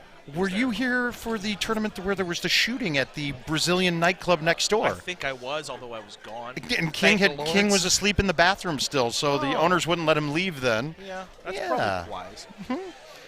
Yeah, it was good. We had a really, really sleazy hotel right next door. And you're not staying there anymore, so you learned your lesson. Yeah, it's good. Yeah, it's good. We're happy. All right, so I didn't see what the look was on 9. This is 9, I'm assuming, right? Yeah, they're on 9. It was not bad. Pins in the back. Okay, wind's blowing, cutting. 2 people hit 6 over the top of the thing. I'm not hitting the 6 over the top. One tried to. I'm gonna just baby a forward or something around the side. Just telling you what happened. Not what all you right. Do. No, I want the people that are watching. I've seen people in here checking out the stream, waiting for their rounds to start. There's definitely room for a couple different shots there. I just don't trust that 6-wood. I never do. I also don't trust the 6-wood. If you murder it, which you have to get the height, then you can carry the whole thing. Case in point, I did hit the 6-wood on say 10, and it went 287. It was all the way at the back. Oh, of the yeah, green. okay. 6 bite all the way to the back of the green. Makes okay. Kelly Ambrose is on mine with me, and I told him how to hit the shot with the 5-wood that I was telling you about. He hit it. The high 5-wood should hit the back hill and come down. He hit the back hill and it plugged. Yeah, but it plugged in the heavy rough, and then I was like, "Oh, you can putt that," and he's like, "Oh, I can putt it." No, he went to putt it, but he was on his he was on his wedge. No. So he had to chip and then chip again. Yeah, okay. Well, the second one always goes in. Not this time. Not always. Okay. No, not this time. He took a par. That's not too bad. And, did he remember that it was all your fault? Yeah, it was all my fault. Now, see on this. He's not going to get that, though, right? No, you can't. It's getting there. 8. So if we look, it's at 8. Yeah, the 8-wood's a little bit. It goes longer than. And I forgot about the goofy 5 wind. It's not. It's an 11. It's a 5. It is a 5.5. So, but on this hole, the thumb 6-wood actually is going to be money at that distance. And I've said it 100 times, guys. You want playing stouts. You want to thumb or have a no pullback approach every chance that you get. You're getting the max benefit out of a ball with half the wind. You're taking away that other variable. Haas said it well. You're getting rid of one of the variables, one of the 2 variables involved in the golf swing. Why wouldn't I want to do that? It's just simple. It's simple. And even if you're playing a wind-based ball, you still want to have approaches where you get rid of one variable. Sure, absolutely. We've been lining up the wind for shots for decades. For decades, absolutely. We've been laying up in the ridiculous spots on golf courses for a very long time trying to find that straight wind. Why does Shane's character look like Steve Sobel? I missed it. I have to look at it. No, see? What did I tell you? Looks just like Steve. You're right. Now I see you haven't seen Steve in a bikini yet. It is delicious. I'll have to take your word for it. See, I've been waiting to say choice phrases and words. As soon as I see the producers' headsets come off, that is when the words get better. Luckily, the lighting in here is pretty good, and these lights aren't blinding us because I still get a direct line of sight of Mr. Andy. The next purchase on Andy Kilman's list is going to be a piddle pack, so he doesn't have to ever leave his seat. Can monitor the mouth the whole time. But guys, I know typically we have Richard King doing the streaming for us. This weekend we got IT back in the office. These guys are killing it, everybody. Absolutely. The stream looks great. I've seen the quality on phones walking around, so we're doing well. Yep. I haven't seen any of you people whining either, so that means this is all going well. So congrats, guys. Keep up the good work. I mean, if only they had better commentators. That's all they're hoping for. They get what they pay for. They do get what they pay for. But I'm actually considering this as a payment because if I have to walk around these rooms, there is very little to no chance that I stay sober. If I walk around, I walk past a table and there's 4 shots. Oh, do a shot with us. Yeah, right. Him out with a shot. Yeah. I'm going to tell you, that was the beginning of the downfall in Wisconsin. I lost my first match. I was sitting there playing pull tabs. And between my first loss and my second match, probably got handed 15 car bombs. That's only like 20 minutes usually.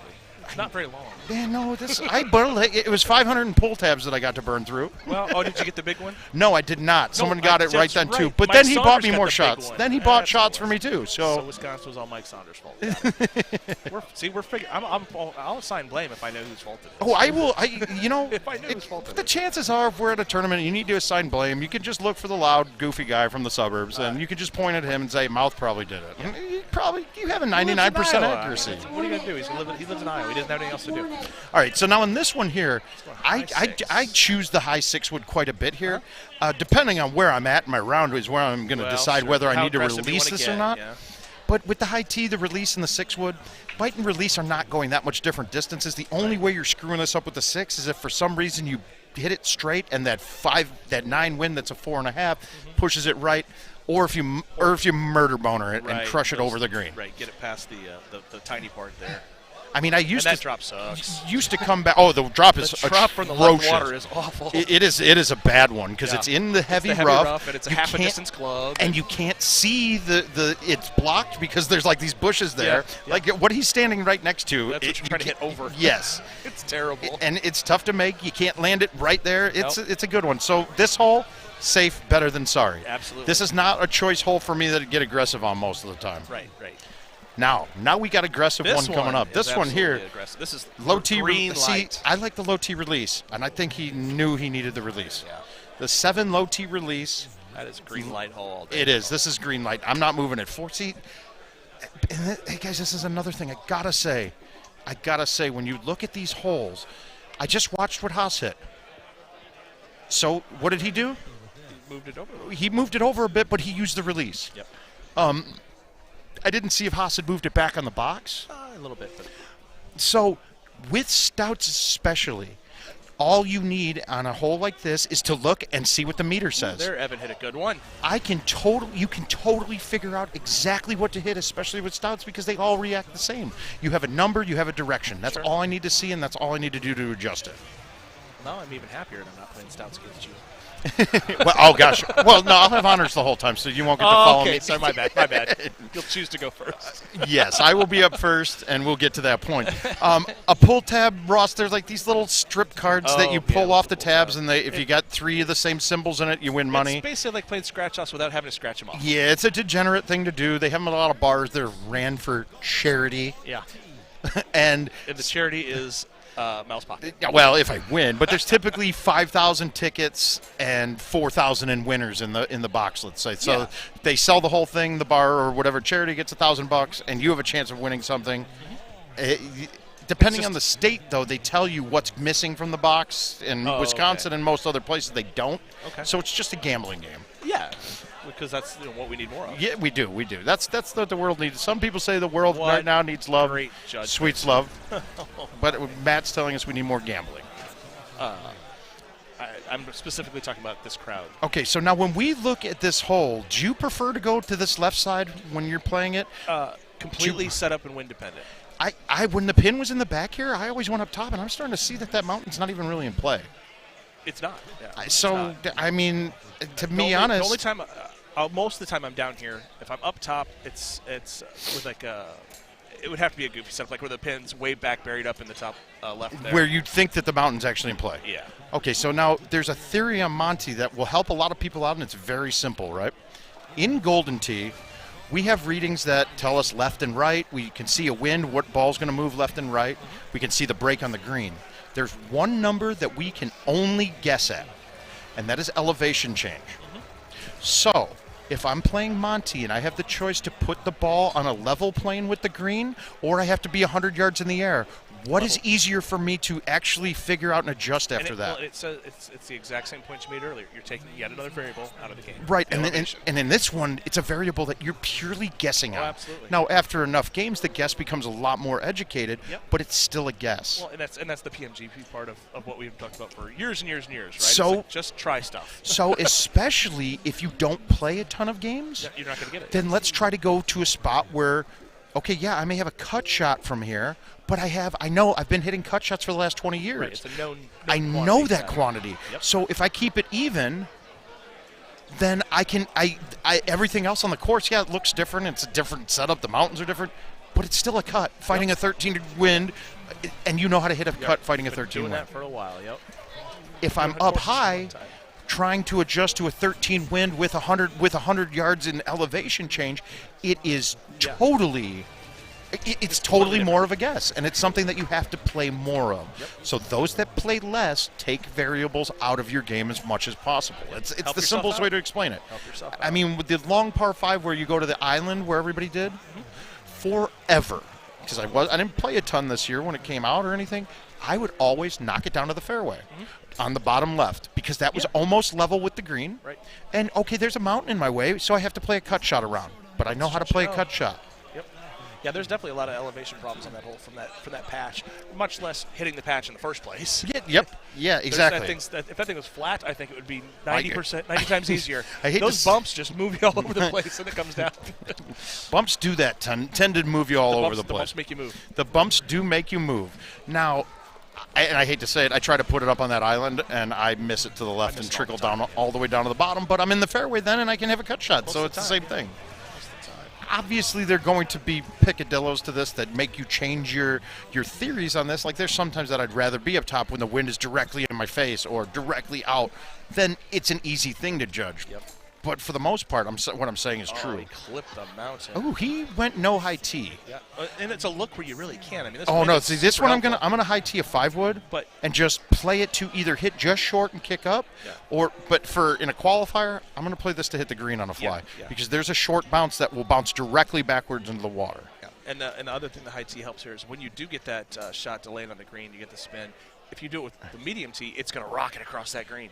This one kind of hits softly, comes Well, back yeah, because he had backspin on that 3-wood. Even if he hit the green on the fly with that 3-wood, he's got a left to 8 putt from 70 feet. Yeah, yeah. That's the at difficulty best. in this is trying to keep it close because, like you said, everything left of that green is going to push you back away from the green. What Shane did there, though, he almost went straight to play it off the curvature in the second rock, and that actually works well. Like, watch Settle this. down. No, That's watch good. There this. you go. Nice. That's what I'm talking Yep. about. Bank, wall, What a good kicks shot. it right up. That's a great What shot. a good shot that was. This hole was in the events mode this week, and I got so many games. I'm like, oh, I got to try to make this. And then you just realized. They're realizing that you are louder than me. Oh, come on. That's we're going to pretend like we're watching real golf, and we're going to be professional about this. Hello, friends. Okay, so we got Sugar Shane slightly off the green. He's got a short chip. He's hitting a 9-iron. He's probably going to release this. He's changed to the 7, folks. The caddy gave him some ideas. In between clubs. I Gotta like, commit. Okay, he's going with He's the gonna bite. cutty chip. Yeah, he's cutting the chip. Well, no, I think it's just the way he pulls back to get a straight pullback. Yeah, you're right. Nice done. That's well done. You guys, even though, yes, Nicely golf, done. we got a Nicely golf done. clap. That's a Nicely very well played shot. Now, Andy's looking like he's going to putt. Oh, no, he's actually realizing there is a lip there's here. definitely a lip there. I probably still would have putted it because my chipping on Wait, this would, I'll hold on miss a this sec. by a Oh, mile. that was stroke 3. Okay, he didn't. I thought he had gone wet. No, he just hit the mountain and gone off. So that's All right, that took a hard right turn. Well, that chip is when you're hitting right 9 chips from the fringe, you kind of have to C putt that so it doesn't do that. I mean, C chip it. But which is also why I said I would have putted that no matter what. Even though I know there's a lip, I can putt through the lip easier than I can try to make the right 9 on the chip. Yeah, and that comfort level, right? I'm sure he did that evaluation in his head as well. Yeah. Okay, yep. so this is a good setup for just about everybody. Doesn't matter what ball high you're playing. tee, 8.5 thumbs. That's pretty goddamn It's good. gonna just dropped on top of the hole. All right, yeah. so now we have So now when I go play, high tee thumb 8.5 from the front of the box. What I didn't even see what speed. 94. I didn't see what speed he hit. 94. You can thumb 194. Yep, I can thumb 94. So, but really, I'll probably do a little pullback and smoothie this because I want to make it. So I'll backspin high tee this, but we have all of the mat that we need. So we have everything here. So he went 97. This could have a chance of going in. The okay. rock. No. But see, what he didn't realize is that Shane has the 8.5. Cutting through the wind more, less elevation. Yep. And obviously, we This saw was the a distance 9.5. change. You think Andy thumbs this hard, or does he pull this back? I think he pulls it back. Oh, he's playing a 3-driver bag. All right, he's pulling it back. He wants about 110 out of this. Yep, it's got a chance of being in. He should have backspin it, though, I think, to make it. Well, yep. If you want to make it, okay, so there's a thumb. If you can thumb this ball with the 8.5 and a high tee and you can get it into the mid-90s or a little higher, that's absolutely perfect. Yep. Pull back, backspin 105 in that range, absolutely perfect. Chances of making these. So these stupid little things, like guys, the information is all there. Before, I remember playing with Chuck Wagon. I would watch his hands to see how hard he hit a ball, and he could trick you. Oh yeah, like, he would have a way he There's hit it players where that it can looked deke like he was hammering it, but he was whiffing the ball on purpose and making Fud hammer 110. Yep. But I gotta go. Mouth. Okay, I gotta go play, Matt's man. taking off to go play. I think we're going to switch out. Who's been sitting with you? Who was playing with you that you've been switching? That's been coming. Oh, so we'll have probably Gino. Gino will probably come right back in with me. Oh, maybe Luna. Luna and I do well together. I get him going sometimes. He's looking a little rough though today. I think we can talk about his roughness and how his look is rough. But so with now we have that trackball meter, guys, and I now start to understand. Forever Mark Stenmark wanted that off while he was playing matches. And I was like, dude, it doesn't really matter. And now that we're all playing stouts, we can look at it. I can literally, I can now physically dial in the math. So I can know that the shot that I'm about to hit, if I execute it with what I've seen with the math that I saw, if I can execute that, it is going in. The question of being able to do that and repeat what we're saying in our brain and in our mind, to do it and bring it to the physical form on the ball, it's still a work. But with these stouts, we can actually get to a point where the second person has a real big advantage of hitting a shot in the hole. And it's kind of fun. It's really interesting to do, and it's a whole different kind of game. And that's why honors changes back and forth, because if I get it on hole 1, like I'm going to be playing arrows on tropical. I will most likely have honors against anybody who's not, unless you're a good chusher. But even then, chushers still aren't 100%. Some people are very good at them, though.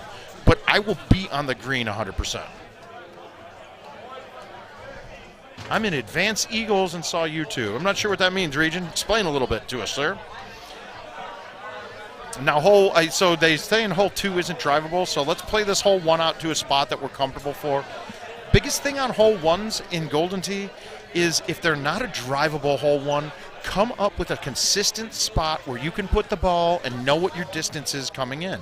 And that consistency will allow you to keep repeating the same shot and then dialing it in. Now, you're not going to be exact because winds and things are going to change, but really you just want to figure out what the distance is from a certain spot and then adjust based off of the setups that you have. Look at Matt. Oh, Matt ripping it at it, giving it a burner. Me personally, I prefer to choose to keep this ball back around the 90-yard range, because then I can either roll a G wedge or I can backspin a 9-iron. I want to have a thumb backspin 9-iron in most.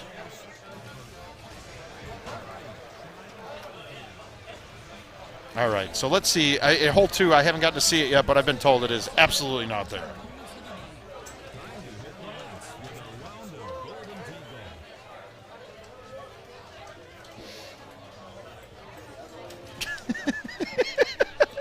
Oh, Tansy, are we gonna have another? Are we gonna have another one of the Seattle tournaments? I know we did the Biddy tournament online. Is Mike Arrington planning another one? Because it's definitely coming out. We had a blast that weekend. That was a hell of a good time, and I appreciate the hospitality that you shared.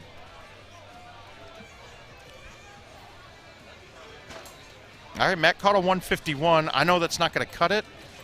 I've got to say, a 158 might get that on, but hitting a 158 C3 on this hole is pretty dang tough.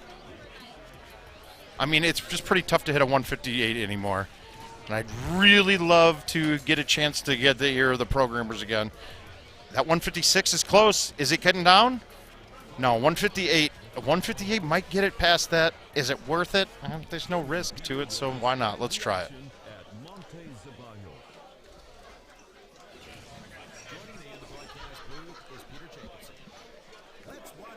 All right, so the bite 7, I like the shot coming in. Oh, wow, that thing snapped for an 83 mile per hour. I thought that thing would trickle down and release a little bit.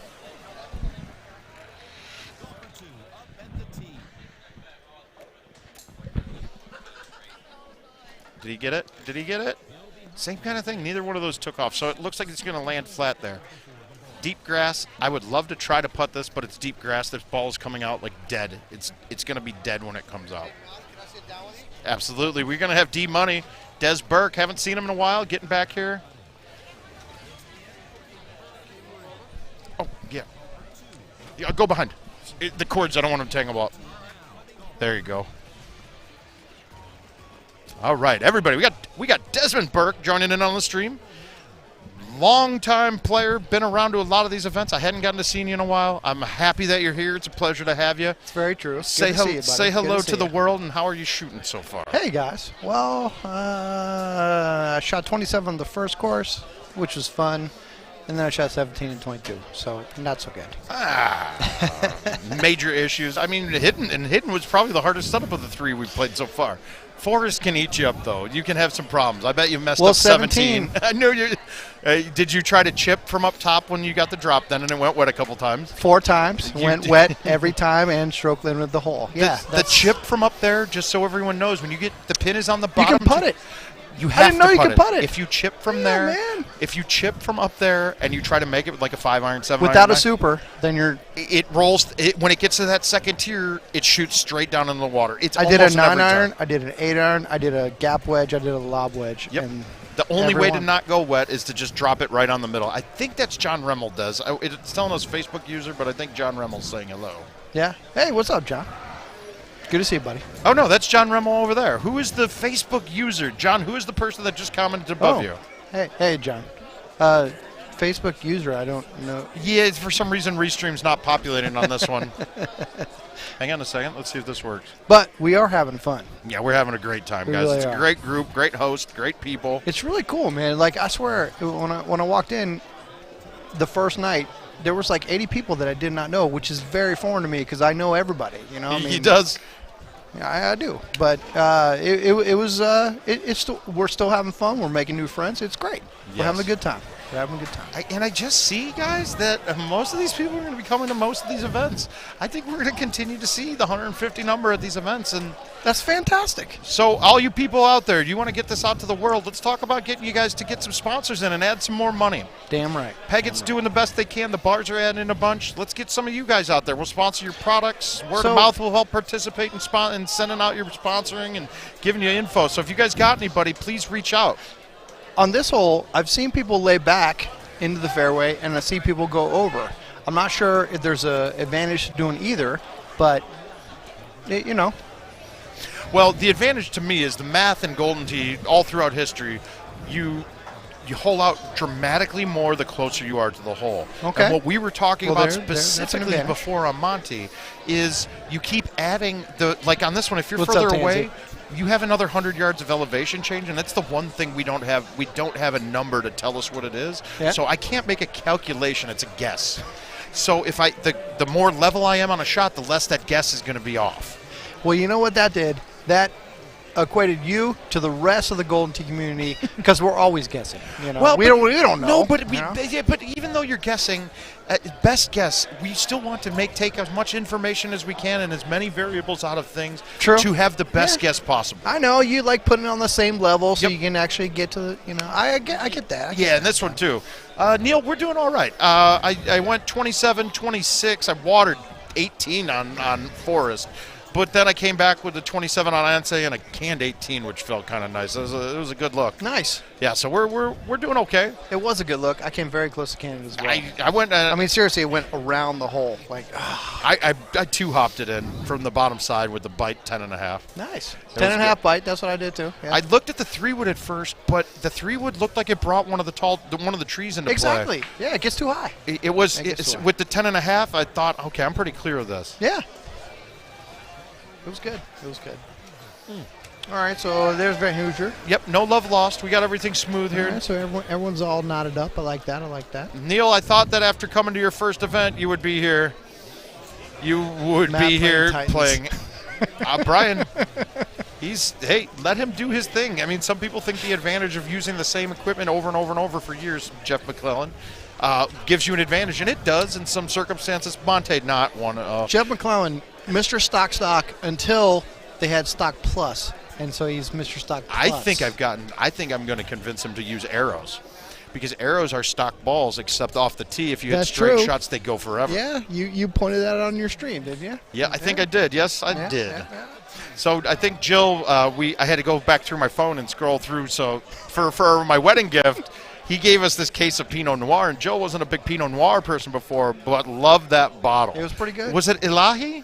Was the one? It was Belglos. Belglos. I don't know how to say it. Okay, but but basically, you're anything Wilmette Valley you're into on Pinot Noirs, right? Oh, yeah. That's Russian this guy. River, Russian River. Okay, Russian River. Russian River, Wilmette. Blake, we don't have that. We don't have a computer for it. We're out of computers to have that. We had to actually just steal a tablet to have the chat up for you right now. And we have it resting on a roll of duct tape. It's impressive. We love it. It's actually true. It's amazing. I mean, oh, my bad. It's a tape that these producers and camera guys use. Sorry, guys. Sorry, it's gaff tape, not duct tape. Yeah. Looks like duct tape, but it's not. It is gaff tape. He's right. Oh, wow. All right, $30 a roll. Holy cow.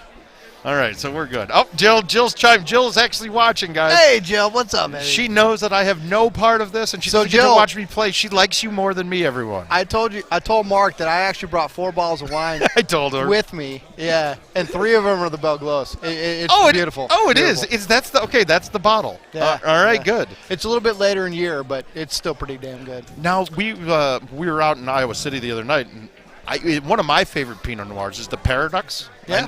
It's fantastic. I know it. It's fantastic. I know we were joking because it's Paradox. No, it's Paradieu. I think it's Paradieu. Yeah. But Paradieu. there's actually ducks on the label. So is it Paradox? I couldn't think of it. You call it whatever you want if you can afford to buy it. What did Ron Gronkowski do? What did Rob do? Set a new world record today. I have no idea. Caught a football drop from 600 feet. That's great. Awesome. Will Lammett. Okay. Now That's that I know right. that. It's true. It is Will Lammett. Ah, well. That's correct. I just try to sound classy, and then there's jerks on the stream that call me out. Everybody's like, ooh, mouth knows wine, and he can't even say Wilmette right. All right, let's get back to the Golden Tee, guys. Yeah, There's been nothing interesting going on. These guys are playing smooth, clean rounds. It's pretty good so far. Very true. Very true. We haven't really had much challenge. Matt going to Crazy Land. He's going to Crazy Town with these shots. I don't know if this is on purpose. Where is he? Wait, this is shot 3. I don't really know this. He's not playing stouts, No, but he remember, must have so- gotten wet, though, because that was the 3rd shot. I totally did not see what happened. Huh. Well, I apologize, guys. We got talking wine. I do think sometimes we need to not talk Golden Tee, but let's talk Golden Tee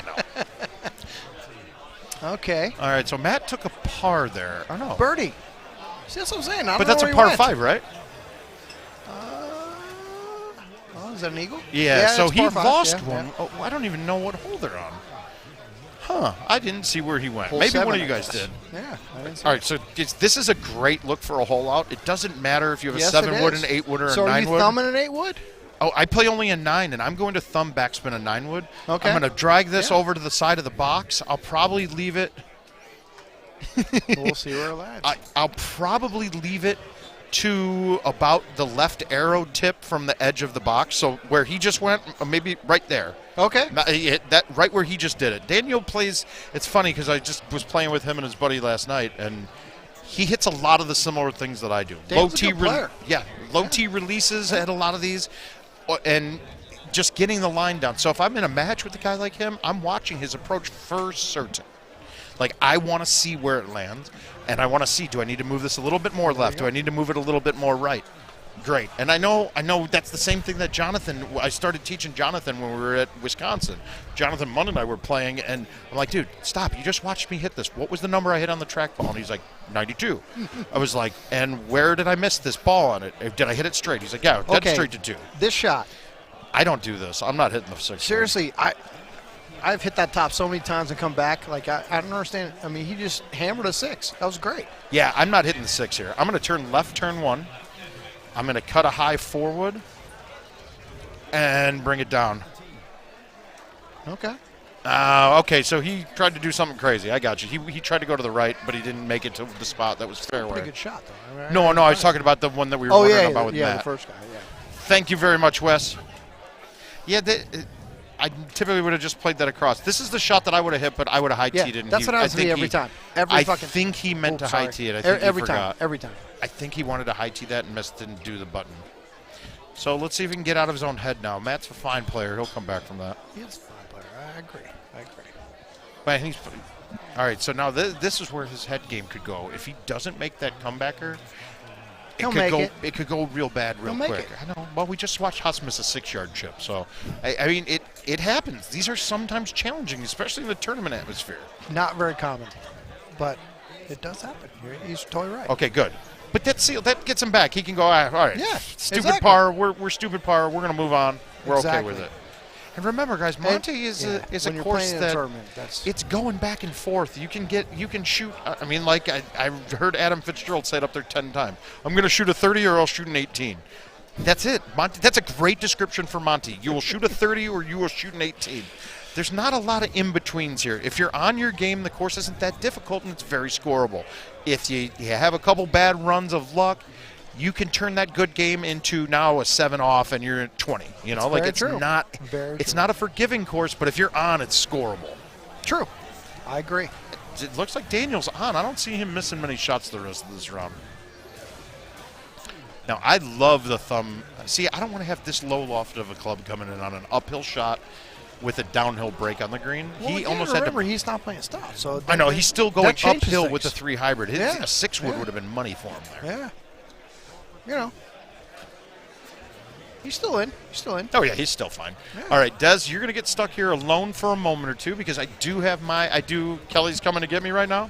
I'm up on the front, so I'm going to go knock Monte out. Oh, good Lord. I don't know that I can handle it. I think you can handle but- this by himself for a little bit. I'm sure somebody would want to chime in with you here. I'm trying to look. Maybe Gino is, but he's on this machine when they're done. Yeah. I'll see if I can tell somebody to come on over. But in the meantime, I'll cut off this mic and I will head back to my games, guys. Wish me luck, and we'll see you guys in a few. Okay, guys. So this is Desmond, D-Money, all by myself. So watching the Golden Tee, and he went down the circle on the right. So next shot couldn't make it to the green. Okay. Well, Wes Jones, I'm not sure what we're talking about there, but so it looks like I got to go play. So I will talk to you guys later. Have fun.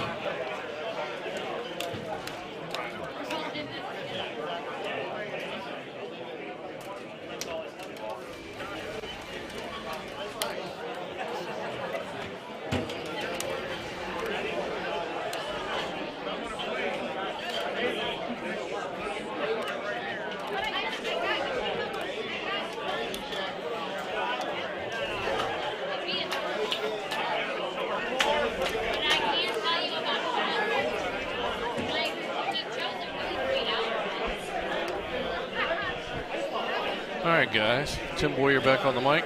I'm trying to see if I can find somebody to get over here and double up with me.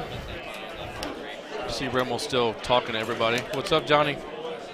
Just shot the best round I've ever shot on Zabalos. Monte just shot 25. Should have been 27. Missed 2 putts. But it's not set up too bad. I'm actually very happy with myself. What we got going on with Matt here? Stay pretty. Great shots. Chris is 16.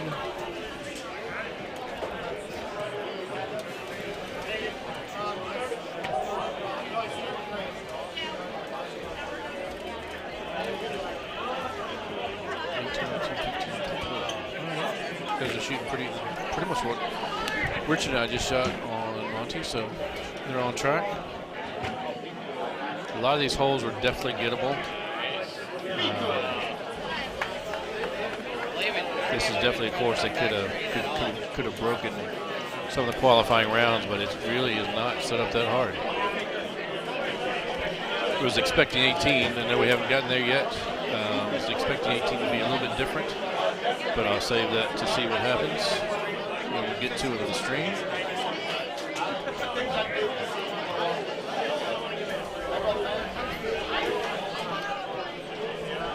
Again, as I said it before, if you guys aren't down here, if you guys are watching the stream and you're not down here, you're missing a great time, a great fellowship. It's like a family reunion. Jackie, where I was talking about her earlier, we talked about it. This is almost better than a family reunion, getting to see all these guys that we haven't seen in over a year.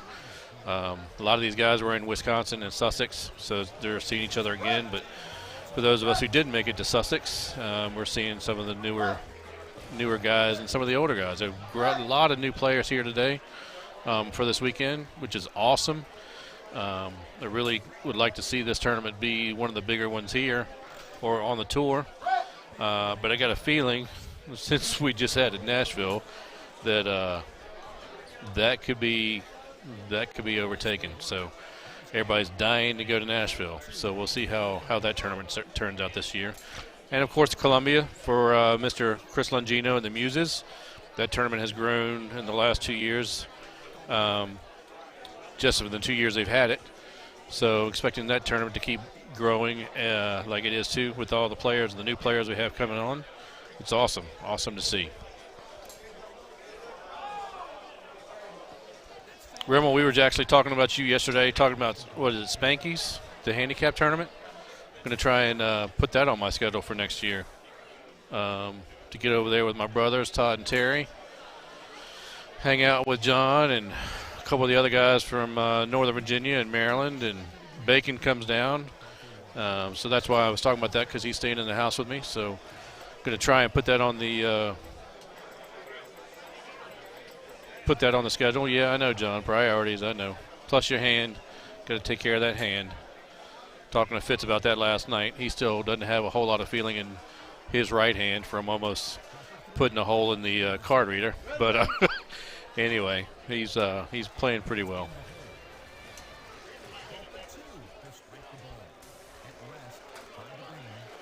Good putt there from Matt. Good save. Good save from Chris.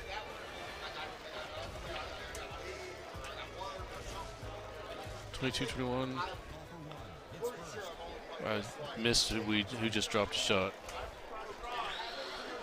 I was talking to my partner earlier, the guy Richard Wagner, who I've been qualifying with. This hole actually doesn't scare me as much as was it 6 or 7 or 8? The first one that you have to turn left. This one's a whole lot easier, I think, for me, depending on what the wind's doing, obviously. Yeah, we both of us stuck this pretty close to the hole and made our eagles and got out of there. And so far, Chris right there. Let's see what Matty does with his Titans.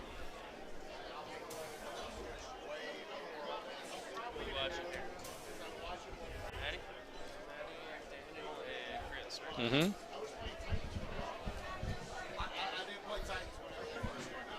And Matt with a great shot with the Titan, bringing it right in there. Would you putt this, Tim? I did putt this. I think it's a putt. But I didn't miss it like that. But yeah, I did. I wasn't quite back as far as he was. I was just right on the fringe. I think it's the right play, though, right? Yeah. You putt that every day of the week. Yeah. He just happened to slide it off to the right. So have you already played Monte then? I did. I was just telling everybody who's watching, I just shot the best I've shot on this. 20 25. Attaboy. Missed 2 shots. Should have shot 27. Excuse me, but for me, I'll take that all day long. I'll take the 25 and run. Yeah, I agree. I mean, I think most Stouts guys are going to do exactly what we just saw there. It's going to be like a thummy 6-wood. Yep. But if you're playing a ball that takes the wind, you have to play probably a 5 and thumb it. It's probably a 1 club difference. I thumbed the 6 with bite and put it literally right by the hole. Yep. So, honestly, 18 on this course was surprising. We're going to get right? there. I haven't given it away. I did say it was surprising. We're going to get there, but it's going to be something I think that most players in the tournament are going to be happy about seeing the setup. We'll put it like that. I was shocked. Yeah. Let's put it that way. For being the 4th course in the round, I was shocked the way that it's set up. I mean, it's a random algorithm. Yeah. You know, so I mean, you get some tough looks, you get some easy looks, and I think. So how? All right, I'm catching up as Mike Johnson, by the way, everybody. So Daniel looks like he is just 1 off par. Who's RAWR? That's Matt, isn't it? Is that Van Hoosier? No, right now? it's Chris. Right, so he's one. Chris is actually he's playing, one better. round. He's one better right now. So it's a 29 setup because 2 wasn't there and 6 wasn't there. High 5. This exactly is what I just hit. Sucker pin. All right, that's good safe shot. Hit it just a little bit too hard. That's exactly what I hit, was a high 5. Left it a little high. It's definitely a sucker pin. It's going to definitely play a little bit different for Matt, so let's see what he's got right here. Go. So he's playing Titan, so he's probably okay with that. I mean, he was not trying to leave it 70 feet from the pin, but he's on the green. He's not wet. You know, no worse than birdie. Gives himself a putt at it. You can live with that. Absolutely. Yeah. This is not the hole where not the hole where you're gonna, unless you're playing a match play situation, you're tied or something. You're really not gonna go for this. It's a complete sucker pin with that win. All right, 79 feet, not quite far enough to turbo. Matt's gonna be mad at that putt. He left it outside. Yep. Sure, he wanted to be a little bit closer than that. Oh. A little bit on the low All side. Right. Come on, Chris. Let me see. There we go. Oh. Okay. Well, that looked All like it was right. in the hole, and we both announced it wrong. So fantastic. I was happy with. So that puts Chris back at even, doesn't it? I got a question for you, Tim. Yeah. So on Onsa 18, I did something I'd never done before, and I don't plan on doing again. You didn't stroke out, did you? Did you? Would you put release on that shot? I don't think that's the play. On 18 on Onsi. I put release on that shot, thinking I had bite, and went from what I thought was a hole-in-one to a par. So, is what it is. Good shot there. So this is you're gonna see the difference in balls here. So this is Van Hoosier. He's playing Titan, so he's gonna probably have to high tee an 8.5. That's what I did, and hit it. Actually, thumbed it. He's 90. gonna have to high tee this probably 120 with. I like release honestly. And I don't like. He might hit a little harder though, so we'll see. And he 135. Yeah, Yeah, he's good. Okay. That should be fine. Look how far this comes back. It's unbelievable. Good job. And he's fine. Good job. Yeah, I hit the high 8, thumbed it 91. I think it was 91. Is right in the middle of the green. Right.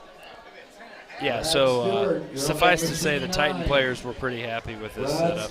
I'm playing with Clint Grover, who shot a 30 on this. I was going to say, now that we're on 18, this 11 was what I was talking about. Yeah. Not too bad of a win. For sure. Could have easily been a 15 across, which would have been Which one do you dislike more, left to right or right to left? I definitely prefer right to left because you can just one-click it for me. And I can just let the wind. The left to right wind on that hole is just death. The green on 18, right. On Monte. The hole we were just watching there. Left to right wind to me is just death. Yeah, I would have to agree. Yeah. I would have to agree. So you got, it's just not great. It's not fun. So Chris, nice 29 there. Could have shot an easy. Had the 30 in his pocket. All right, so 29, not bad. That's a clean round. So he had a one better, and he jumped back up one shot. Yep, and after Onse, after shooting 24 on Onse, he jumped back. I think it was 24 or 25. So he jumped back. Very nice. On Monty, which is great. Have you played Tropical yet or no? I think about 9 holes away from playing in Tropical. We're in kind of a similar situation here. So if you're just joining us, Baja is the course that was it was a random spin. It really was. I know people don't believe that, but it was a random spin. I saw it happen. That was the course that was left out of the 5-course rotation. So, it is what it is. This is going to be and we weren't shocked. No, but let's be honest. I saw Matt Van Hoosier do it. Yeah, so otherwise I would have called BS. We were talking. I was talking with Lee and LaShava a couple weeks ago, and we pretty much put bets on the fact that it would be Baja because Baja. I would have thought they would have wanted Baja, honestly, because the fact you don't want to run people away from the tournament. So Baja, I think we can all agree on is the easiest course by far, right? So the thought process being you want people to get their first round out of the way, shoot a 26, 27, 20. Get comfortable with the machine. Maybe a 25 is a good score for them. Yeah. You're not scaring them out right out of the way. But Baja was not in play, so we had to start on Hidden, and Hidden had some weird, quirky looks. So we got Jason Vidari, Ryan McCook, and I'm not sure who Mr. Hall's first name is. Can somebody help me out with that?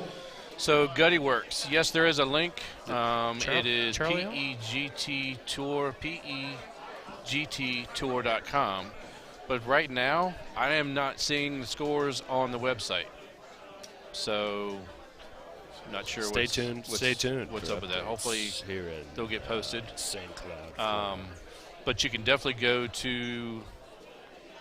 Well, you can't unless you're in the match. You actually can't go to the website either. Yeah, honestly, app either, can you? I honestly think through. I mean, we've got people that are still playing the third course, so it's hard to tell where the cut line's going to be through 4, just because there's the amount of people here, and I can't thank Sidelines Bar and Grill enough, and I can't thank IT and PGT for putting this on. Absolutely. There's so many people here, and they've done a great job making it seamless. But so you'll see scores update more. I'm not sure. I can't speak for the website, but I'm guessing that it's going to be Nice, John. I play Warzone with him. That's why he's saying that. It's like, Fair enough. I'm only waiting for Tropical so then he can go kill some people. I think it's going to be in the high 120s, low 130s would be my guess for the Did you guess the main did 32. Did you guess with Todd? Yeah, my guess was 129 with 85,000. That was my guess. You suck.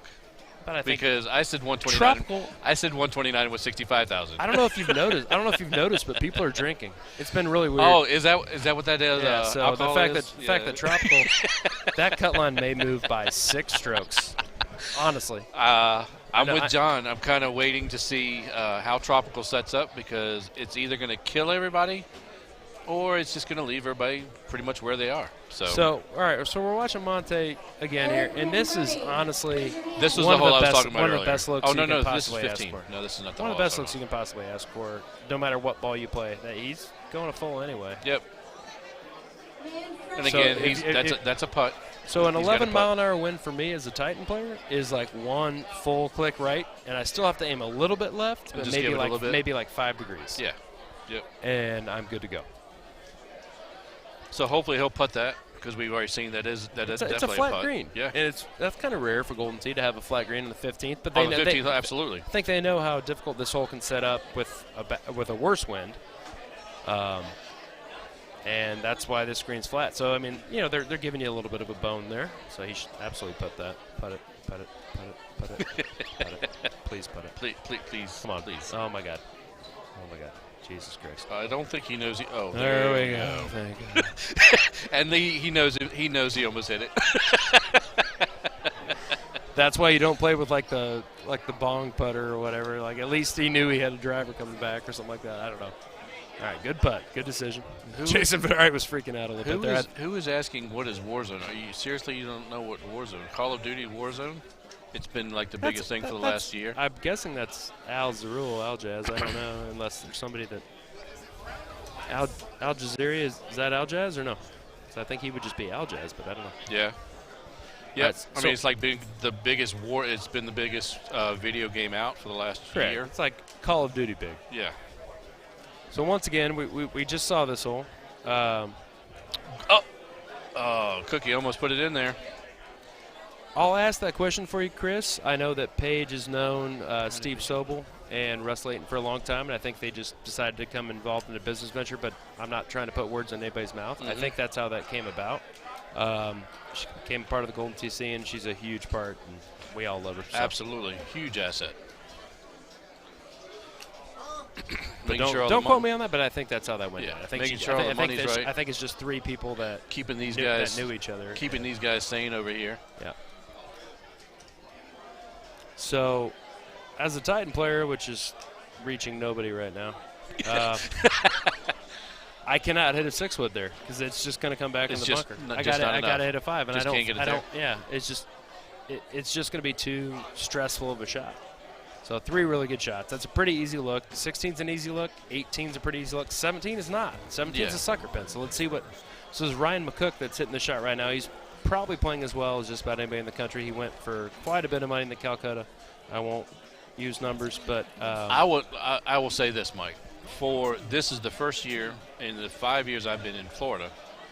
This is definitely by far the highest number I've ever seen. Oh, absolutely. Money-wise. For as many players as we have. And the Wisconsin tournament was fantastic as well. I mean, it's a really cool community to be a part of. So, I think we're all happy to be here. But at the same time, I was talking about all the newer players and trying to get them in. And at this point, we're non-judgmental. At this point, if you want to have a vaccine, you have a vaccine, right? So, if you get a chance to come out to Nashville, which just got moved from Evansville. Or St. Louis. I think St. Louis is the next one in June, right? And then we got Nashville, and then we've got what's up? Paige was a vendor, and then decided to start a tour with Steve and Russ. Exactly. Exactly. So they've known each other for a long time. So that's how that went about. So once again, this is a sucker pin, but come out and. What did you hit on this? Come out and, if you've never been to a tournament, come out and do it. It's so much fun. You remember what you hit on the shot? He's not gonna be happy with that. No. With the stouts, I hit a medium 5 with Titans, and I just wanted to give myself a 25 to 30 foot putt. I know it's going to be a left 7, left 8, something like that, but I was trying to go middle of the green-ish, landed around the pin, and then I think I had bite on it, but I wasn't going to bring that rock into play. He didn't need to be that aggressive on that shot. Yeah, the rock should not have been in play on just that. a nice, smooth high five for so us, it's a, left 8. Us other ball players, others. Oh, my goodness. What just happened there? That was a left 8 that putted like a left 10, so I don't know. And there's another one, so we're going to blame the trackball, I'm guessing. I know that's what I would do. But I mean, so what you're seeing here in the standings, it's not going to be a normal 50-man tournament, right? So you're seeing guys in the 70s and stuff like that. There's 140 people playing same lot condition cards, playing the exact same courses. So when you see somebody in like 75th or something like that, that's because it's out of a group of 150. Correct. So I think feel like it's kind of important to maybe note. Mm-hmm. Good shot. Once again, I mean, no matter which ball you play, everybody loved the fact that this wasn't a terrible look. Yeah, I still can't get over the fact that we didn't have a crosswind. So. Thank you, X-Sky. So, yeah, I mean, Ryan McCook, excuse me, is a just too much spin. Oh, he actually didn't have spin. He's mad because he didn't IT it. That's why I put release on 18 on onside, just so I had something to bitch about when I was on the stream. So, appreciate that, Tim. Yeah, so Ryan McCook is an excellent player. He went for a fair value here. That's just a little side action. Not to also mention, he's a great golfer, by the way. I'm not going to give him credit for that because I've never seen him play. I'm sorry. But, I mean, if you can talk to his golf, I can definitely talk to his golf game. I don't want to inflate the ego. He played really well yesterday, and then he told me this morning he shot a 73 this morning. That ain't bad. So it was a par 3 course, and he was playing the red. That's right. We'll go with that. No, I mean, that's the thing. I mean, this game brings together so many people who just like actual golf. Like, I mean, you guys are actually listening to us talk, which is amazing. So, so he made his double eagle. That's 28. That's not going to hurt him. Maybe a 29.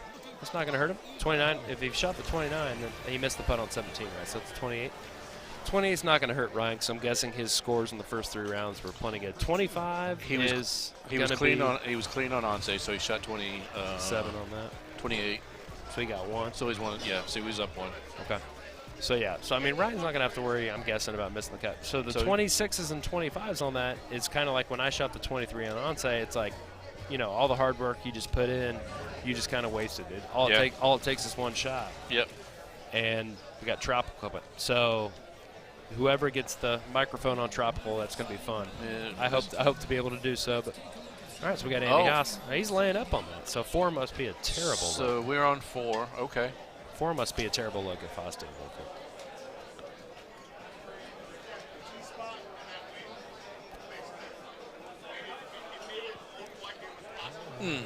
Yes, Richard, we're aware that there's a marriage involved with Paige and Evan, but wasn't she involved?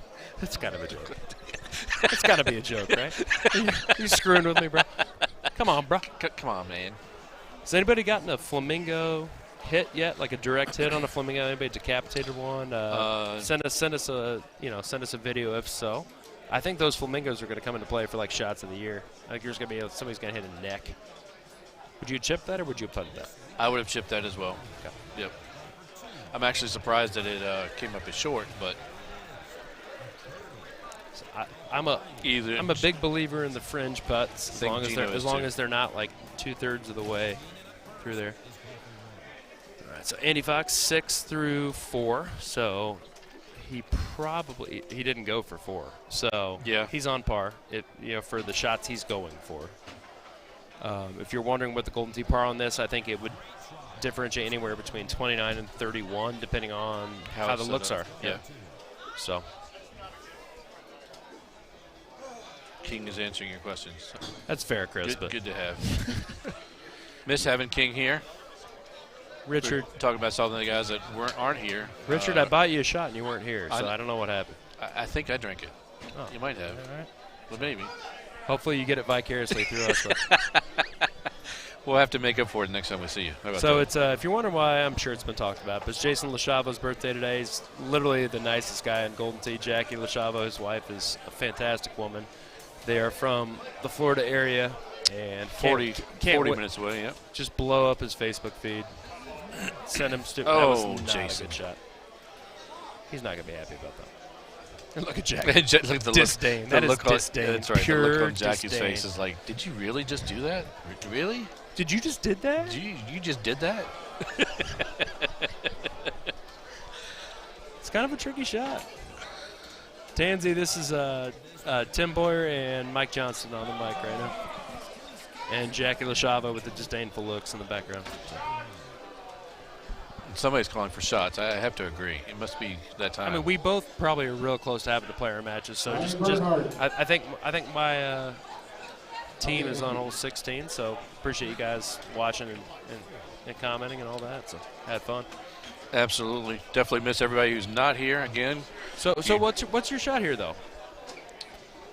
With stouts, do you thumb that? It was pretty close. I'd have done exactly what Jason does because Jason and I play the same balls. You got super spin on your wedges? I do not, but he was explaining to me that some of the shots with the new super wedges or the super spinners actually help him. So I may be looking at those. Fair enough. So and that's when you're looking at an end of the wind shot, you're already getting some love back, even if you're using stouts. You know, it only takes out about half the wind. So if you put a bite super spin is going to react like a normal ball backspin would be a lot of times. Right. So Jason went for that chip on that last hole, trying to make that. And it was the prudent shot, just didn't do Which it. machine is still playing onside? Steve Sobel's Up not there? happy right Thank now. If you come to a tournament, just make your own putts, right, guys? Make your own putts. Yeah, that seems to be. That's really never been an issue until today. I've never heard him have to announce it. No, usually, and I know it happened once on my machine, and he missed one of the putts for the group in front of us. I'm fairly confident in putting, so me and Richard are okay. Yeah, I mean, one of these years I want to qualify with Silva and for him to miss my putt, so I can report it to him that Steve, you missed my putt. You missed my putt. Exactly. But I guess their limit is Joe Ferguson on 27. Yeah, that's more than 2. I don't know what the limit is on missed putts. So for the record, I'm gonna have to defer to people that have been around the game a lot longer than I have. But Steve Sobey was a multiple-time world champ, and Steve Sobel, they are different people. they are different people. They're just one letter apart.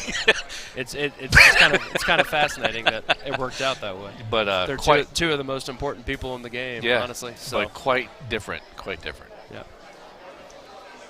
You keep the noise down, John. That's right. Keep the noise down. He actually didn't say that today, John. It was just about missing putts. He's not happy. Apparently there's been a lot of missed putts. I mean, the Calcutta only went on for 4.5 hours, and we didn't have to say keep the noise down once. We finally got to the letter B, and it was great. Yeah, it was amazing. All right, so this is where you're going to see on this course. So we got a 9-under, a 6-under, and a 4-under, and these are 3 good players. Absolutely. So this is why the cut line could move as much as 3 or 4 strokes on this course. That's a good shot by Andy. This is going to be volatile. It's going to be nasty. It's not going to be, honestly, fun for the people that are playing. You're just trying to survive this course. But also, when you get a good look, you still have to be aggressive and go for it. Like it's hard to talk yourself into it sometimes, but you have to be. Exactly, Mike. This course plays for some people like Forest Knoll plays for me. I want to get on that course and get off of it because I'm not a fan. This one here, I'm really okay with it. If I have to birdie every hole just to get through it, I'll birdie every hole. There's a lot of greens like this where you're going to have a lot of long, straight, or right ones and left ones. So if you can make those, good putt by Jason because nice. He will tell everyone he hates a right one or a left one putt. I don't like right ones or right twos. He hates them. I hate them equally. Jay, I believe there were 2 blind bids. There's about, I don't know the final number of signups. Are you aware of that? 156. 156. So we tied the record. There were two blind bids. They were Paul Luna and Andy Fox, and they both went for $2,000, I believe. Correct. And then Andy Haas was the biggest amount. Also went for $2,000 as a non-blind bid. Brian McCook went for $1,800. There's several people that went for $1,000 or more. So, yeah, it was a very the biggest Calcutta we've had in Florida for yet. Let's put it that way. All right. I don't know if it surpassed Wisconsin, but it had to be awfully close if it wasn't the same. I think Wisconsin still has a number on us, so we'll see how the rest of the year falls out. But all right, I got to go play my match. So Mikey, good luck, guys. I got to cheat a little bit and watch a few of these holes. So. You get to see some of it. Hey, hit them straight. Tim, good talking with you. You guys have fun out there. I'll try to be back here in a little bit. Hit them good, buddy.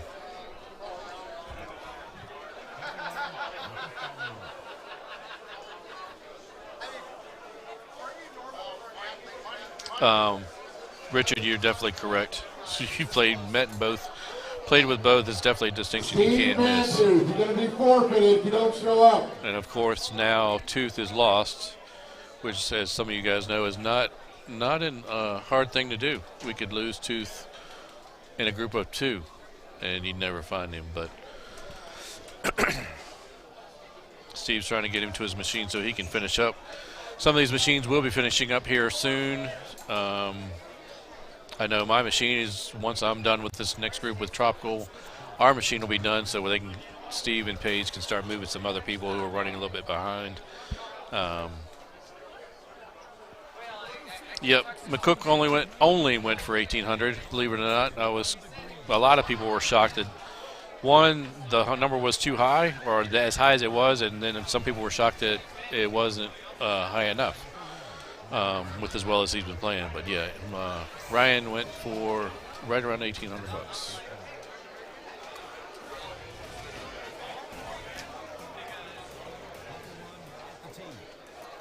Ryan Larson, where are you? Did you call Matthew?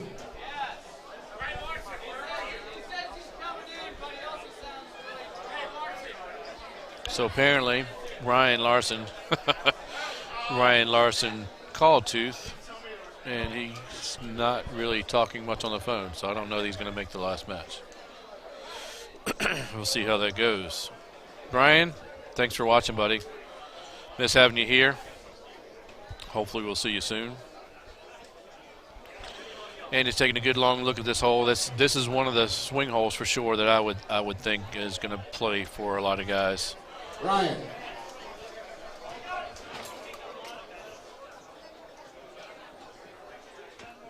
And he's safely on. Very nice.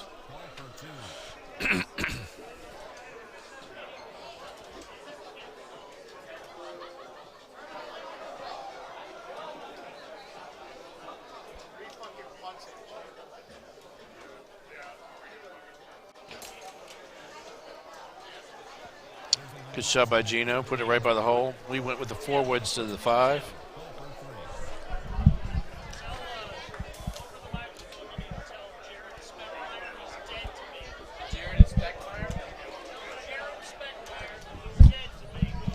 So I've been giving a message from Mr. Russ Layton that Jared Speckmeyer is dead to him. You are dead to Russ, Jared Speckmeyer. But Paige said she still loves you, whatever that means. Man, Tooth, that's my boy, and he does get fed up. Fed up? Come on, Richard, you know better. It's not fed up. It's a little filled with liquid and can't function. But you wouldn't know anything about that either, would you, there, Mr. King?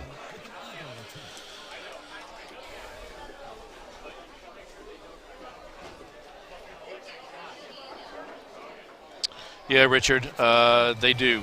And they're good about doing it here, I know for sure, in Florida. Once the machines open up, they start moving groups so that we can get done and get finished, so that they can get out of here, because Sunday's obviously a long day. So they can get everybody done qualifying, and then we can go eat dinner or whatever, stay and play or whatever you want to do. So not a bad look for 11, 10. And he's taking it right there by the pin. And my group's on 18, so I'm going to be finishing up here in just a second. As soon as I can actually see them, so as soon as they're done, I'll be hopping off. Yeah, Richard, I hear you. Nope, you wouldn't know anything about that, would you? So again, so far I've liked the looks. I missed how 2 set up. So I'll see that personally here in a minute. Gino just missing the hole in one.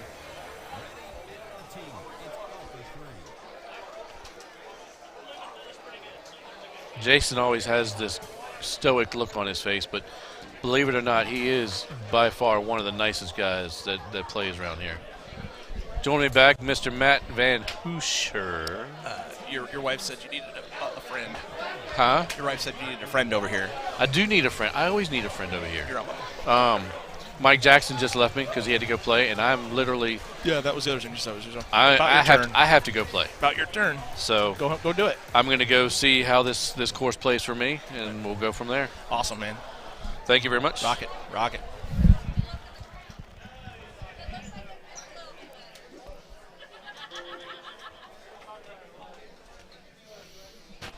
All right. Let's see if we can get caught up on what's going on here. Got the Fox, Longino, got to get there. Attaboy. Fox, Longino, Jason Loschiavo. Gino, well, rough front 9 for Gino. Guessing that was 11 on the front. Equal 10, probably. Looking at the full 5. You can do this. What? Don't yell at me. Full 5. Yep. Pretty much like that. That's a really good shot. That is a really good shot. Let's see what Jason's got in him. Let's see, no additions to the crown. Doesn't look like it. As you can see, the crown is at least 4 sizes too small for Jason's head. But kudos to him for keeping it alive this long. That's just fine. Also a tough front. I wish I would have seen this front now. Looks like it's kind of getting into some guys. Not a bad chip there, just left it low side. Andy Fox had no trouble with the front nine, though. He's on par, it looks like. Assuming he did not get one.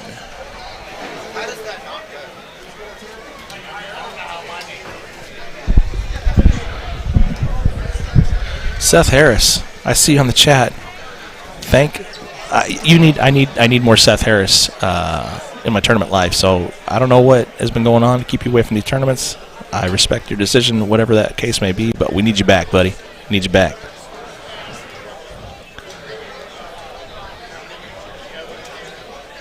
And Golden Tee TV. I'm not sure who Jordan Vandersloot is, but I can see where his name is similar-ish to mine. So why wouldn't you reference that?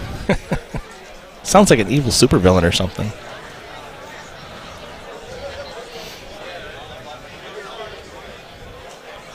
For some reason, whenever I play this hole, right here it's down 6. Last night, a couple times I played it, it said down 2. Different tee box, I'm sure, but I can't figure the math on how that's going to change that much.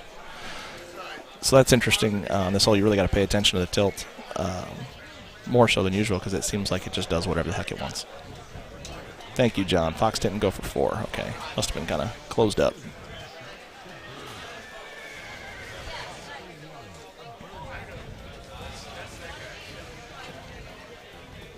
And why would you? Because it seems like the times I've come back and here you go close down all the way. The times I've come back here and been able to commentate for Andy's matches, it seems like he's just kind of cruising along and steady Eddie through the whole way. So that is exactly the way to make a cut. Steady Eddie approach.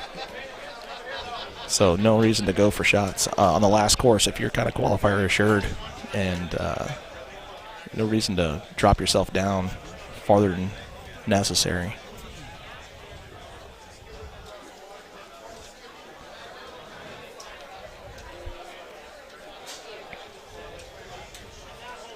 Scotty J, what up?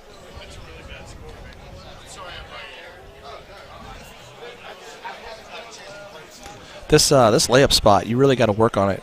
The turning it around, it seems like the ball really wants to go to that right water off that fairway if you're not real careful about it. And if you get too close, it's really easy to put yourself in between clubs, because obviously if you're laying up, you kind of got that closed off look. A lot of times the wind is messing with you, and so it's really kind of a trick to get the right spot on this fairway. But it looks like a lot of these guys, Andy's got himself a really good club. Probably not his first time hitting that layup. It looks like Jason's probably got a good 9-iron in there too. So for all the guys in the qualifier right now who have struggled a bit on the first 4 maybe and are thinking they need a miracle on Tropical. Seeing these holes close down, 4 and now 13 and 11, it certainly wasn't a piece of cake. That's not what they want to see. They need to see holes that are difficult but gettable, which I guess to some extent 11 was. I didn't see 4. But yeah, they need a chance for everybody in front of them to mess up and a chance for them to do well. Here comes Mouth. Here comes Mouth like a swan song on my solo action, which is good. I'm not going to lie to you guys. Commentating solo is rough. It's rough. Yeah, you did. All right, sorry. You did. Guys, don't mean to come in. I don't mean to come in all hot like that, but that's what she said. I don't really have another way of doing it. I don't have a stealth view. All right. That was your stealth view. All right, so over here. You're like Stealth Belushi.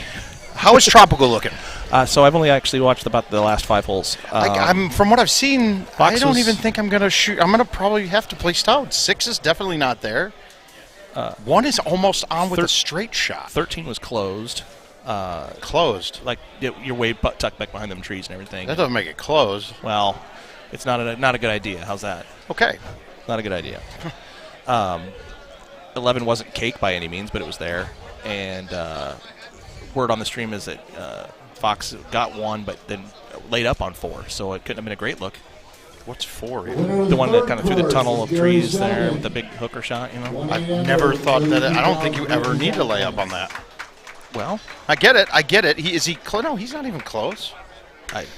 All right, so Scotty J, we've got Matt Van Hoosier, Mark the Mouth. We're talking together. We're doing this. He'll be leaving here shortly when this round ends. That goes to him, and I'll talk about his round, and we can continue laughing at him in the background. Yeah, go ahead, because it's been an awful day. It's really been an awful day. There's no ifs, ands, or buts about that. Well, I'm glad he's in good spirits about it. I'm not laughing at him on purpose. It was a joke, but... No, you're laughing with me. I'm laughing at it, too. All right, good. Good. That's what we'd like to hear. It's not been great. You know what? It's a bad day playing Golden Tee at a tournament. It's still better than most days. Still a darn good day. It is. And that's what we all need to realize. It doesn't matter how you play as long as you come and have a good time. And I've got a good group. I got 2 guys. It was interesting. I got drawn with Daniel Kalazewski and Chris Juszczyk. Are people going to lay up on this? I wouldn't think so, but this is about the worst I've seen it. Yeah, that's terrible. That's not great. But okay, so this is also me having. I'm going to be playing. If I play arrows, did you decide yet? If I play arrows on this, the high 6 wood is fine coming in. Because it's stock. Yeah, because it's gonna. I can hit a high 6. You guys try to hit a high 6 into a 7, you're over the screen. But I'm not hitting into a 7. I'm hitting into a 14. It's gonna be great. Oh, you're playing Titans, right? It's gonna be great. But you're right. That 7's not gonna hold up enough. Yeah. No, 7 won't hold it up. So that 6 will carry forever. Even the fact that the 6 is janky. I'm just curious if he's gonna hit a full to the outside or is he gonna cut it to go inside. This is a rough look at Tropical scoring wise. It is. I mean, for par, do we count this as Golden Tee par? This is tough. Absolutely. You can get that. Okay, good. Absolutely. Fox is thinking about it a long time. Well, I think he's trying to make sure that he's got the shot in his head. All right, so he's going around the outside. Oh, no, he cut it inside. Is he going? No, he's going around him. And just one hop's all he needs. There you go. So he didn't even high tee that. Wow. Well, I guess you could do it with the 8 if you're full in it. I don't know, man. He played it around. I'm not playing it around it. I'm going to plan to hit that one tree. I'm going to plan to hit the one tree on the outside, and if I do, I'm going to say, that's what I was aiming for. I'm amazing. And if I miss it, I'd be like, see, I planned to aim at it because it's really hard to do. See what I just did that I told you I was going to do? Yep. It's key. That's how you have to do it. You got to call the shot. High 6 thumb right. 8 wood. Yep, high. I like that. Yeah, that's I like that. That's the Bravo, ball. Gino. That's the one you want. That's championship caliber play. That's the one you want. Let's see if the guy in the crowd in the Mardi Gras beads can shoot something here. GT for Z-Man. Who's GT for Z-Man? I'm a fan of his already. Yeah, Richard, I'm sure you did. You should be downstairs working on word of mouth right now. In fact, buy a plane ticket, meet me back in Iowa, and we'll set up the I'll buy the plane ticket. It's on me. Yes, don't threaten him with a good time. No, he'll just come. Honestly, he comes if he comes to the Miles house. He's going to sleep for 2 of the days he's there. We're going to eat a lot of steak, a lot of red meat. Yep. And we're going to sit there and watch him rig up cameras. When you say sleep, is this where you do your stream and he's sleeping upstairs while Jill's up there? Exactly. It's that. Yes. Apparently, Jill and him had some great conversations. She knows more about Richard King than most of us now. Well, all right then. Yes, it's good. Whoa. A little shaky camera there. It's a little bit shaky. It's getting the blue in Fox's shirt is actually making his eyes pop. I think what's actually happening, one of the pool table. Oh, Zeski.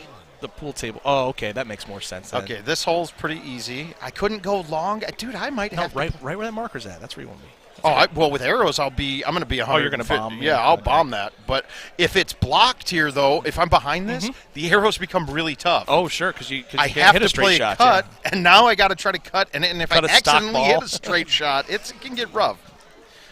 Yeah, Richard, do that. Since you didn't get to come here, you could come to Iowa. I know it's a miserable place, but we'll have a good time. Hi, Jill. Of course. There's Jill. There's her.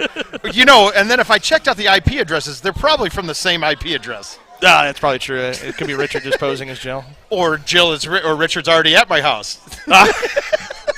Why is this from a Cedar Rapids IP? Yeah, why is Richard? Oh no, I'm just logged in on your computer in the basement, Mark. Right.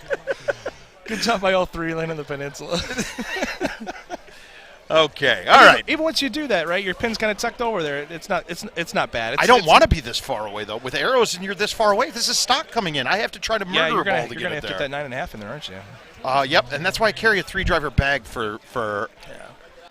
You don't need a low iron very often.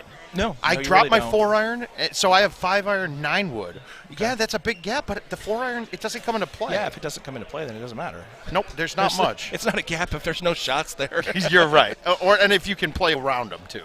Yeah. Right. It's not a gap if there's no shots in there. That could be taken so many ways. T, buddy. You go for it. Okay. Andy's gone, so you're set. Oh, he's gone. He's got. He loves it. He loves everything. Yeah. He likes the words. The words and things. The words and things. I got a good run, Gino. Richard, really, I am. He probably is logged. He actually is. Are you really? You are logged in on that machine. That's hilarious. I think Richard logged in on the machine is way more likely than Jill watching the stream right now. Oh no, she's 100%. She's into it. She's on it. She has it tomorrow. She'll have the stream on an iPad and NASCAR on the Well, I TV. knew she was a big NASCAR fan. Yeah. Now I showed her too the Samsung Q90 that I got.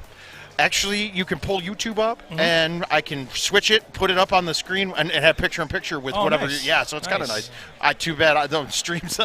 I don't really watch many streams because I'm always at Doing the streams. stream, yeah, right, I'm always there, so I don't get to see it. And Jill won't go technologically into it. And what do you think about this? Is that going to get there? It's unique. Is that going to get there? Did he? Oh, okay. Yeah, oh, he did high tee it. Now I missed. See, that window gets me every time. Yeah, it did. It was a high tee, but okay. Hey, he pointed it. Worked out. He did point it. Now Worked see, I'm still not I don't know. gonna I don't like that though. No. You posted it from the wrong account. Jeez, No, that was when he was there last. Oh. I was doing the 24-hour stream, and Oh, it was like, that during that there was one? like 6 hours of me. No, I'm sorry. It was an ultimate cycle, and there was like 6 hours of where Richard wasn't anywhere near me and couldn't to be found. Come up to find Jill and him cranking down bottles of wine. Makes sense. Just living the dream. It's all right though. Yes, we are. What's the word when you are allowed to? I'm letting you go. Buddy. Yeah, no. I'm not going to stop you. We're not gonna get these words out there. We're gonna leave these words. That was a great shot. Open relationship. Open. Oh, he's got his eyes on me. Matt's up. Okay, so we're watching their game right now too. I'm definitely not up. I'm watching the machine that I'm on. There's no way I'm up. So Andy Box, this is for the lead on the leaderboard. Obviously very early, but 27 was in the lead just 5 seconds ago. So 27, huh? 27 was the number. So, but I think there was only maybe 8 or 9 rounds finished. So this is a different. Tournaments are different when everything's clear. I'm looking around, and guys, I had 4 beers yesterday and had 3 Sprites and a pitcher of water today. This is seeing everything clear. Now I know what you mean. Like clear. Okay. Clear. This is so different. like everything's more vibrant. You're like People Bobby have, McFerrin now. Just people have good color to them. Like it's now, the rain is gone. the fact that you got your commentator bringing out Bobby McFerrin references is pretty good. And he didn't go with the "Don't Worry, Be Happy," which is the only song that anyone ever knew of him. I'm impressed by your knowledge. I hope I was right, honestly. I don't know. If I might have just dunked. I don't think you were, but I'm going to go with it.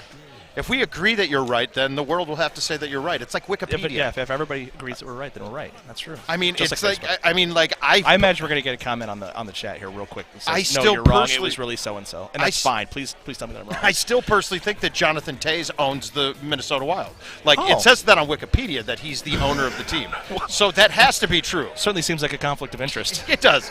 But, I mean, he does. He owns the Wild. I don't know what he's doing this year, so that's a little different. Owns or like owns? Owns, Yeah, both. okay, I mean, all right. which way you say it, but lose. I tell you what, I'm going to finish. All up, right, wait, we're back. Haas has we're got going to finish up the Haas match real quick, and then I'll walk Haas up is there. on pace to beat. Haas is on pace to He beat is. 28. He is. I mean, is this a 28 setup? Well, like I said, the 13 was closed, 11 wasn't great, 4 apparently missed putt. Well, for so Andy. nobody tried for 13. They're light up. Well, I think correct. Yeah, it was all fairway balls. Okay, so Yeah, I mean, I'll have to look. You're definitely behind the trees over there. Yeah. And the wind's helping you right. So if you're trying to swing it in there, you got nothing to stop you. Oh, but just it's gonna go helping. It's screaming helping across. Okay, then I have a shot for that. Okay, well, That's I look forward to hearing about it. Yeah, you will. I'll speak. I wasn't sure. I'm trying to be more demure this weekend, but no, we're still loud, just not drunk. Right. Yeah, that's good. Right. Yeah. I don't know if Fox. I don't know if it's a win. No, but, he's actually Haas is about to shoot a 30. Yeah. Again, he's really good at Golden Tee. He is. He had 30 on. We saw 30 on Forest, but yeah, another 30 on Tropical just in case. Johnny Nash is what Chris Cran says. Johnny Nash. I didn't think it was Bobby McFerrin. I thought it was Marvin Gaye. Wow. Yeah. Like I said. All right, but he's wrong. probably Googling, so well, I'm not going to argue with him. He has interwebs to help him. Unless he got it off of Wikipedia, then we don't know if he's right or wrong. He might have been with I think he's Wikipediaing it. Johnny Nash. Okay. So let's see here. Okay, so the stout backspin 9-iron is actually pretty good here. Yeah. If I have arrows, I have to thumb a low T backspin 9-iron. Yeah, I'm definitely low T backspin there to try to keep it down. This putt, guys, this is trouble. Yeah, it's wet. wet. It's going to roll off right. No, it's not yet. Oh, he got it good. Stayed true. There is a lip there, though, off that drop. Yeah, absolutely. Absolutely there is. That's an excellent putt from where he was. All right, let's see. Is Haas going to not mess up 18? That's correct. Yeah, that's what I said. That's actually a good quote, Richard. Richard's upstairs working on my divorce right now. Not because I've done anything wrong, but just because he's doing everything right. That was good. All right. Just the only thing you messed up was not posting that on the Jim Mucklitz account. Or McClevish. I always mess up. Yeah, you're the only one who said it. Always do that too. No, but I know. I said Bobby McFerrin. That was you missed the whole point of you missed the whole point of it, Chris. The story's past. Oh, he works at. You work for Google, right? Yeah. No, he's working. But so then he used a. I'm working. Work So computer I to thought Google. he works for. I don't know. Whatever. All right, I gotta go play my rounds. rounds. Go. Matt's out of here. I'm gonna sit here. Talk all kinds of garbage on my match, buddy. Come on, settle down. Yeah. Okay. That was just a fun like you player. drew it up. I missed a putt and watered something easy. So I shot a 26. I watered I watered 15 from the upper spot. I got a little uber aggressive and missed the green, so it was bad. So I shot a 26. So I'm 27. 27, 26, 27, 26. So we're fine. We're well in the cut line. Just if I don't shoot like a 10 on Tropical, I'll be okay. Oh, damn it, Evan. Amazon, that's right.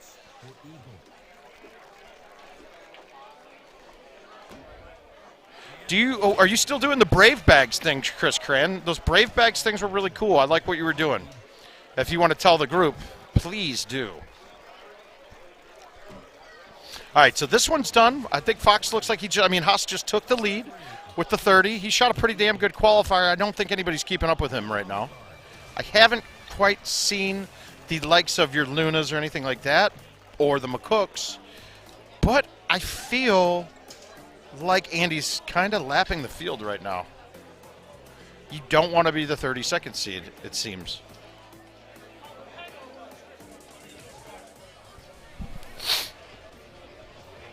Yeah, no, I'm not. I'm more than adequate with the cut line. Guys, this has been these are not been standard setups. A lot of these holes were more challenging than what we're used to. It's kind of nice, though, because we're not used to it. All right, so we're starting off.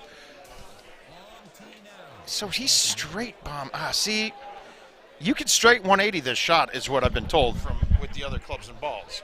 With Stouts is what Fitzgerald did. Did he catch a good one? He got a 151, and he is on the green with. And remember, guys, Matt Van Hoosier is not playing Stouts; he's playing Titans, so he is a little bit different of a poke at this.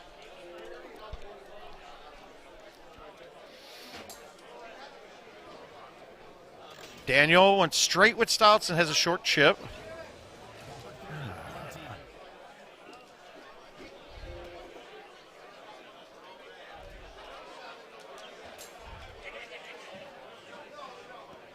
And a perfectly good, it's a perfectly good shot.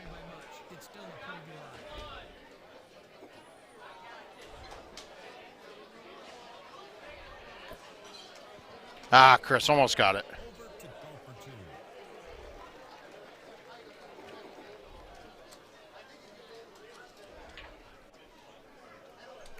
Oh, hey, we got D-Money coming back to join up here. Oh, I'm doing well. Yeah, it's pretty awesome.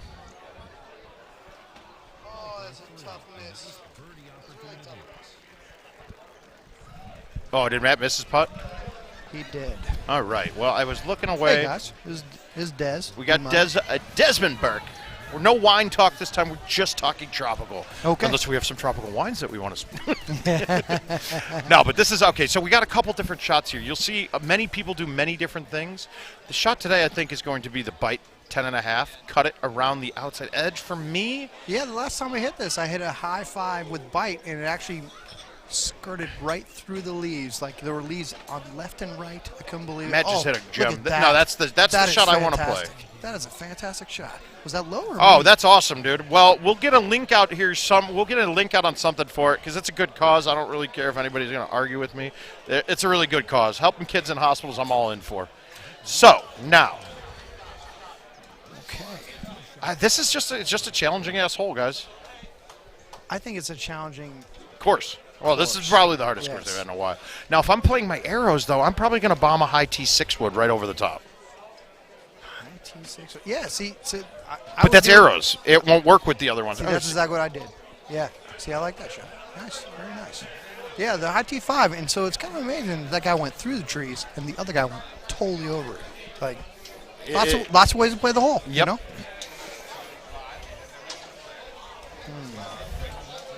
Yeah, that's a troublesome spot when you're stuck in those trees. There's not a lot of options to work with. I am going to. You're going to end up here alone for a moment too, because I will have my final round coming up here. Matthew, you're doing that to me again. Like we just got together. Well, Yeah, right. Wait, Lee, what machine? 5, yes. Richard Trippy, machine 5. Thank you, sir. I thought we were actually going to talk about tropical. No? Yeah, no, we are. So top tropical, there's so many different ways to play this, and since this is the first tournament that we've had with the course released, it's very true. We're going to see a lot of things that other people are hitting that we haven't seen yet. Now, I've streamed quite a bit of it, and I'm playing it more unique. I think I'll probably be the only one to pull out arrows if I do. From what I'm seeing about the setup, what do you mean if you do? I might pull out stouts. I might pull out stouts now because I'm seeing the setup that I don't need the arrows. 6 isn't there; it doesn't give me an extra stroke there. Exactly. 1 now, if you noticed, 1 is close to drivable, but I'm not seeing a lot of people get the eagle on it. Okay. I think Haas did. He probably had to. Well, it's Haas. That would be a tough one. That's what he does. Another 24-hour stream is going to take. I tell you what, guys. Haas wakes up 2 better. He does. He wakes up 2 better. He does. It's been the saying has been played out for a while, but it's coming back. He's been lighting it up a bit lately. Yeah. The next 24-hour stream that we do, I will say if I drop below 230 pounds, then I will be happy to do it. I dropped below 250 finally. So in 20 pounds less, I'll be so much more aerodynamic. By And the that way, shameless self-promotion again by the mouth. It's, Oh. it's okay. It's okay. You know, we love them, but you know. So people laid up on this. No, it doesn't have to be a layup. No, it's not a layup. Right? Right? Other people have. But it's a heck of a curl, right? Nah, I don't think it's as bad as. No, it's not that bad. No, it's not. If the wind was blowing hard left to right, then maybe this is bad. Just that big tree. That big tree. No, scares me. that's a great ball. Well done. And I'm gonna be playing. I'm playing. I gotta play arrows. I gotta do it. I gotta do it. Well, Mouth has talked a lot of crap About the playing arrows. I got to. so, We're gonna do it. We're gonna you know. play the arrows. We're not streaming it, but we'll tell you about it. He's gonna if put you the guys money see where it, the mouth if is. you happen to see like a 16 out of me, then I have a reason to blame. It's good. All right, so now how do you chip this? Do you have a 5-bird? Or I don't. My chipping club is the 5-iron. I don't have a 5 hybrid, but Okay. my 5-iron's my go-to. Yeah. And that would be this. I'd probably hit it with release. Oh, I'm bite every time. Okay. Every time. And it's good. The same thing. Hey, Siv. Welcome to the stream. Got a lot of you here. Guys, don't hesitate to check in on the chat. Oh, Ask sorry. questions about what you're I saying. wasn't looking at the chat. I apologize. But Yeah, if you guys get questions of specific shots that someone's hitting, you want to know more about it, let us know. We can dissect pretty much anything we see here. Hey, Paige, machine 7 is open.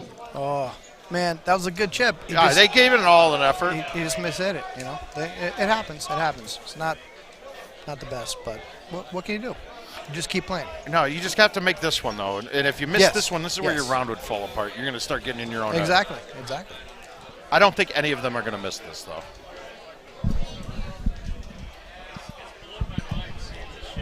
I don't think anyone would miss it either. No, but it's one, though, you that don't you're know. so pissed if you do.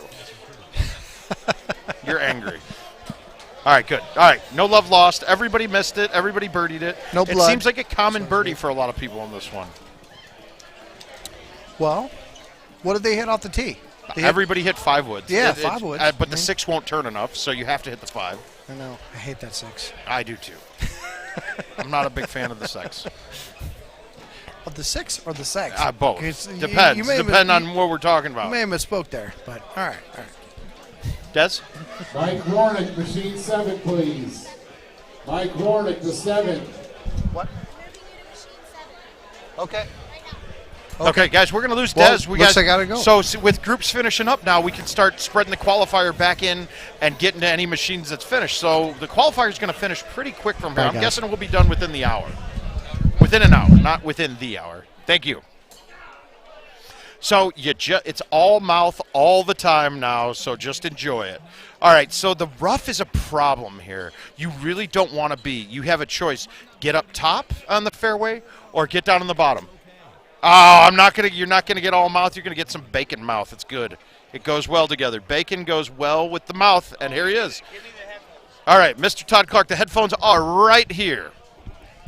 Now, Todd, welcome to the chat. Welcome to the Hey, stream. mouth. Glad to have somebody who's as verbose as me. That's good to see. How'd you shoot? Are you finished qualifying now? I am finished qualifying. How'd you do? I did great until the last course. Okay, well, I'm kind of expecting that. How bad was bad, though? Bad was 13. Okay, what were you at before? Because I think the cut line we're looking at about a 125. I was shooting lights out. I was 26, 27, 26, 29. I and think then you're still in. 13. Okay, so 26, 27, you're at 53. 29, you're at 82. Then you said 27. So you're at 109. Add 13, you're at 122. That's yeah. It could be. I got a feeling. I don't think it dropped. I don't like it. It was not fun. Yeah, it wasn't good. Tropical can eat you for lunch, guys, and we all know that. And it was. I've only played it a few times, Yes. honestly. Yeah, that's why you fairways. I mean, you could have gone in the fairways and gotten birdies. And Exactly, but they moved me. Okay, so guys, like I said, with the machines opening up, they're moving us off the machine in the back. They're pulling me up to the front. I get to relate with the people now, but unfortunately, you guys are on with Todd for a moment by yourself, and I'm going to kick out of here. We'll see you guys in a little bit. most likely hop on here for the doubles for maybe a little tonight if we got that going. You got links to everything telling you guys what time things are happening, and I think we're moving along pretty quick. This is really good. Yeah. 157 people, and we did it the qualifier in... It's moving. It's not slow at all. It's 6:47. We probably started the qualifier at 1. So we're looking at... about 1:30. Was it that much late? Yeah. Okay, so we're looking at 6 hours to mow through this, guys. It's not bad. Impressive work. It's not bad at all. Well run. PEGT, keep up the good work. Good bar staff. Guys, you're missing out. You shouldn't be here. I want to stream with 0 people watching because I want them all here. And then we'll do a stream, and then you guys can sit in the back and watch from here. That works, too. You could come and sit here. We'll have a room all set up. We'll do it. Guys, these are ideas. They're flowing off the cuff. I'm going to sit there and think about them when I'm playing and dominating this tropical round. We'll see you in a little bit, All right. Todd. Go do it. All right. Now that Mouth's gone, we can have a conversation. He is not. All right, Mouth. Love you, buddy. All right, we need somebody to join the conversation here. All right, so we're watching Maddie Van Hoosier on Tropical, which I completely failed. I love to commentate. So you guys know bacon. I want comments. I want energy. I want everyone getting on. Let's do it. Let's make it happen. I am actually super excited because this is one of the few tournaments that I've had where I have my wife here and my son, who's 22, and he's actually enjoying himself, talking with all the great players, people in Golden Tee, and learning that this is an absolute awesome community, which makes me happy. So we got a little putt there, a little putt there. Nothing big. We'll get some other commentary over. Where's Lashavio? Where's Lashavio? Where's the birthday boy? I want the birthday boy. Cool. We're going to get Jason here soon, which is going to be awesome. We're going to get the birthday boy in the commentary, and this is going to be fantastic because I have not commentated with Lashavo ever before. I've done it so many times, and this is one of the first times, obviously, doing it with Lashavo. I'm actually super excited. I'm actually going to have to go check myself. You're going to leave me? No, I'm saying I'm so excited that I'm actually having a chance to commentate with you. I go check myself. Oh, I missed the first part of it. Hello, everyone. Are we on the YouTubes? You have to see Lashavo's little neck chain, which is awesome. He's old. It designates my age and my IQ at the same time. Well, he's not as old as I am, but I love it because he's balling with his representing the bling. Yeah, the bling, the neck chain. Oh, there's me. I'm on the screen. Hello, everyone. He's killing it. Oh, it's right here. Okay. Here it is. 41, it's bitches. My 41st birthday. Unbelievable. Oh, I love it. All right, so we're going to go back to the game here. Okay. So we got Kalashevsky, we got Juszczyk. Who's with them? Who else is with them? Oh, and Van Hoosier. Okay. Yeah, Van Hoosier. So I already played this, and yeah, we both have. It ate me alive. Me ate too. Me alive? Well, I was eaten alive. Well, yeah. I don't want to comment on that. It ate me alive. Thanks, Dave. Thanks, John. Love you guys. So here's what's frustrating. It is a very so go back to the original Golden Tee players who have seen this before. Okay. I go back to an example of playing with Brian Merhart last night. Mm-hmm. He was very confident on every shot he hit because he knew the course and he's seen it before. And it was very specific and precise. And I asked him, I said, Brian, how are you hitting these shots? He goes, because I've seen it before. Old muscle memory. But he goes, it's not like it's easy. It's still hard. He goes, I just know what I can and can't do. And he shot a 28. A 28. A very nice 28. You know, I think it was Brian B. who said that this is around right when he first started playing, right? So a new course for him at the time. I'm curious what it's like for them to play now with balls and tees and bite and release. Because they didn't have any of that back then. He commented on that. He's like, it's different because of those factors. But he said it doesn't change having to hit shots, which he's really good at. And a lot of the old school players are really good at hitting cut shots in a way that gets them there. Right. With bite or backspin. Well, they had such imagination back then. And I played a little bit back then, but it was really, maybe a game a month, if that. So I can't really say I played much Golden Tee back then. But the pros, they were so creative in designing what they would do. No, and let's go back to this course back in the day. You didn't have bite. You didn't have high tees. You had backspin or nothing. Yeah. And so it's a different game. I think it's totally different, and there's so much controversy on stouts, which I switched to in December of last year. But I think the high tee was even more dramatic of a change to the game, to where you can set yourself up. If it's drivable, it's super drivable. If it wasn't drivable, it became drivable. And you can, or if it wasn't, if it's a par 5, you can put yourself in a position that you couldn't get to before. Well, it changes the dynamics of how backspin and bite work, because you can go to a course on this one where you have to hit driver high tee backspin, and it's not going to rip off the green. It's going to just land and fluff down.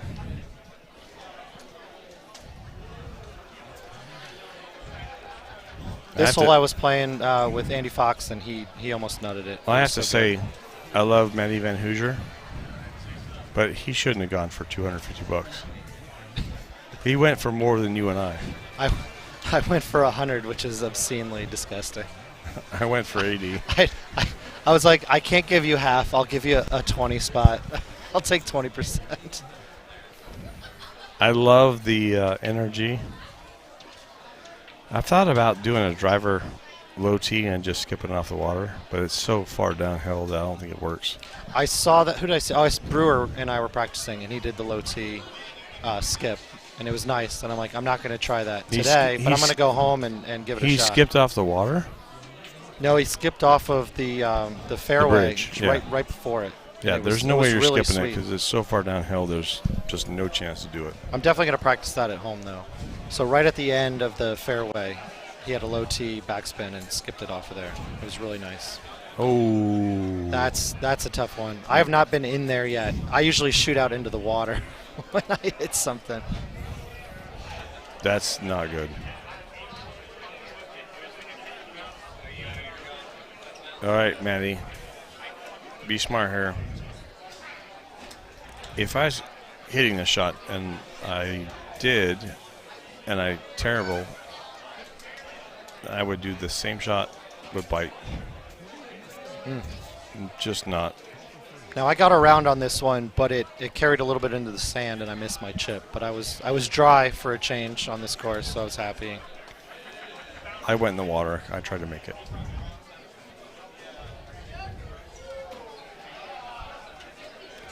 And this is a tough shot. Yeah, this is get out, and well, it's actually going to work out pretty well. Yeah, you just get it out where you can hit it. That's the one thing I learned from Sean Gervais many years ago as I was toiling in purple before there was enough players to be pink. And he's like, don't make enough mistakes that, make one mistake is fine, but recover from that and don't do something crazy that it costs you 2 strokes or 3 strokes. And I think that really helped my tournament play. Why didn't you tell me this on this course? I was busy making my 1 or 2 mistakes. You're killing me, Smalls. Can we do a lot of movie references? Yes. For fun? Absolutely. Kill me, Smalls. I love it. Sandlot. Do I have to call them Yeah. out, or does No. for the audience? Does the audience? I think the audience needs to actually say what reference we're doing, because Okay. we can do this all night long. Adam Harris and I were quoting A Few Good Men, the monologue. So yesterday. here's a challenge. We're gonna throw out some movie lines between Jason and myself. If you get it, we will give away My birthday necklace. your birthday necklace. I was gonna say I'll give away $5 gift cards Okay. if you get it right. And I will help you mail those $5 gift cards that you bought. But they're going to be partially obscure, partially good. And so if you have to be in the chat. You have to be able to say what movie line we're commenting. We're not going to say when we say it. So when this, you didn't play this when this first came out, did you? No. You weren't a player back then? I didn't start playing it until 2013. Okay. So this was new to me as well. I mean, I may have played it once or something, but I don't remember. When it came out on Freaky Friday, it was a shocker how bad I was at this. Now, generally when new courses come out, it takes me a little while to figure out what to do. It was terrible. It was not bad. It was terrible. I actually wanted to hug myself. I played 3 dailies of this when it first came out, and if you told me that it was the same setup every time, I really wouldn't have believed you, because I found a way to do something horrible a different time on each attempt. That's terrible. That's really terrible.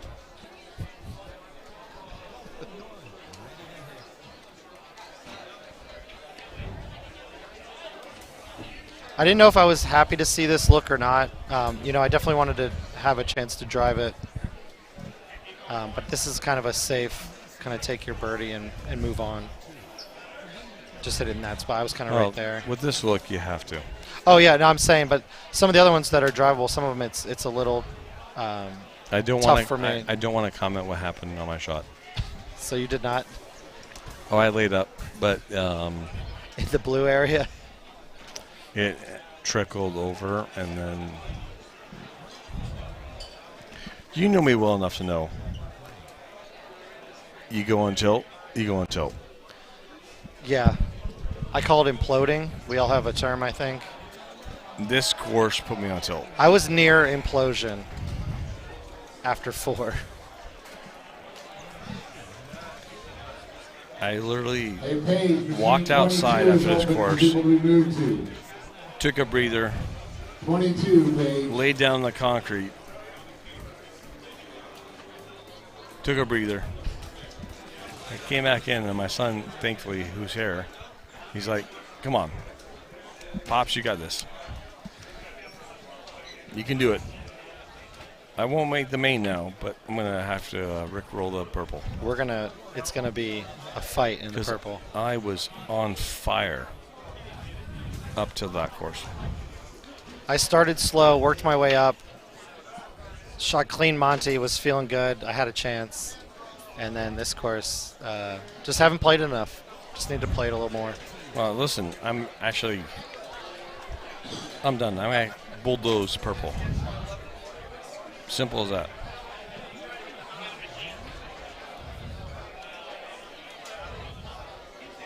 It'll be interesting to see what the cut line is. My guess on the cut line before we started was 128. Mine too. And I believe wholeheartedly it is less than that after seeing some of the play. I'm going to say 126, maybe 125. I don't know if it's going to be that much different, honestly. We'll see. I guessed 128 too. How many shots did you guess? 136,000. I guess 41,000. I thought it was going to be more competitive, and then I saw some play, and I was like, oh, I'm not the only one who's horrible. I look at who's below me. I don't feel so bad. on Tropical. Yeah, look at that. There's some names names down there. Oh wow, it's huge name. Oh my goodness. Yeah, that's not terrible. This might actually get interesting. It might be like 122. That would be wonderful. I would love a 122. My original guess was 123, but I'm like, yeah, there's no way. Fox was, I think, said 122, and he was adamant about it before we started. This one, I shot third on this hole. Fox thought about it for a long time and hit a really nice shot. Then Gino came up, thought about it a little less, hit a different shot. Would you hit 6-wood high? I hit the 8 high from this look, but moved the tee to the left. And I almost hold it out. It was probably the best shot I shot on Tropical today. I hit 6-wood high and went water. My original thought was 6, just because you can kind of feather that 6 so nicely, but I was afraid of it getting back around. Yeah, which 6 doesn't cut very well. Yeah, which can be a blessing and a curse, depending on how you want it to work. It's great on some holes where you just don't want it. You can hit, a full cut and it doesn't go too far. Man, it's so good just watching everyone play. I mean, Matty's a good player. Oh my goodness. Right. If you've not played with Matt, he doesn't play a lot, but goodness gracious, he knows how to hit shots. And do not underestimate him on money games. Right. I've played 1 to 5 with him, and he's at the end. He says his number, and I almost don't believe it. I think at one time I'm like, I got to see it, and I think he had an extra 2. He forgot about a shot. No, he's like, yeah, I did 28 with 7, so I'm like a 35 plus the win. Plus the win. 40. And you're like, what? Yeah, he's tough in money games for sure. Chris is great at money games. He points like crazy. This is a pointing group here. Kalashevsky points all the time. I mean, not on this, not this round, but in general, these guys are pointers. This one I just hit a 3. I think I hit a 3 backspin. Yeah, I hit 3 high tee backspin on those 2. So I was hitting high tee for a while, and I saw people. Then this is what I love about coming to these tournaments. I learned shots. This I learned like a week ago. Over here, you can get there. I don't like that one. It depends. I mean, if you're hidden behind one of those palms, and it's it's a tougher to get on that peninsula or whatever you want to call it. Here's what you shouldn't hit, which is 8.5 driver high tee. Thanks, Graham. Love you. You can, which just happened. Yeah. And it will get there, but sometimes it comes up short when you're in the back box, and you cannot do it. So honestly, do not try and hit 8.5 high. And I don't think you gain much by being up that far. You don't. I mean, it doesn't matter. I'm a big fan of the 3-wood.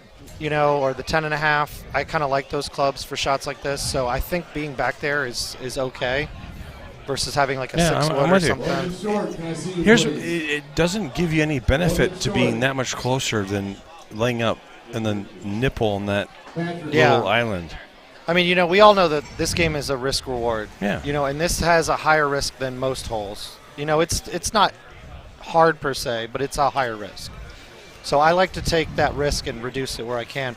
But what I was saying is, coming to these tournaments, my favorite thing on a new course is I learn at least 3 shots that I had not done before, and it affects my game the rest of the year. Yeah, I saw a shot on Tropical. I'm like, I have no idea that was actually there. It was over the trees. I'm like, I would not have thought of that.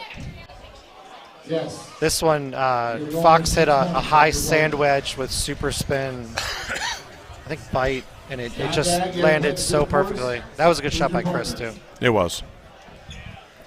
All right, so everyone on this stream, if you don't know, it's my buddy Jason Leschavo's birthday. It is my birthday. I probably pronounced your last name terribly wrong. No, you did absolutely fine.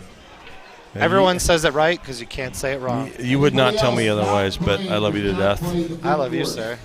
This just got really sweet. We're going to do a little birthday. I'm not going to sing because that would be terrible. terrible. No, you don't want me seeing. No, that's not good. But we will do and get a birthday shot. So I actually asked you earlier, and you said no. Thanks, Q. You don't have a Love chance you. now. You are absolutely doing a birthday shot now. I know I'm doing a birthday shot. What I want to do is all the people who want to have a shot with me, I'm trying to round you all up at one time. We're going to do it right now on the stream. And you round up everyone on this Well, one. I'll do this one with you personally because I love you. But then the other one will be for everyone else. And All you right. can tell everyone the next day that you got the official birthday shot. I'm just happy that I got the official Jason commentating time. It's the rare Jason comment. Yeah. I don't even think I've It cursed is rare. yet. Honestly, I mean, how often do you and I get to commentate? I don't think we've ever commentated together. I've only done it like twice. I got super excited one year to commentate, and Jackie's like, "You need to slow your roll a bit." So, Well, listen, I love it. If this was my second career on commentating on Golden Tee, I would be a happy man. it's a good gig. It's a good gig.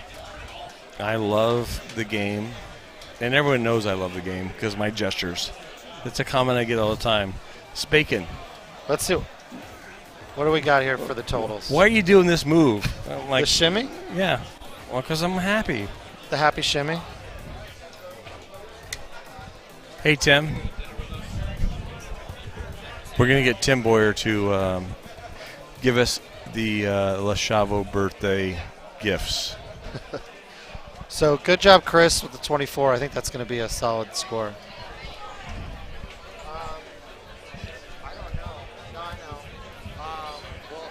I don't know if he remembers he invited me to Sussex.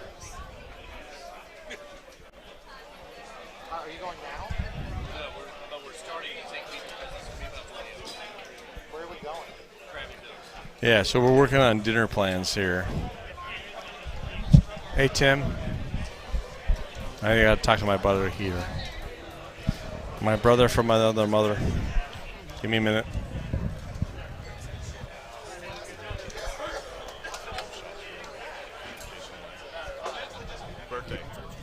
All right, so we're getting ready to give Jason, who deserves all the love in the world because he's an awesome man, some birthday love. Thank you.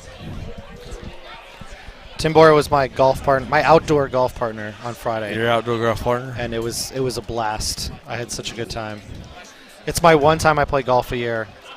And I always say, I'm going to play more. And then I never do until the next Florida Open. Do you know how sore I am? My back hurts so bad.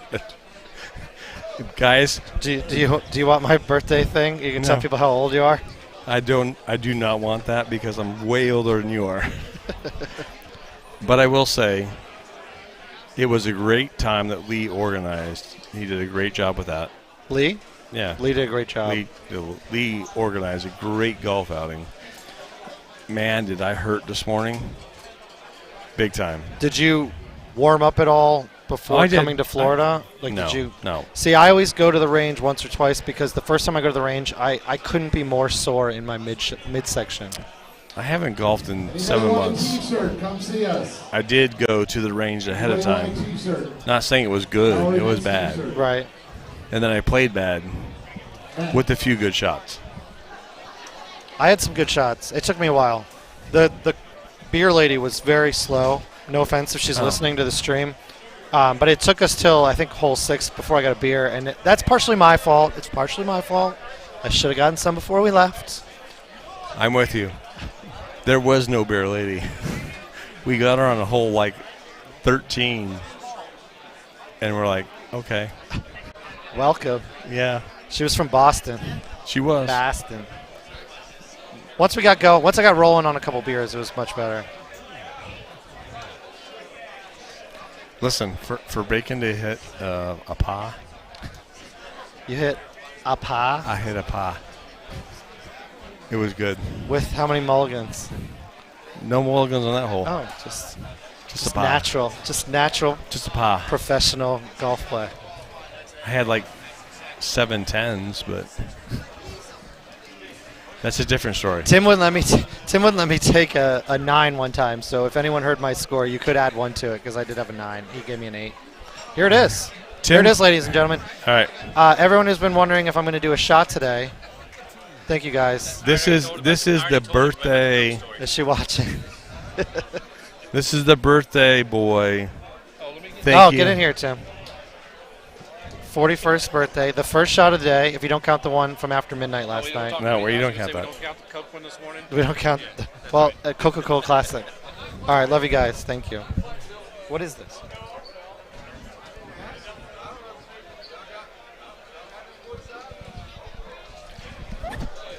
Was it supposed to be gritty? There was grit in there. What? Was that pencil shavings? It was the Flyers gritty mascot giving you some loving. That was that. Did anyone else have some chew to that? Was it just me? There was a little chew. We gave you a different shot. I was going to say yours was a little different. Oh my goodness. Oh, I'm in such trouble. All right, so those are. I like the stance when you're in the middle of the air. I want to let those that are not familiar with Golden Tee know that there is a very big community here. Huge. It is all about friendship. Thanks, Biddy. Love you. Biddy .02. No, Biddy. I love Biddy. But it's about friendship and hanging out and enjoying company. It's hard to put into words for people who don't understand Golden Tee or the community. The first Florida Open I went to, I think it was 2013, and I came as like I play, every week or two, and I really wasn't doing much in the Golden Tee world, and we had such a fun time. And then the next year we knew more people, and the next year we knew more people. And Jackie and I, and this might sound strange to people who know us now, we are both introverts. We're both shy. So the first year or two, You're lying. I can't tell you how true it is. I know this, but I'm uncomfortable in most group situations. I've never been more comfortable in my life than coming to a Golden Tee tournament, and I always say it's just extended family. And it's hard to explain how I enjoy the camaraderie. That's not right. Camaraderie. Camaraderie. More than the actual competition now. Before I wanted to compete and do things, and now it's just I'm going to make my rounds around the room, and it's going to take me an hour and a half to say hello to everyone. All right, so what's my nickname in Golden Tee? Bacon. No, besides that. Bacon.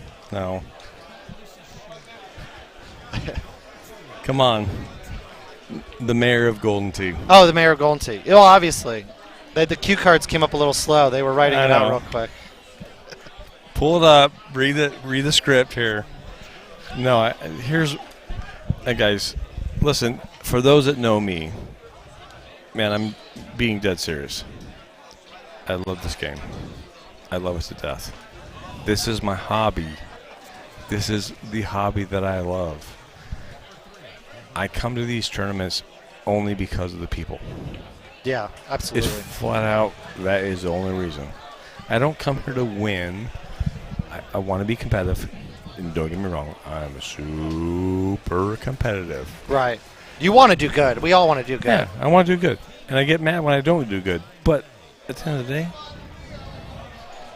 I am all about friendship, loving people, hanging out, and just making everyone feel like this is the right community. And everyone's from a different walk of life, and we all come here, and 99% of the time, I mean, it's just all that kind of other stuff gets put aside, and it's just love and have good times and build those bonds. I mean, simple example. I mean, let's just highlight it for a minute. You have been around the Golden Tee community for a while now. Yeah, I'm starting to get there. You can tell by how old I am.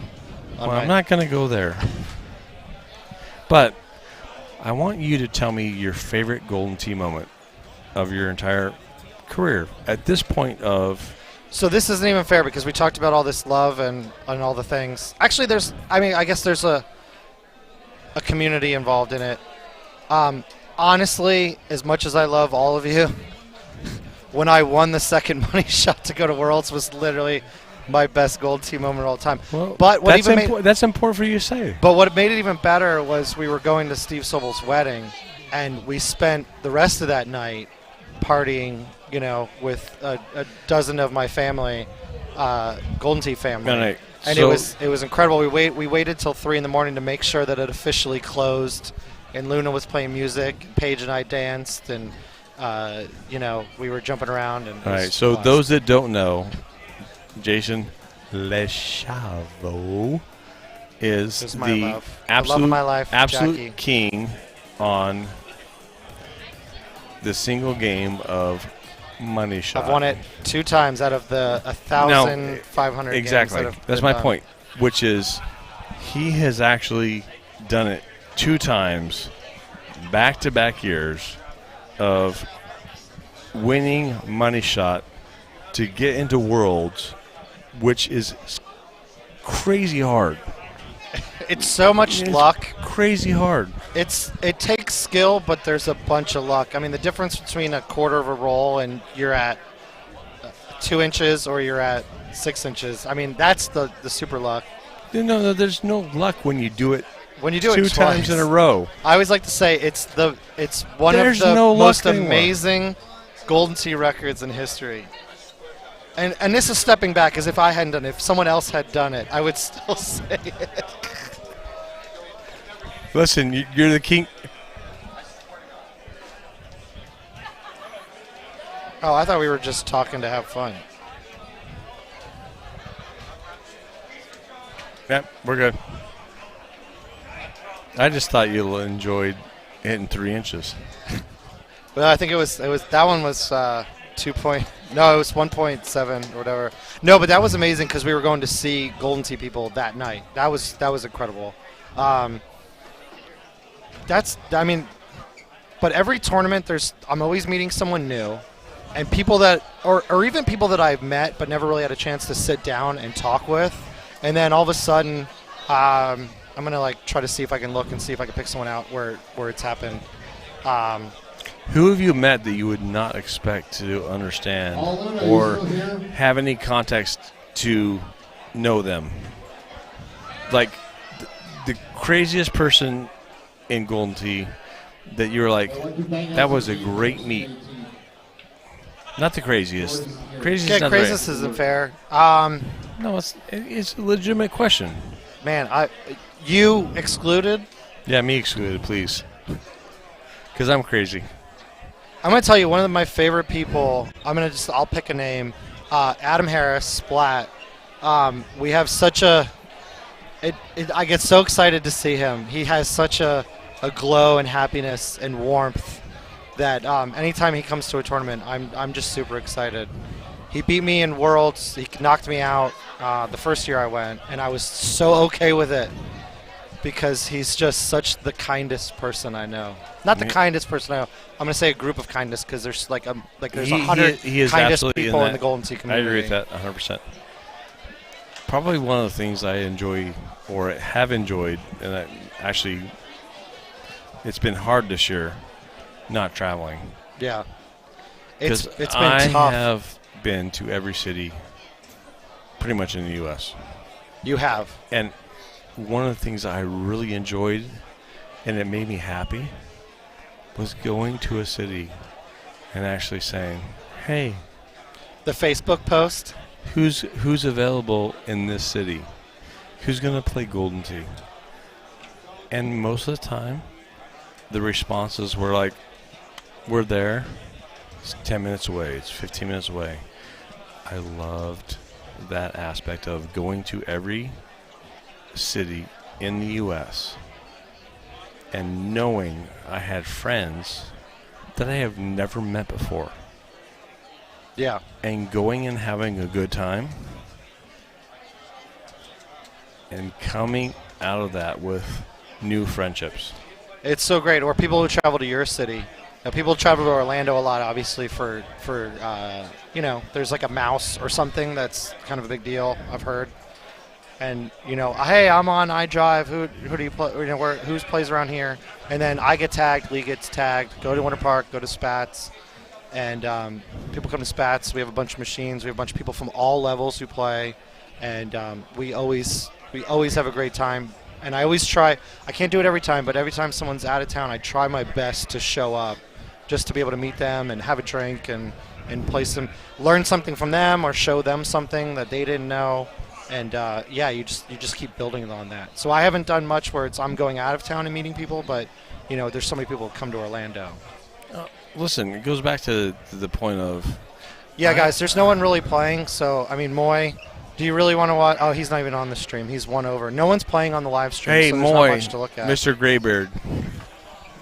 I actually told Moy that. I said, "Man, you're getting old." He goes, we used to talk about how young Moy looked.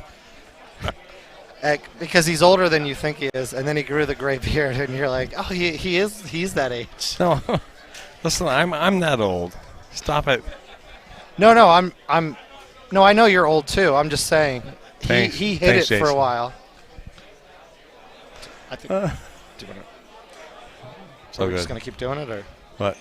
Well, there's no one playing. I don't know if you wanted to wrap up or if we just. Oh, we're good. We're good. We're just gonna chill. We're gonna chill and have fun and just talk and Okay, be I'm good friends. with that. Does anyone want us to stay on and talk, or are you having enough with us? You can tell us to just zip it. We're fine with that. They want to go eat. The production crew is like. Production crew's like. I'm "You're out." starving. Please.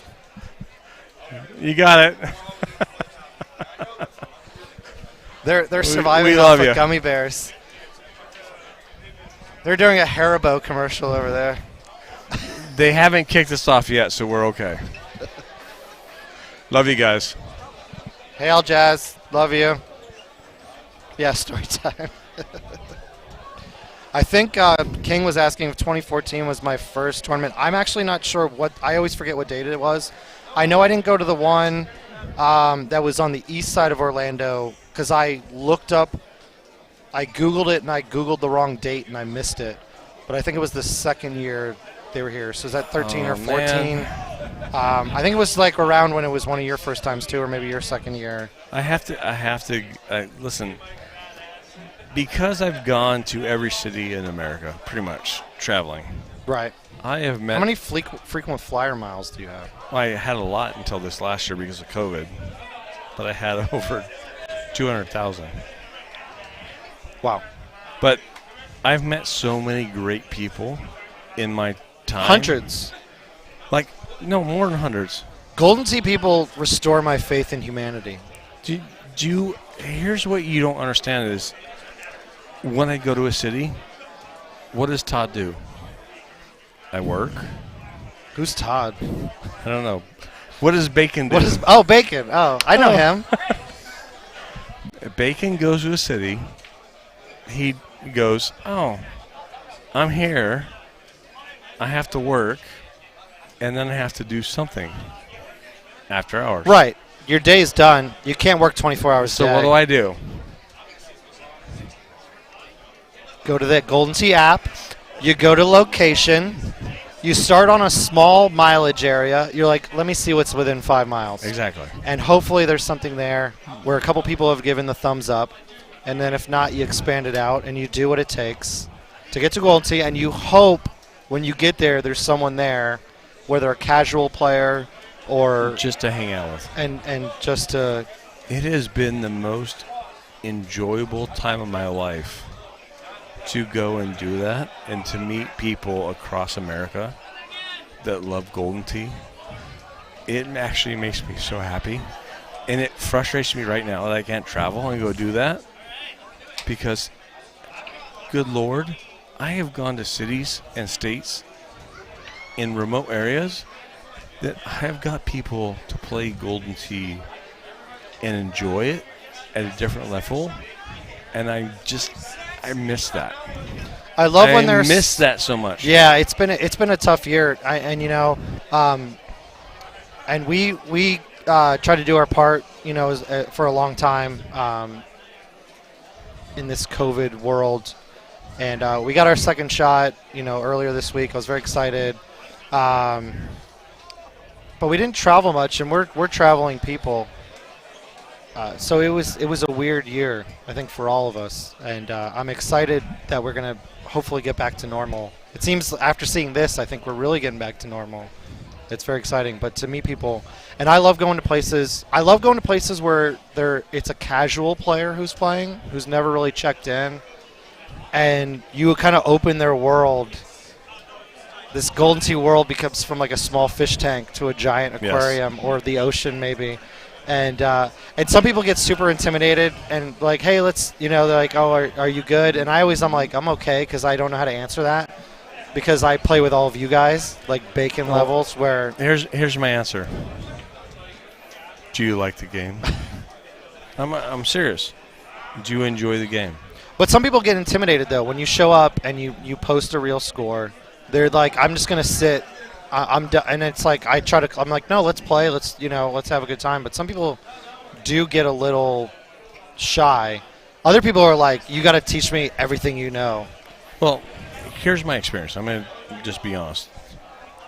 Every Golden Tee player, regardless of their ability or their time, has actually enjoyed the singular fact of somebody saying, hey, would you like to play a game? Yeah.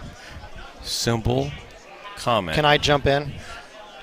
Exactly. So I'll go to a bar or restaurant when I'm traveling, and there may be some players playing. A city I've never been to, and there's guys going. And I just simple comment. Can I jump in, guys? Yeah. Yeah. Okay. Are you any good? Is the next It's always the next question. Well, the next question is fine. I'm like, look at this split view. This is beautiful. Let's have a good time. That's my comment. Let's have a good time. Let's play a game. Right. Unfortunately, there's too many players that are casual or not playing enough that have gotten their own minds of it's just a gambling game. Yeah. Or just a game that... It's how they're brought into it. And no. Biddy, I love that time too. That was Worlds, right after Worlds. Biddy and I and Jackie, we were walking around the airport. We were there early, and we ran into him. He was kind of working, I think. He was trying to collect a paycheck, so he had his laptop on, signed in, and we hung out right after Worlds. And I got to tell you, I love Biddy. Another funny story is the first money shot I won, I tied Evan Gossett for the first score, and I beat him on the tiebreaker. And unfortunately, 0.02 inches away was Biddy, Peter Butler. And I had never met him at that point in time. He's in Seattle. We couldn't be more further apart as far as geography. And he finds me on the Golden Tee, or on the Facebook Messenger, and he's like, hey, man, congratulations. Are you going to go? And I had already booked a ticket to Worlds. I was going whether I had made it or not. I mean, it was literally 2 months earlier. I wanted to experience it. And I'm like, hey, man, I already booked the ticket. I'm going. He's like, okay. And we get into the Orleans, which was such a fun time, such a cool setup.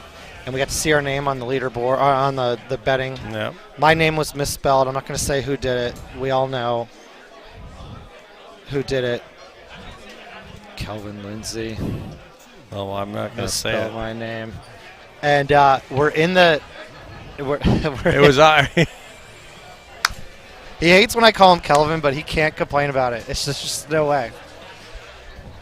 So we're in the sports book, and it's Michael? Is it Jager or Yeager? It's Jager, right? Hey, Kelvin Lindsay, we're here for you. Love you, Kelvin. So Jager, he sees me, and he knows who I am, and he's like, "Hey, Biddy, that's the guy who beat you by .02." And it's literally one of the funniest moments ever. And then Peter Butler couldn't be the nicer person ever. We were playing in that little bar area where there was two machines, like where we were all hanging out. Oh yeah, we're there. And we were talking with him, and he's like, I wanted to hate you so bad, but you and Jackie are just nice. And I think I just gave him a hug, and he was just like, so awesome. Well, again, it goes back to simple fact of in this community, it's not about. It is about two things. Hold on, give me 2 seconds. It is about competition, absolutely. Right. We're all competitive. I'm competitive. I want to just destroy you, but it goes back to the fact that at the end of the day, is it Jaeger? Jackie told me it was that doesn't Jaeger, so matter. just. I'm sorry. I'm reading the comments. No, just give me a second. You're so slow on getting to the point. Oh, zip it. I've had a couple beers. Just because it's your birthday doesn't matter. I have some carte blanche. As they You say. do have some carte blanche, but just zip it for a minute. The people in this. Biddy has it to the 100th of an inch or the 1,000th of an inch. Go ahead, finish your thought. Well, we're all waiting. I'm not gonna comment on that now because you just destroyed the moment. Because Biddy on a. Yeah, no. I'm I've done. somehow I've shut Bacon down. He's burnt. He's burnt to a No. crisp. There's so many comments I can make right now that I'm not going to do it because it would not be okay for this commenting arena with Biddy and a tiny point. Graham, where are you? I heard that you aren't playing Golden Tee. We're going to come up and visit you. Talk to Splot about it. We're going to be up there. Hey, Eric. Love you. Thank you. Oh. Jay does love to take money. He's so good at taking money. I love the fact that we have the GT guys here regulating our comments. So Biddy says it's a hard J. It's Jaeger. Okay. I love the guys. They're on a sugar rush for the next 8 minutes. They had their gummy bears. They're fine. We're doing this all night. We can go all night. Good Lord. Bacon could go off, but I'm not going to. So you baited me, and then you didn't really finish. That's my classic move. I Is know. to make it think like I care what you're saying, and then just shatter your dreams at the last second. You know what? That's a classic Buzz Jason maneuver. That's definitely a La Shava move. That's when Jackie gives me the look, like, "What are you doing?" And I'm like, "They'll still love me tomorrow. It's okay." Hey, by the way, we have the best wives in the world. No offense to anyone else on the stream, but Mary Clark is one of my favorite people. The warmth I get from her is unmatched. I love my wife. She is fantastic. I won't even tell everyone what you told me. You're going to love my wife, ... I'm not even going to finish that sentence. My wife is the best person on the planet, like, bar none. Mary might be a close second, but literally Jackie is the best person I know. Yeah, and I couldn't be here without her. I couldn't have gotten better without her. I wouldn't have a home machine without her. I wouldn't have so much. So I'm with you. She'll never listen to this, so she'll never hear it. I No. don't tell her that in real life because I I don't know. want her to get Mary I will don't want her head to get too big. Now, Mary will never hear this, but she is the rock for me. Thanks, Seth. Love you. She is Yeah, an she's fun to- amazing person. I can't do this without her. She's fantastic. An amazing person. I love her to death. When you find a perfect woman, you just have to. Hey, everyone listening, I don't know. We got 113 people. Wow, we're famous. Anyone has a great girlfriend, or just someone you've known for a long time who's super cool, like, take them out on a date, get to know her better personally, and lock it down. I promise you, there's nothing better than having a great woman. Honestly, it's simpler than that. Pat, hey Pat, love you, miss you, man. Pat who? Pat Landy. He hasn't been to the tournament in a while. Miss him. I'm trying to keep with the stream, but Jason's on top of it, not me. So if you post something on here, Bacon will get to it like 30 minutes later because he keeps scrolling up. And I'm live, baby. I'm reading all these comments. Listen, I'm old, but I'm cool. Hi, Jamie. Wish you were here too. No. Well, Tansy, we love you. That was a given. Hashtag taco. Now, listen. I miss you too, Tansy. Taco Cat, you should have been here. Yeah. Pull your mouthpiece out.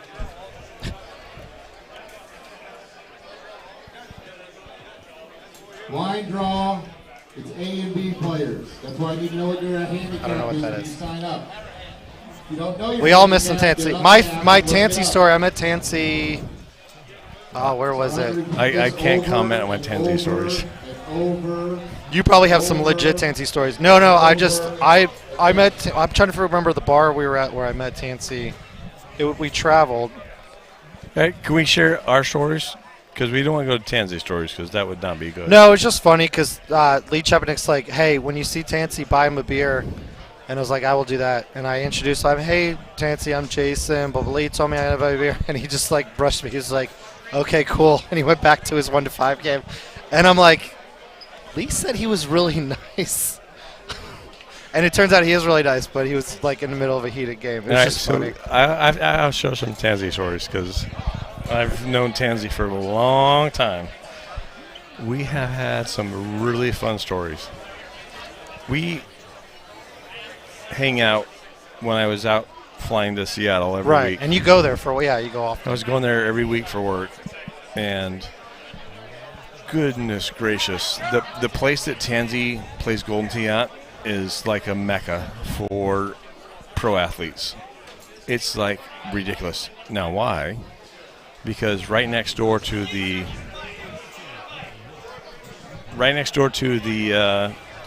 bar is a strip club. Oh, okay. So Let's go through this again. we have In one hand, have a $20 bill. In the other hand, in your brain, is So- your handicap. Tansy and I have met. This is a paint store where you learn to strip paint off walls? No. Okay. It's like a really good or partially bad. Are you going to dinner? Are you a part of this? Yes. They're like, we're getting the... Can you just zip it? You cut Can my we- story out again for the fourth time. I can't explain Can how bored I am by Can your you just stories. stop just cutting me off? Can we get some Haribo? I need some sugar to hear these stories. Can somebody punch him in the head? I need some help here, because Lashavo is going overboard now. So I love you. So you don't want to hear my story. No, I do want to hear it. I just want to hear. off. You know, like when you get on YouTube and you watch videos at 1.5 times speed. How do I do that? How about you just zip it and listen? Go. 41-year-old. Please continue your story. I'm enthralled. You're not now, but some people might want to hear the story because it's actually kind of cool. This is a great story, ladies and gentlemen.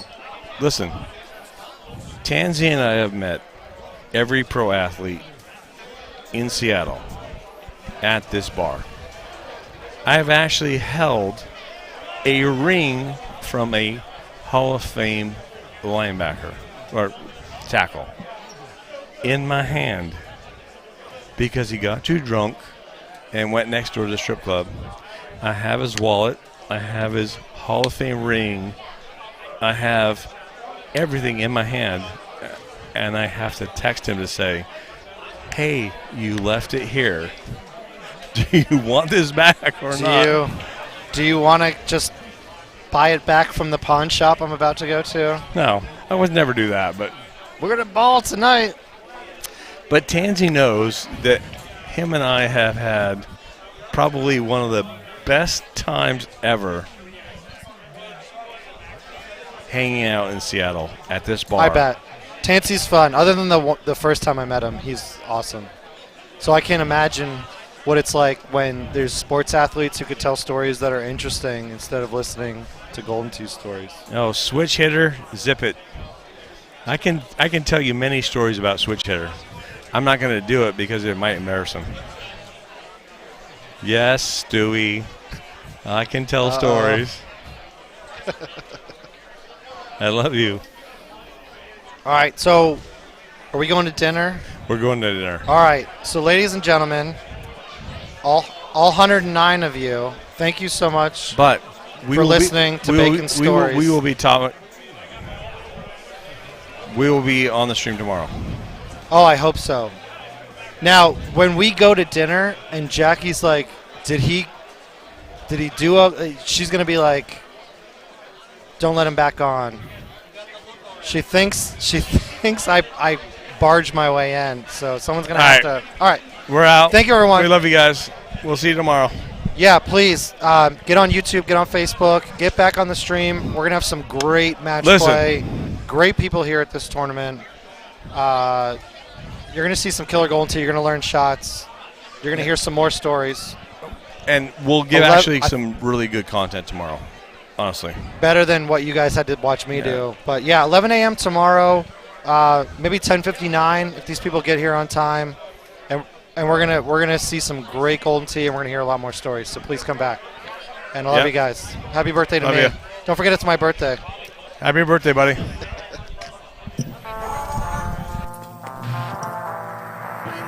For 32 years, we have been building towards this moment. Golfer 1 on 10. Golfer 1 has the honor. Golf genius right here. The game is about to change forever. This is Golden Tee, PGA Tour.